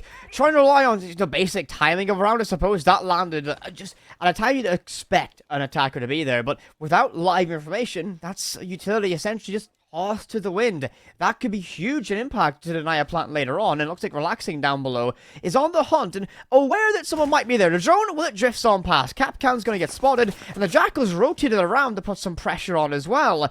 They might be very, very, very uncomfortable as 3 players look to be hunting down the roaming presence of Grubby. And I can't imagine Capcan's going to be too long for this server, but perhaps I speak too soon with 5-1 the Skitty. And if they can fortify and lock themselves deep into the library and just cause some chaos, that could be huge as Noodle will peek from the main stairs and get Relaxing. The impact man of the hour now shut down, but Erika's going to get 1 back to Vido. This nade primed and ready, but that won't land the Grubby, and this is going to be a huge impact from him, just sitting, existing, and burning so much time. And that's exactly what it is. Between Vito, between Grubby, between Noodle, they've managed to get themselves some interesting crossfires coming out and find the kills. Grubby, much more patient, found himself a double kill. Noodle can actually just leave now. In the end, he doesn't take the challenge, but who's there? Kelly's there for the refrag, and all the while, Actor finds the final kill onto Nerf. I like that from 86. They understand that they can play in these kind of positions, but force MNM Academy to really drone the whole map. Don't give them any kills at the early doors for free. That's exactly what happened. And then they managed to basically win it out on time because time became a massive constraint for MNM Academy. The time pushed MNM to make more risky decisions and not having solid information to back that up. Grubby and Curly on that presence, locking down library and main stairs, playing in that, not together, but knowing to support each other, lock it down, understanding if library is a threat, that access is so much of the site, leaves that flank potential there. They had that cleared. MNM needed to get that Capcan away, and they had no easy path to do it. Far better round from 86, playing far more cohesive as a unit. They need to keep this up, though. Whew, and breathe. 4 rounds in, so we're back to Trophy Statutory. And 86, it's probably more of the same. We're seeing Grubby back on that Capcan. And I think it's about... And we feel like we said this a lot. I feel like I said this in the early game that we cast. It's about making the attackers work for those kills. It's about making them actually really, you know, commit some utility or time or investment. 86 just threw their lives away in the first 3 rounds. They didn't in the 4th round, and they saw the benefit from it. So I'm looking at Grubby, I'm looking at Curly out on the roams, and, you know, in these positions nowhere near sight, they need to value their lives just that little bit more. An early and aggressive push of that Gemini replicator, get some solid information. And MNM started off with these very snappy, quick entrances, quick clears, and they're trying it again, but it looks like they're relying on the live information and not pre-placed. A little bit of a change of plan, however. An up nade sent, perfectly timed, but no one's in the same postal code, so an nade sent to the wind, nothing arises. Captured Mozzie drone now cleared, no utility will arrive for that for the favor of Viperio. Just looking to be a little bit more patient. They're all more together, and a far more direct push from MNM. They look for a second upnade, but I don't think Relaxing will find any targets here. No live information, so it's just tossing the default positions right now. Yeah, and if you look at the positions of 86, they're realistically, they're in positions where they'll be allowed to fall back should they wish and not risk their lives. I think Noodle maybe got himself locked a little bit there, but it looks like they will actually retreat, and that's pretty good from 86. I'm liking this. A minute 30 bent, as Vito does get caught on the rotate, unfortunately, which turns the favour straight back into MNM Academy. As I was saying, I was liking it from 86. If you remember the last time, Viperio 86, they peaked when they shouldn't have because they had utility, they had C4s, they had smoke canisters on hand. They've got all of the same again, and while that clock is dwindling down, that's good for them. So it's all on 86 here to lose. Even though they're in the man disadvantage, they've got good positioning, and they can really front up this attack coming out of MNM Academy unless they peak when they shouldn't. They just need to show that bit of patience, that bit of resolve. You can force MNM into these choke points, into these areas that give you the advantage in the gunfight. Another up nade tossed up, and with no live information, you might throw it to the default position, but no one sat there. And what a shot there from Skitty on the Noodle. That might open up this round. A toxic canister sent in reply. live information being gathered now from MNM. They don't want to push in. They don't want to flood the site from one. And finally, an up mid will connect. Relaxing will get that one to Actor. And MNM finally getting themselves in the stride. Skinny will find a second. And they tossed up at the balcony, and a 1 versus 5, and 2 bodies is going to be stacking up to push the Astro stairs. One, no, Relaxing will find it. A flawless round from MNM. A very good execution. They were made work for it, but they done an efficient job clearing it, and they got all the success for their efforts. Once again, it's that, you know, Skiddy finding a kill. It was a disgusting kill, by the way. It was absolutely sensational shot, but him finding that kill really opened that round up. And where'd you go with your Viperio? You've got to go to the offsite because you've lost that primary site of Trophy Stature Tree. What, twice now? Maybe, was it 3 times? No, twice. 3 times? I don't know, Whippet. I'm tired. It's 3 times on Trophy. Medics is bailing me out on this one. Thank God he's taking his notes because mine have got a little bit confused there. You lose that site 3 times, you really got to change off it. And Dining Kitchen is the correct site to go to. This is probably one of the strongest tertiary sites in the competitive map pool right now. I'm not too familiar with Theme Sky or Border right now in the climate, so I'll pretend they don't exist. This is a very winnable site for 86 right now. If MNM give them an opening or aren't as quick and snappy on their upstairs clear, that could give an opportunity for 86 to get an opening pick, which I really think they might need to try and get, as MNM have had control in that every single round that they've had a victory, and 86 just don't have replies, they don't have those trades, and they are paying the price for that.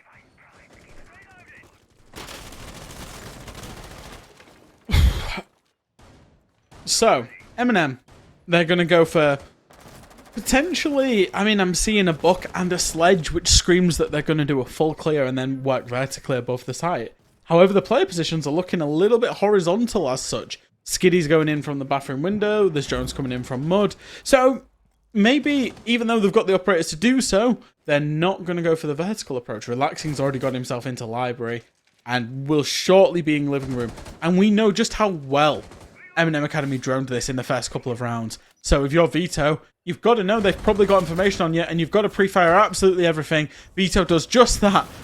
Gets a kill, which was actually confirmed over down because the scoreboard's showing 0 kills. But that's the second on the board. Vito finally gets his first kill of the day, and that's a 5v3. Fair play. Viperio 86, they've had a great start to this round, holding on to Dining Kitchen.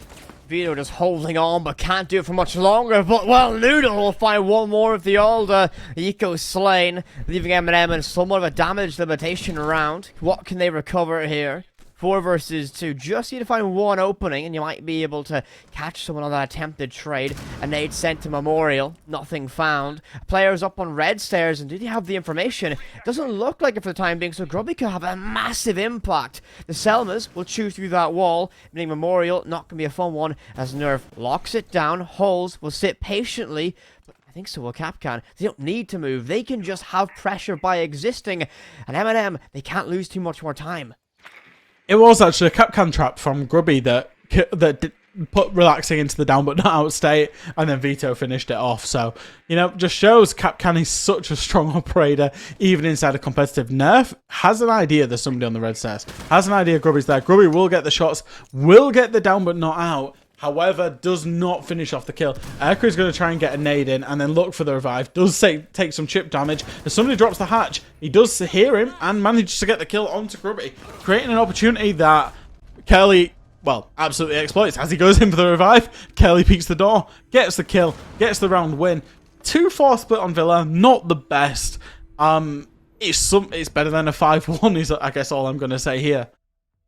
Yeah, it certainly is much better. They're starting to wake up. It really feels like for the first couple of rounds here, 86 were just almost asleep at the wheel. MNM had free reign. They were able to get those snappy entries. And when MNM are getting contested, the entry is not free. They can't make that quick map control. They do struggle a little bit more in the rounds. And I think 86 are going to download that information at least and know, okay, that's when we have to play them in the second split, that's what we'll need to do. But side swap now, round number 7, MNM on the defense, and they're going to go upstairs to AVG, a far more traditional first site to pick on their Villa defense. And I hope that they play it properly, because they were in a similar position yesterday. I think it was a 5-1 that they were in when they went into the 10 of the sides, and then managed to go all the way to overtime. So it's not unlike MNM Academy to absolutely throw going into the the second half of the game. They've got the favourable side. They clearly have a very, very good understanding of how Villa works, and that's one thing I will say for them, is they've gone into the attacks with a great understanding of how Villa works. They've attacked Villa how you should attack Villa. So I would expect them to defend Villa how you should defend Villa. So we'll have to see how it plays out. 86 looks like they're going to go for a very conventional master side clear, attacking onto that Aviator Games, clear master across, and then look to get the plant down behind the vault door. Everything queued up for that Claymore by the bottom of Astro's stairs will make that rotate tricky for anyone who attempts to do it, but we've got the benefit of those silhouettes, and no one from MNM Academy is directly contesting this area. They've all stayed relatively close to site. I think they're cautious of a push from that lobby main stairs area. With the prevalence of grenades in the current climate, that's probably going to be what's playing in their mind. We have to be cautious of upgrades because this entire site, this entire floor is hyper vulnerable to them. And if Flora is in play for 86 means that any utility closer to the site, they'll be able to clear with relative ease without needing a mass utility burn from the flashbangs. It's a curious one on this particular site because, as you say, the prevalence of the nades from below, you have a choice as defenders. You can play the master side and try and fall back, or you can play kind of below and try and hold the below and then rotate up late, and that's what MNM Academy are going for. I'm loving this shield set with the utility at the top of red stairs, but the Flores is a massive counter to that. He's tried detonating it earlier. I don't know if that will get the shield. It will indeed. As Skiddy actually finds a peak and we're in a 5v3 anyway. I'm liking the Flores pick, but unfortunately, when your Iana and your Finker have just died 1v1, it really doesn't mean that much when you bring a Flores to deal with the utility. Yep, you lose those two roles you'd expect to be able to find those impact kills. You still have Vital with that LMG battling around 90, Noodle on a rotation all the way up on the roof, going the long way around, just trying to put that pressure on and really trying to pinch anyone. Eco might be the victim of this one. The F2 primed and ready. He's invert repelled in this window so far, but being patient and waiting. I think Eco certainly heard it. He knows there's a threat, and that drone was spotted out. Perfect yellow ping. Leaves the window in place. We'll find one. Skiddy gets a trade. Vital looks to get aggressive and push on in this site, but shut down by Skiddy. Leave it all down the Noodle. Outside and alone on study balcony. The case deep inside of sight, and relaxing might just go for a wander outside. Drops prone outside the door. And you gotta wonder, is Noodle going to be aware of this one at all? Players so close to each other, he's not going to opt to push in. And with 30 seconds left in a 1 versus 4, you've got to say, MNM surely have this round on lock. Yeah, there's absolutely no way that Noodle wins this. He might get himself a couple of exit frags, but that's all there will be. And I just want to talk about 86 for a moment, because one of the issues they had yesterday was strategically they were somewhat non-existent. And that feels horrible to say. But when a team plays strategy and plays utility against them, they tend to win because what they don't have, or they don't appear to have, is that synergy between each other of a kind of a 3-2-1 go, of the coherence of, right, we're going to Flores this shield, we're going to do this, we're going to do this, because having a player die over towards 90 before the Flores has had time to, really clear out the utility of red stairs, I don't know if it's miscommunications or just not being in sync, but even then, when the Twitch managed to find the kill onto study balcony, Vito was deep in sight. And that's the biggest problem 86 had. They had it when we cast them yesterday, when they were going up against Heroic, and they weren't breaching walls, and they weren't doing the, we talk about checklists, and they weren't doing the A, B, and the C. They were just going straight to D. And it's kind of the same there, is you've got a player that's gone to, Section 3 of the manual, before Section 1 and 2 is done, died because of it, and then the attack just can't get going. And it's a recurring problem for 86, and it's one that they need to find a solution for pretty quickly. You can't, in a match like this one, when 86 are in a position to really put pressure on Victus in this top 2, they're in the fight for a second place in this group stage. They really are. They have that potential. But games like this, where MNM haven't had the best run of form so far, you would want and expect 86 to get some points, and overtime here or a loss here is a massive blow to them and their campaign. Big boon for MNM, of course, is we can see Skiddy's performance so far, 2.33 KD live update there, and a massive impact, 57% cost. Skiddy's popping off in those last 2 rounds, big individual performance. But 86, they need to find that cohesion. They need to play more as that unified 5-man that we saw MNM do. We saw Ambush earlier. We saw the power of that, having that unification, knowing exactly what's happening, when to do it, and that 1-2-3 push can be such a benefit. They need to start really getting going on that. Yeah, and it's kind of difficult because if we look at the scoreboard as well, is MNM Academy will leapfrog TENSTAR. Actually, no, they won't because of the default win. However, it will really squeeze up the middle of the pack. And 86, they're going to get drawn into that battle for the top 6. Rather than if they won, they'd be in the battle for the top 2. And I think that's the big problem with this game and the magnitude of this game. As we see a flurry of kills come in, or a flurry of kills, a couple of kills come in, one for each team on this attack. 86, I don't think they'll be too disappointed with that. They've got master control, they've got bathroom control, and it's all within a minute or so. The opening from them. Good crossfire established. Vita will get aggressive, pushes down, clears relaxing. This is now Astro control. This is going to be a problem for MNM. You've got to battle for this one back. Eco down below with no C4 in hand either. That's already been expended. And looks like Vita's just going to hold this, aware a retake from Astro is coming, and he's going to win the fight. Yes, he is. Leaving MNM in a 2 versus 4. Just over a minute 15 left to work with. And now for 86, this is where they need to play far more cohesive. They cannot make a mistake, but they might just let MNM in here. There's one. They will find an actor, try to look for that trade. Gonna be a nasty angle battling around the deer. Repel now in from Astro. Oh no, Jaeger finds a second, maybe a third of the pistol. Yes, and MNM back in this round. And no, the nade will get the finish, and MNM, what looked like a guaranteed round loss, turns into victory. 86 just didn't get that execution rolling, and they let MNM back in the round. And that is the most Team 86 round I have seen over the whole of NPL right there. And I want to talk about that individual playstyle that I just mentioned. Because Vito got 2 massive kills on a hero play.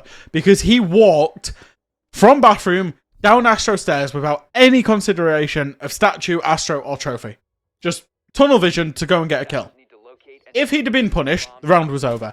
As it is, he makes a hero play, gets 2 kills, puts his team in that position, and then once again, they don't want to play strategical siege to set up for a plan, cover the crossfires, cover the angles. No, what do they want to do? They want to peek, they want to peek, they want to peek, but even worse, they peek one by one by one by one, and ultimately, that's the outcome. It happened against Heroic yesterday, it's happening against MNM Academy today, and I'm really running out of excuses for why it's happening, because these players are great players. You know, I teamed with Ito, he was a Pro League player, he was an EUL player for a long time.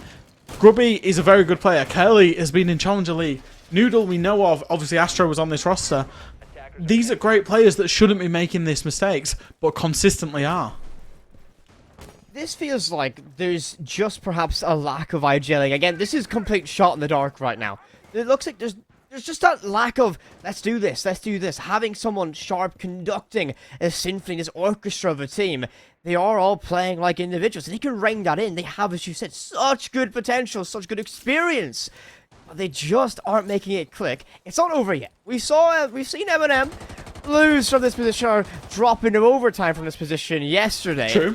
So this is a test of MNM's management, in-game management. Can they hold on to the lead? As well, the Gemini replicator, followed up by Grubby, will get chased. The Lion scan goes off, dropping or snapping, relaxing into place. But he's just gonna peek in hell. Grubby gonna be very lucky to escape with his head on his shoulders for that one. Opening pick for 86, and this is what they need. And can they find another one? Can they capitalize upon that early opening? I think Relaxing was playing a little bit too much with fire there, trying to take on a whole team as one person. No refragability, no nothing.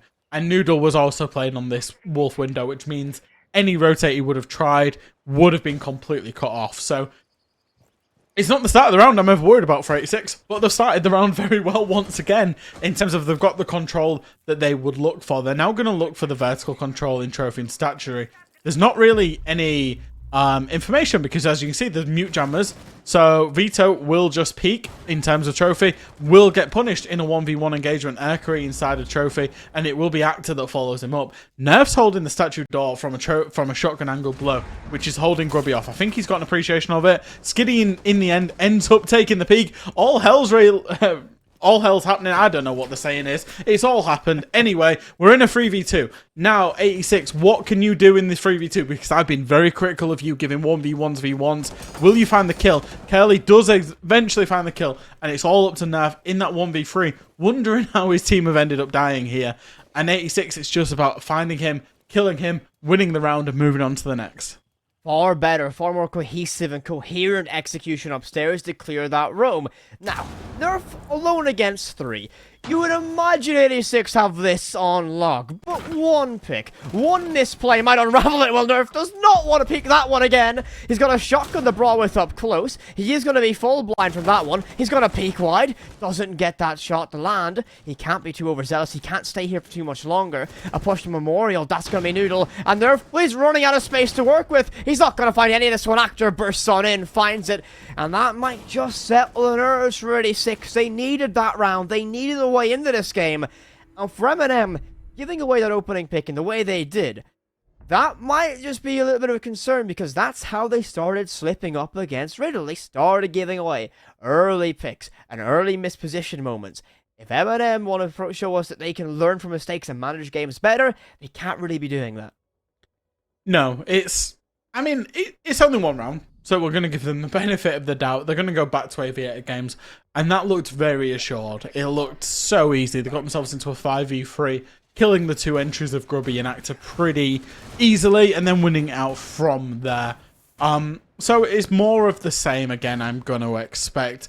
They've got the same shield, they've got the Wamai, they've got the Jaeger. So I'm going to guess we're going to see the same shield on the top of Red Stairs once again. And I really liked that setup coming out from MNM. Choosing to not hold Trophy and Statutory, but choosing to hold below sight to stop the nades from below. And also try and show some presence on the top Red Stairs and presence on 90. I like this as a strategy. Everything we've seen strat-wise from MNM has been really good so far, and you touched on it when we moved on to the defensive side. They showed how to attack Villa proficiently. They're doing the same with the defense. Everything's set up very well. There's a high level of coaching and drilling in this team. You can just tell from their setup. And this is a far better performance from the overall than what we saw yesterday with Riddle. A good lesson learned in that one. I do hope, though, we don't see them start slipping away in this match. I hope they can stay alert and just close it out. Get closer to that level, because they've always struggled with closing out matches. Same when they were under a different representation in UK 2. They really struggled to lock out and finish games in critical moments. Adaptation here from Viperio 86. They're going direct for a study side take slash a main lobby take. Which is really looking towards these players below. It's really looking to try and get a kill onto Relaxing, to get a kill onto Skiddy, and really force them out of positions. Because that, I suppose that is one of the weak points, is you can have so many angles, and it's unlucky Grubby just let the angle go, because I think Relaxing actually just passed the angle that he was holding all the way towards the main stairs. And I think I liked the adaptation, but it looks like they don't want to fully clear it. They've just showed some melee presence, haven't been able to find any kills for free. Therefore, they've wasted a minute and are now transitioning all the way into that default master take that we saw them do the very first time they attacked it. So I'm not a big fan of these kind of transitions, but if you are going to have these transitions where you go from one attack to another, you need to be decisive, and at least Viperio have done it with at least 90 seconds to play. Didn't waste time, instantly commit to it, but they haven't cleared the player on red, and that might be a disaster, as Eco will pop up and find one to Actor. With this shield in play and all this utility, they don't have time to clear it, meaning they might be forced to funnel one by one into an avenue of destruction as the cross is held from maps, as well as Eco will just sit and wait for someone to get aggressive and vault on over. He doesn't need to get aggressive, as C4 will detonate, only finds just a sliver of damage to Noodle, but MNM have read this rotation or this switch up a play very well, and Grubby now trying to battle away with an LMG has taken control of Red Stairs, but hasn't got the player who found the life of Actor, and that's going to be Relaxing down in Piano, and he might be able to pop up later on in this round to cause just a little bit more chaos. 44 seconds left in this round, and Curry looks to try and tap away the player by Bar, but nothing's there, and Akari will get one on the Noodle. MNM looks so strong in this round, but Grubby will find one back with the nade. Vital will repel on into the balcony, and Curly will be forced to get aggressive. He's going to charge on deep and find one. No, yes, he can. No, a DBNO. Curly will get one more. Vito's dropped. It's going to be all pressure. Curly through the wall will make it 2, leveling us up 2 versus 2, 2 versus 1. And this is all down to the Malusi down below. No information, relaxing, flying in the dark, and his crosses will get held. An LMG in the hands of Grubby. He will get the cross though. He's managed to make it all the way to Vault Door, but against 2 guns now. The plant's down. All the pressure on. Finds some damage, but not enough for the downer kill. Pops the reload, but time all in favor of 86. And they have the high ground. They have those power positions. And I think it's only a matter of moments until the bullet finds its way to relaxing. He's just going to look desperately for anything. And it's safe to say 86 have fought 1 round back. Yeah, and the kill will come out from Curly there, who's had an absolutely mental round there to get himself in, get 3 kills, get the plant. And when you need something to happen, when 86 needed something to happen, he was the one who stepped up and made the play. And I think, realistically, strategically, MNM Academy won that round, but obviously 86 found a way to win it, and they're going to start jogging that memory.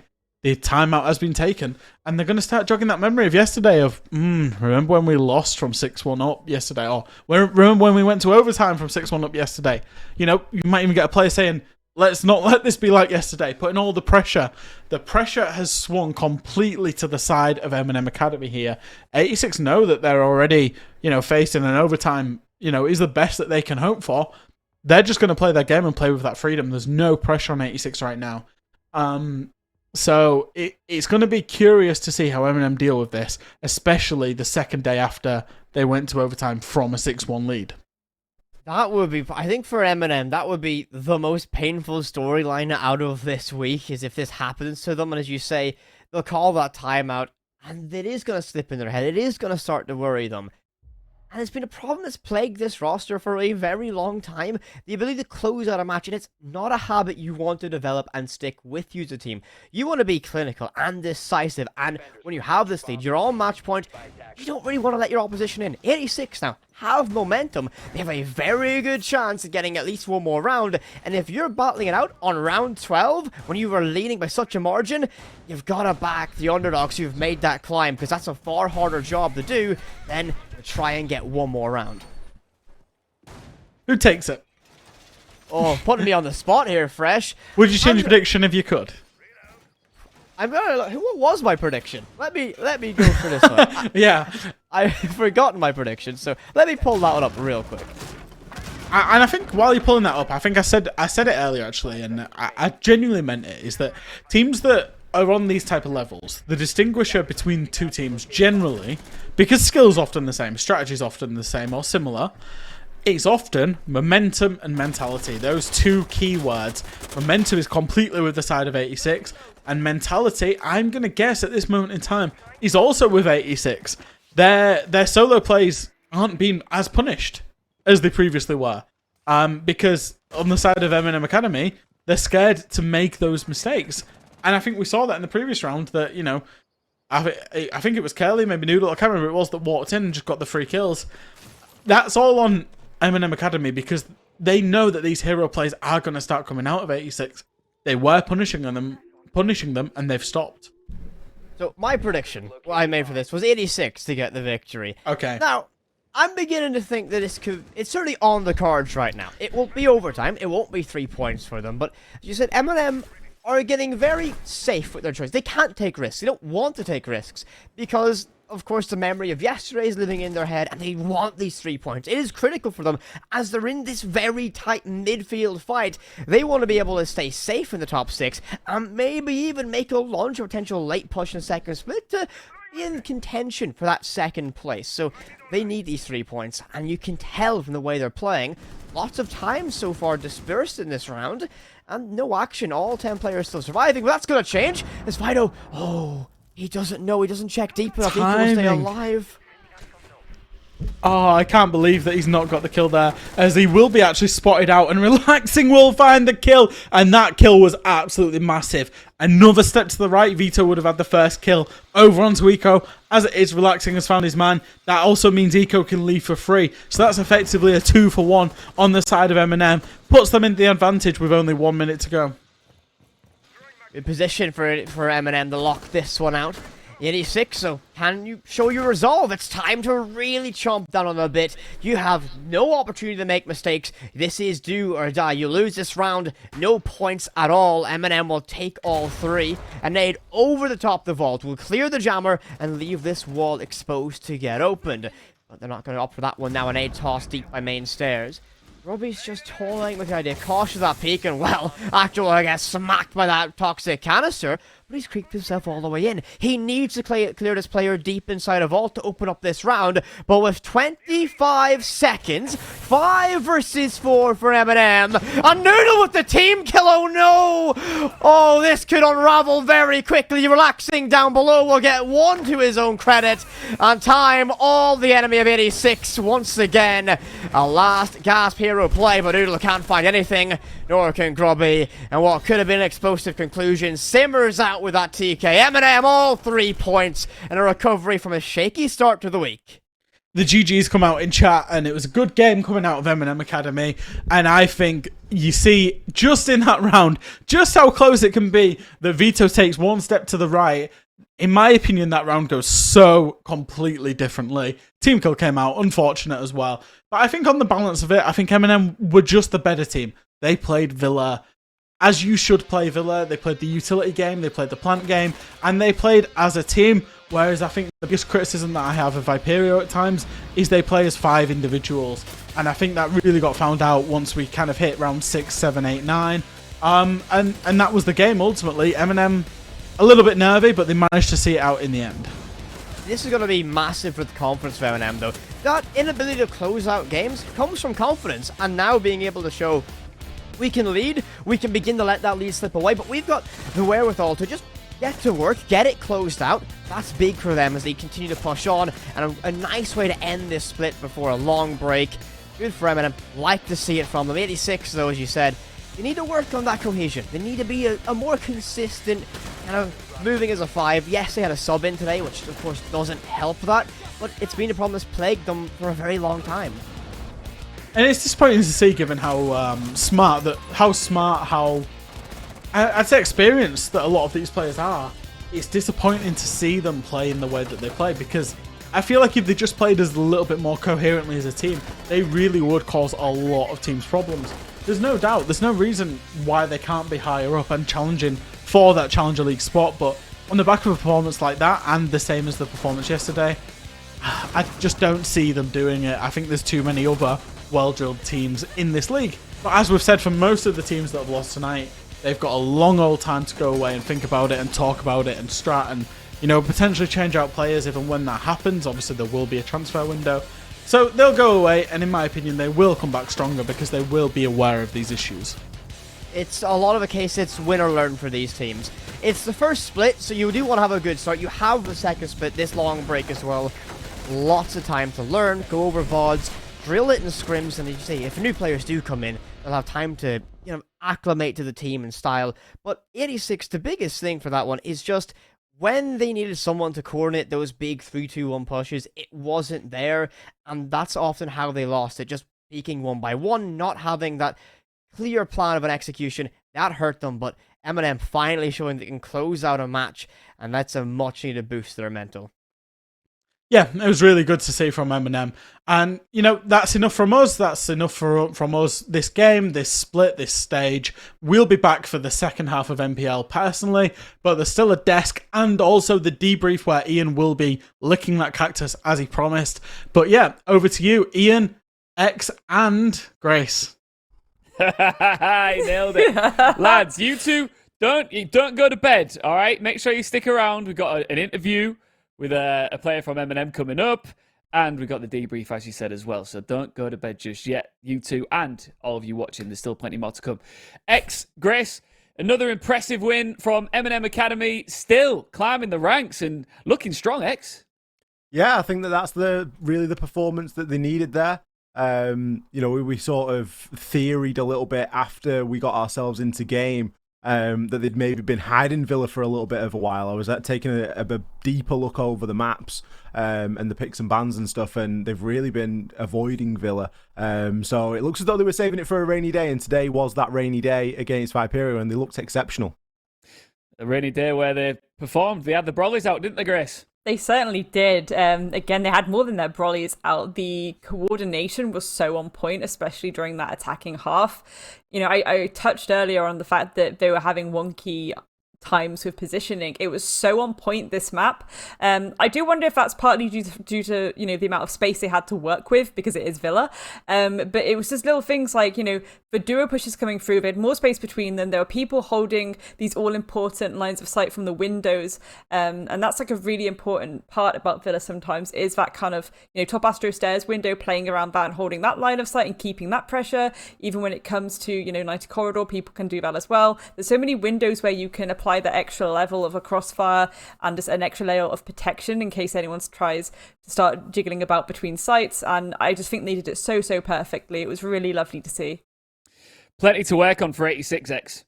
Yeah, and we sort of theorized that maybe Astro not playing again tonight was going to hurt them, and I think that we sort of saw that lack of that cohesion and that player, and in a lot of circumstances those kills. One of the nice things for MNM was that it wasn't the typical sort of Akari show. We saw Relaxing having a really good game today.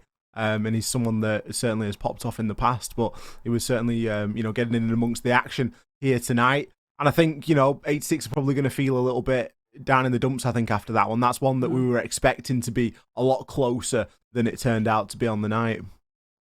All right, I know I said that we might have an M&M interview, but we're just having a couple of tech issues, so we're going to be skipping over that for now. So I'm sure that down the road you will hear from one of the M&M guys. But for now, let's take a look at the end of day results. And this is how it all played out. All 4 of our matches are done and dusted. I just want to, in case you just joined the broadcast, of course, NAVI didn't get slapped 7-0 by TENSTAR. They forfeited this game and the previous one as well. We'll have an update on what's next for NAVI down the road. But for now, let's take a look at everything we saw. Team Heroic versus Victus. We started off strongly. The best team won there. Ambush, Boom Shakalaka, Riddle. You need to go check yourselves before you wreck yourselves and make sure you come back super strong in the second split. But plenty of entertaining Siege played out today, X. Yeah, a lot of entertaining Siege, I think. MVP of Rastin, realistically today, it could have been any number of people. You think to the game that Gorgona had, I think to some of the other performances that were put in, and Rastin's the one that sort of clinched the spot, hitting a 9.0 KD. I'm not sure if he actually did die at all in that Ambush versus Riddle game. I'm being told that he died once, so incredible stuff. On the whole, a pretty one-sided evening, though. Yeah, absolutely. But, one-sided and thoroughly enjoyable, Grace. No, 100%. It was really, really enjoyable. Again, I think Ambush have been one to really surprise me, to be honest. And I think that going forward, I'm so excited to see how they perform in the second split. I think that the Heroic versus Victus game is one that I'm still a bit about, because I know obviously it is Heroic, and I think we all kind of expected maybe it would end the way it did, but I really felt in my jellies that Victus would get them on the ropes a little bit more. Yeah, absolutely. Well, let's see what this means for our standings for the final day of this split before we go into a break. And as you can see, little bit of shuffle once again. MNM in 5th place as they jumped to before, but that didn't change much simply because 86 had that extra point ahead of them, even if they did get all 3. Ambush, though, 3rd place, X, 3rd place. I think Ambush are going to be really happy with that, and there's room for them to improve, of course. But on the whole, they've really come out and shown that they can hang at this sort of level. And I think that's the most important thing. We weren't necessarily expecting all of the Nordic teams to come in and start heavily competing for these spots. But Ambush have stepped up as the ones that have gone, yeah, we can play, we can hang. And they've really done exceptionally well in that. Tied up in terms of wins with Viperio, only 1 win behind Victus. Obviously, all of that will will change and could change when they come to play one another again. I think it highlights how important as well that last game was really for MNM, in that they're now only 1 point behind Viperio, but they have that all-important head-to-head on them as well. So that's going to play a little bit of a factor when they look to move forward and advance a little bit further, and especially given the fact that Viperio's round difference at the moment is only 3. And the points that are up for grabs between 6th and 2nd, it's pretty close, to be fair. There's not much in it, going forward into this second split. Team Heroic, this is what happens when you go up against second place and it's tight at the top. Gives you the opportunity to tear away, and that's exactly what they did, Grace. Yeah, absolutely, 100%. And I think, realistically, I think that we're probably going to see Heroic and Victus still stay in that, obviously, top 4 position. It's just, again, between that 3rd and 6th, that's going to get really interesting. And I think going forward, that's where all the spice is going to be. That's where we're going to see so much counter strategy come through. It's going to get vicious, but I'm 100% here for it. Yep, I'm here for it, and I hope that you watching are here for the debrief, because we're going to go to a quick break, and when we come back, we've got another AMA, Ask Me Anything. You get to ask our talent team and our very special guest, who's joining us from Victus. I'm not going to say who it is just yet. After the break, you're going to be answering all your questions for the final time before we take a bit of a break, so you want to be there for it. Don't go anywhere. My name's Will. I'm a C4 tetraplegic following a cycling accident in July 2012. I got back into gaming in 2013 when I found out about Special Effect. The first time I came, I really didn't know what to expect. I've been playing a lot of games prior to my accident, and of that, FIFA was one of the main games I had played, and literally within half an hour we had the shoulder switches and had FIFA set up. I've got movement of the shoulders to limited hand movement. So I've got 2 shoulder switches. They can be set up for whichever trigger button you need them for. For example, you've got X on one shoulder, circle on the other. So for FIFA, that's 2 button modes and chin control, like the one I use for my chair, on the analog stick to control the ball. I was quite fortunate that after I'd been to visit Special Effect the first time, I took all the equipment home with me, and it gave me a couple of months to actually get to grips with, whether it's something that I was going to enjoy and something that was going to be suitable for my needs, and it certainly was. And then we got the links to purchasing the right equipment. Games are another aspect of the life that I had prior to my accident, and a real social occasion. Great to be competitive with friends or just to pass time myself. When I was in hospital, I was seeking advice as to what would still be possible, and I had been told that I wouldn't be able to play games like FIFA again. I'm just really grateful I managed to find out about Special Effect, that I've had this opportunity to get back into gaming, and I wouldn't have been able to do it without Special Effect, and I would recommend it to anyone else in a similar position.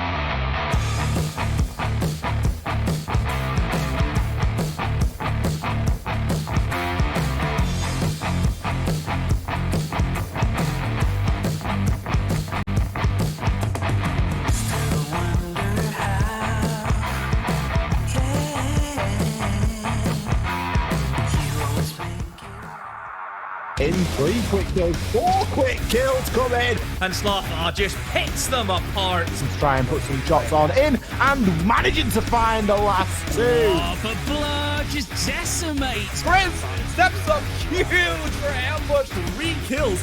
All E1 DCUs. What?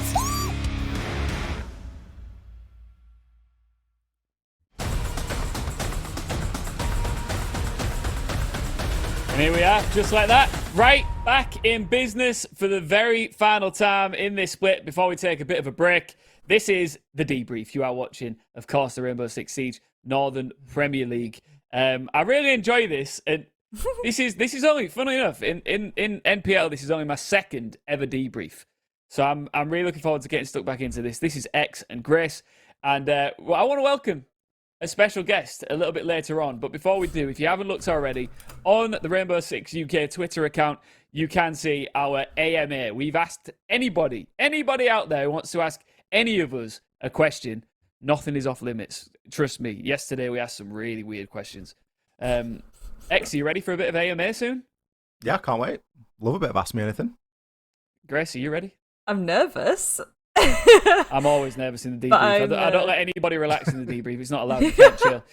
All right, let's welcome our guest from Victus. We have Coach, the one and only Jake Southstair in the building. Jake, how's it going? Not too bad, thanks. How are you? You good? Yeah, good. I don't think we've ever met, have we, Jake?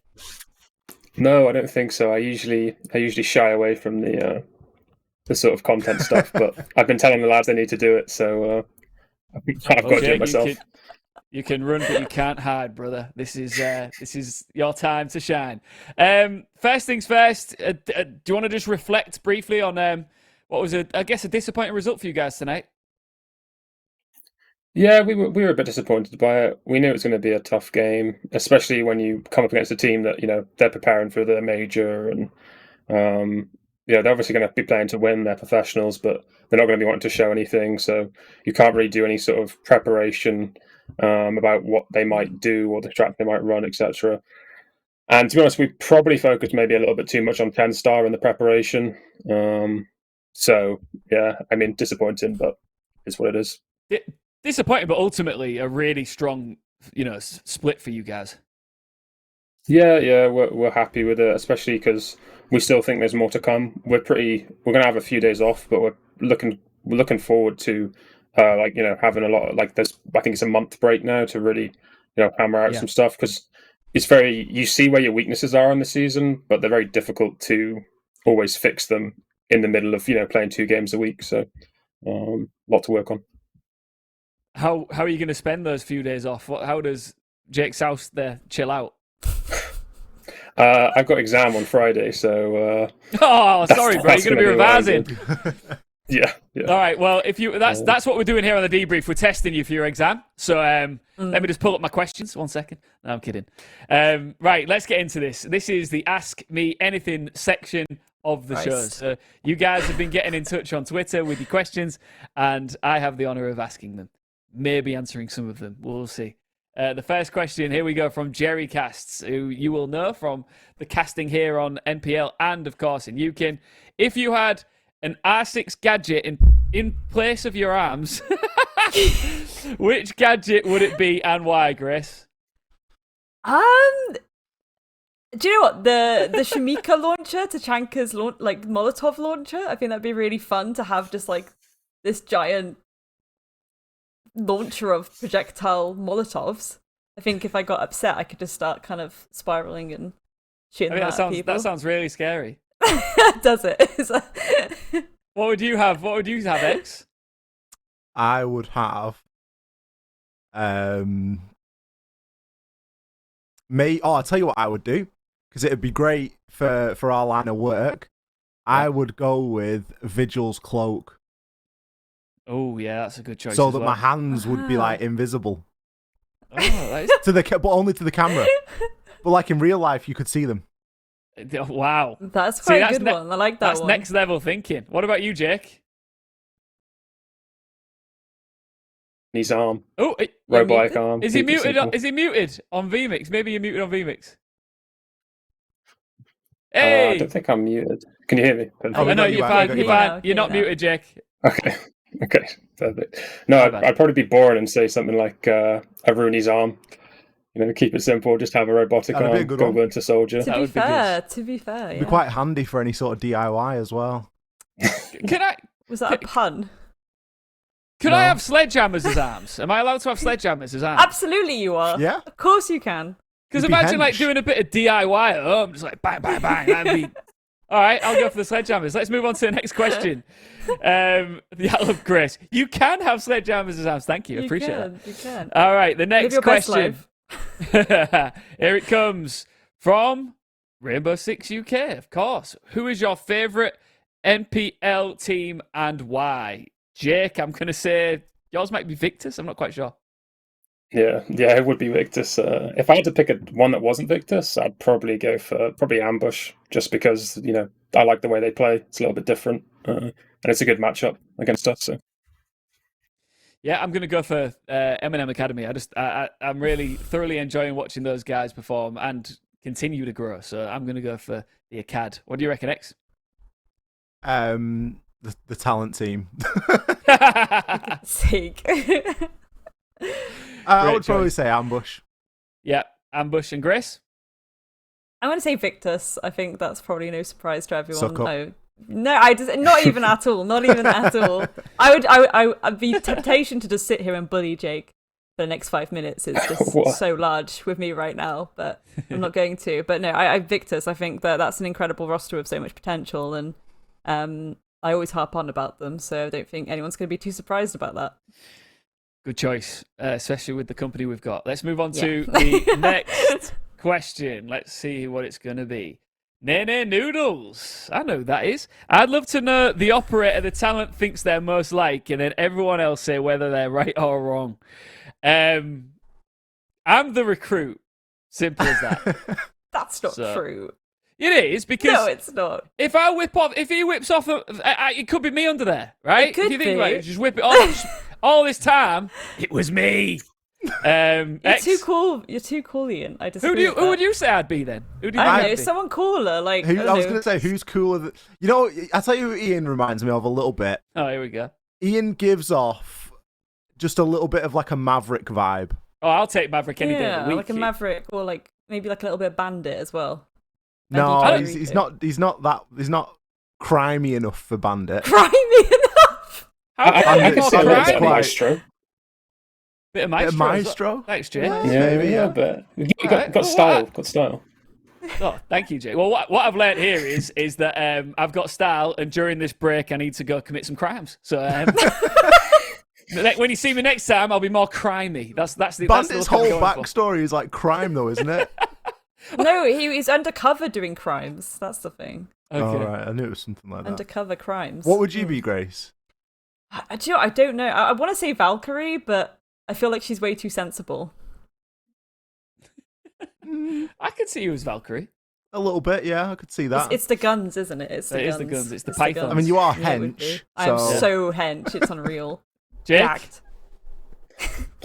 I don't know. I'd probably say Echo more, just because I like to sit on my ass, don't do a lot of things, and tell the people what to do. You watch the cameras, don't you? You watch the VODs, watch all of the all the intel. A lot of watching, not much doing. I think you've got a bit of Maverick in you. A little bit of Maverick, yeah. Maybe a little bit of Sledge. Yeah, you got a bit of Sledge. I'd fancy myself as a bit of Sledge.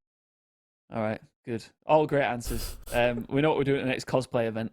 Let's move on to the next question.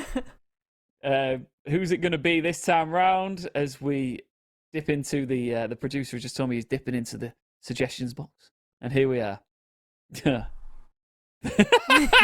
Affy says, Ian, how tall are you? You give me short king energy.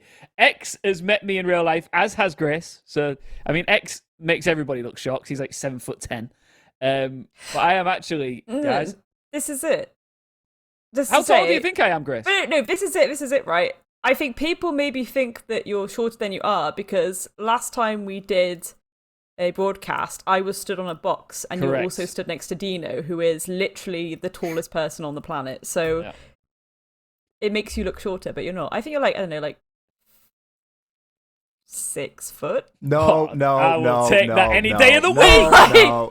Any Ian day is, of the week. Ian is 5'9", and he will argue 5'10". No, I'm 5'10" and a half. 5'10", So- and anyone that throws a half in is lying. 5'9". What are you talking about? 5'10" and a half.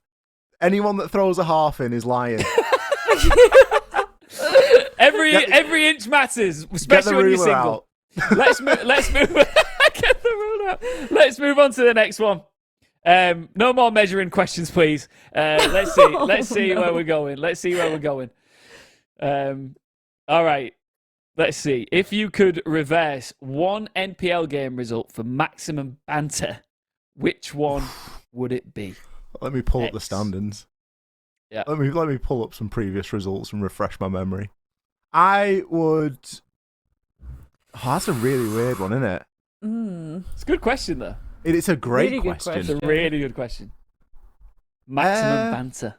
Grace is looking as well. Jake's I probably having a reckon. gander. I think I know which one you would pick, Jake, and I think it's the overtime loss against Ambush.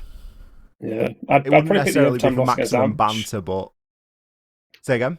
Maximum banter would probably be the heroic game, so because Joe and Sloth Yeah. are quite good friends, so they'll probably have at it. True. Yeah. What do you reckon, Grace? Maximum banter. Riddle versus Navi. It was a 7-1 to Navi.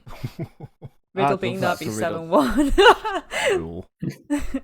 I would love that for Riddle. X, have you made a choice? I'll tell you yet? which one I would do. I would do the Arctic heroic game Yes. because that was a really good game on Chalet where Arctic had a little bit of a chance. All right, good stuff. Good question. Good question. Whoever sent, I think it was. it was I a didn't really good catch the question. name, but it was a really good question. All right, next. Oh, it was Sam. Sam, who works as part of our social media team, actually. That was an alright question. 20. It was a rubbish question. Kidding, Sam.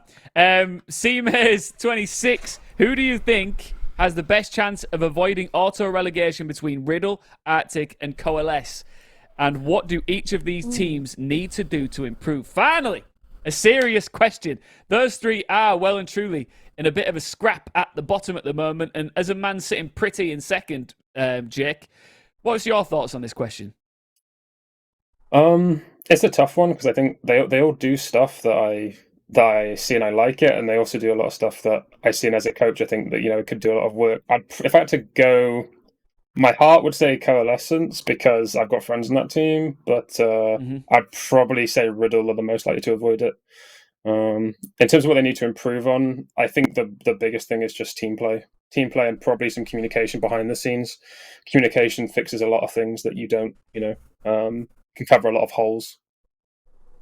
So you think that Riddle are gonna get away from it?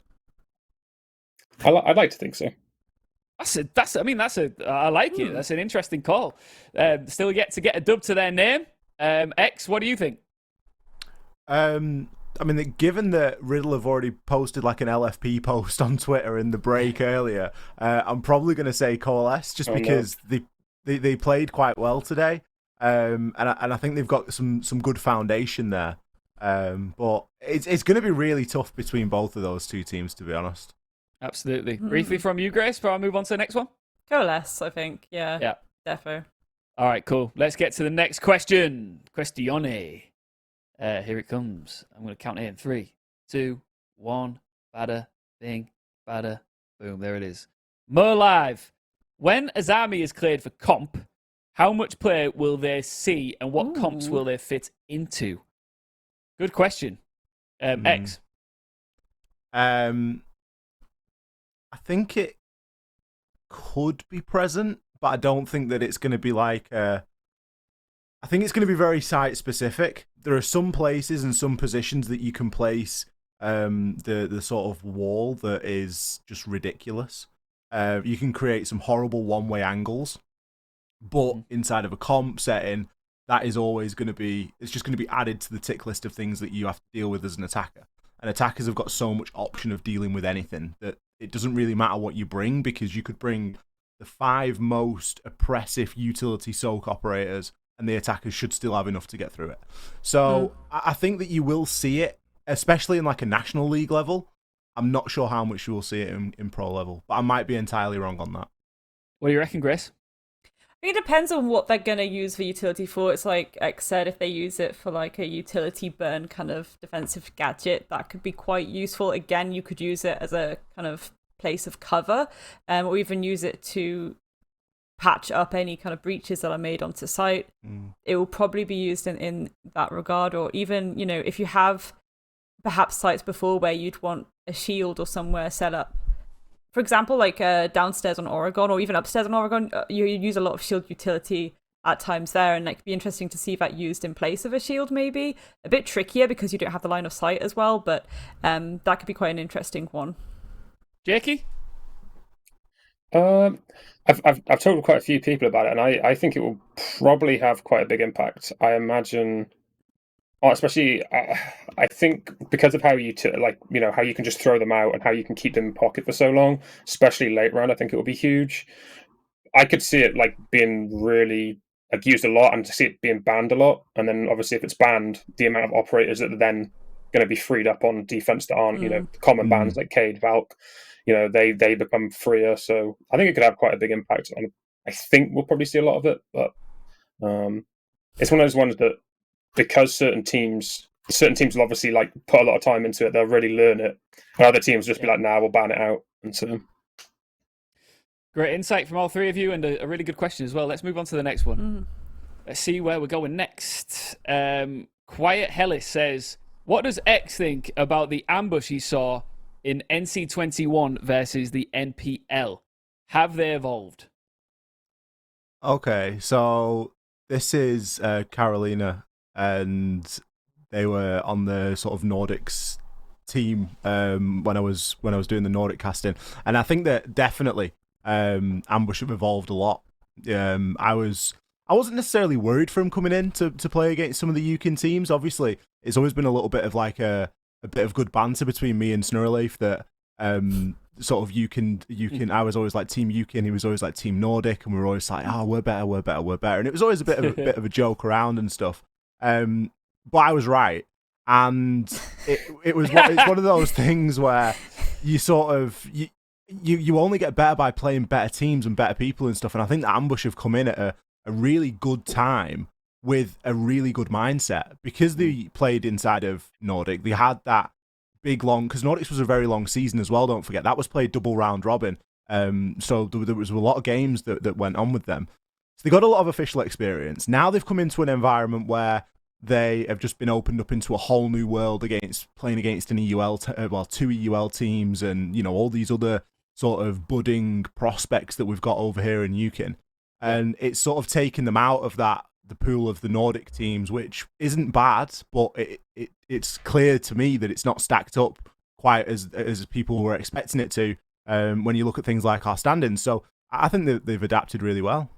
Yeah, absolutely. I think that a lot of people are really looking forward to seeing them back in action after the break. All right, the final question. Here it comes.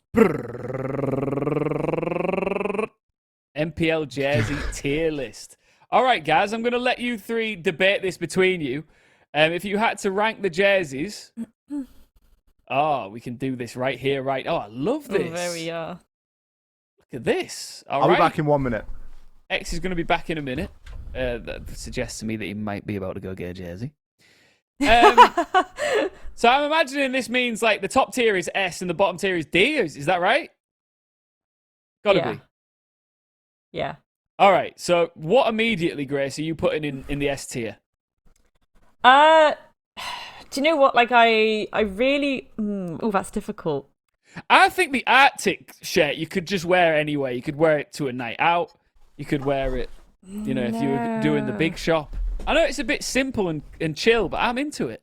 No, that's it. You could just pick it up anywhere. It's the Viperio one I have my eye on, because it's got a little kind of situation happening behind the logo. I think that's a really lovely jersey. So I think that's probably my first S tier. Get it up there. Get Viperio up there into the S tier. All right, so now I want a D tier jersey. So I'm going to come to you, Mr. Victus. What do you reckon? What's going in the D tier, Jake? Who is in the middle? Is Jake still there? We can't hear Jake. We're going to see if we can find you, Jake, in a minute. We'll just get your mic back up. You're back now, Jake. We can hear you again now. Sorry. What's you hear me? what do you? Where would you? Yeah, we can hear you loud and clear. What's in the D Okay, tier? perfect. I'd probably say Navi's one. I'm not a big fan. It's just I'm gonna let him have it. I'm gonna let him have it. Slap Navi in the D tier immediately. Man with the mouse. X, A, B, C. Any jerseys you want to get in there? Who's the plain jersey? Which team? The grey one. It's just great. I think that's just a kit. It's Riddle. It's Riddle, and the Riddle just wear the pajamas. So it needs to go in the bin, mate. Honestly, like the thing Get is, Riddle and D. I don't want to put that in the same category as the Navi jersey because at Get least Navi. the Navi jersey's got like something about it. Bump Navi up to C. Yeah, and get it in D. Get pajamas in D. There Yeah. we go. Sorry. All right, good stuff. Oh no! All right, I'm gonna put Victus in S tier because I'm Yes, feeling that's it. what we like to I like the colours. My address I will send to you immediately, Jake, so you can ship me one out. Thank you very much. Appreciate that. That's the least you could do for me slapping in the S tier. Grace, I'll back talk to to you. Yakas about it. Thanks, bro. Pick another two here to put wherever you want them. I will say, the M&M one, when they released for New Jersey, this one, Yeah. I was like, that is a spicy jersey. Mhm. But at the same time, I don't really like wearing white. So Okay, I'd probably put that this A. is being Probably based on like your A. this is They being didn't based make on it your for you, fashion Grace. choices. It's on my fashion choices now. They didn't make it for you. They did. It's going in A. I will tell you why it's going in S tier. Because Oh, here we go. you look at Victus's jersey and look at Heroic's jersey, Yeah. right? Yeah. My gran wouldn't be able to tell them apart. You look at the M&M jersey, and if it was actually a better picture of it, it's got like a really intricate Little design nubs. all over it, Yeah. and the Okay. back is amazing. So for me, M&M S tier and Victus So because A tier. all right, so that means you want to put Victus down to A because your nan wouldn't be able to tell them apart from Heroic. So get Heroic in the A tier as well. I still want my jersey, just for the record. That wasn't my decision. So what we should do now is we should rapid fire through the final four. RCTIC, despite what I said earlier, could also be a pajama top. It So is a let's- pajama. Yeah, slap pajamas in D as well. There we go. We've got a pajama party going on at the bottom, and now we've got 3 left. So I'm going to let Grace, Jake, and X just debate this and get this done and dusted. This almost looks like the standings. If you started at the bottom. Do you know what? 10 is in A. 10 is in A. That's what I reckon. I'm going to put Ambush in B. It's quite safe, and I don't like middle logos. You got like a middle logo. Yeah, I get that. I feel that. Jake, where are we putting this last one? Probably say A. I quite like the Coalesce jerseys. Maybe I'm a bit biased as well, but I quite like them. Check it out. We have our tier of jerseys. I'm happy. Is everybody else happy? Yeah. Yeah. I think it's a good Whoever tier. it is, click save or download. There it is. Oh, there we are. Yeah. Let's watch the full process. Maybe not. All right. Good stuff. That was the. Oh, look at the M&M jersey. Now it It's all so makes nice. sense. Isn't it just nice, though? It's difficult to tell with the light. Hold on a minute. But Get out. like- That's got your name on it. Yeah, of course it has. Say less. Why did I not get one? In the gang, mate. You are in the M&M gang, aren't you? No. You are literally a flaming marshmallow right now. Absolutely. I'm gonna wrap this up because it's been a joy to be back. I've loved. Hang on a second, Ian. Yeah, go on. There is something there's left. There's a certain plant that needs to touch a certain body part of yours. I did say earlier I made a throwaway comment, Jake, about licking a cactus. Right? And you can't say anything on these shows without these two on it against you. 'Cause it was, do you know when you just say something like, oh, I'll wash the pots later on and you don't do it? Like, that's what this was. Bear in mind, it is my profession to talk. And this is really sharp. This is really sharp. Don't like. I'm going to give you a get out of jail area. Yeah, don't snog it. Just like put your tongue on just a it. tip, Don't just a tip. lick it. Like, don't try not to try not Yeah. to like scratch yourself or anything. Is that health and safety from UX? Is that what we're doing now? I'm not taking any part in it. I just want to. I Okay. like you. I want to look after you. I used to have a career. Now I'm licking cactuses on a stream. Here we go. Here we go. Ah, jeez! Woo! Oh, I felt that. I felt it in my soul. Yeah. That's going on the show reel. All right, guys, let's wrap this up. I apologise profusely for the end there. I apologise profusely for the very end of the show. But what I'm going to do is I'm going to have a nice warm cup of cocoa just to settle the tongue down, and I'm going to say goodbye. Massive thanks to X, to Grace, to Jake, to Whippet, to Fresh. We've had a great broadcast week this week. I've loved being back. I've missed it. It's good to be Bizak. And congratulations to all of our teams for completing the first split. And I hope you all have a wonderful break, including yourself, Jake. And good luck with your exam, all right? You're going to smash it. You're going to smash it. Thank you guys so much for watching. Enjoy the major. There's going to be some amazing people there, I've heard, in Charlotte. So make sure you are locked in, enjoying all of it, and supporting your favourite teams. But for now, stay safe and see you soon. Bye.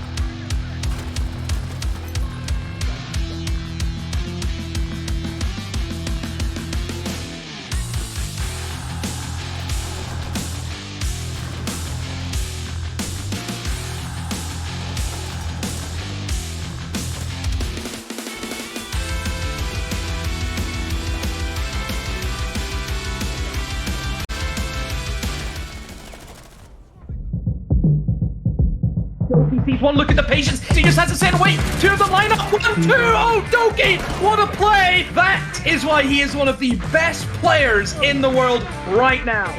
Now adapt and he can swing this with the Ella striker, and they're not ready for with the Ella SMG.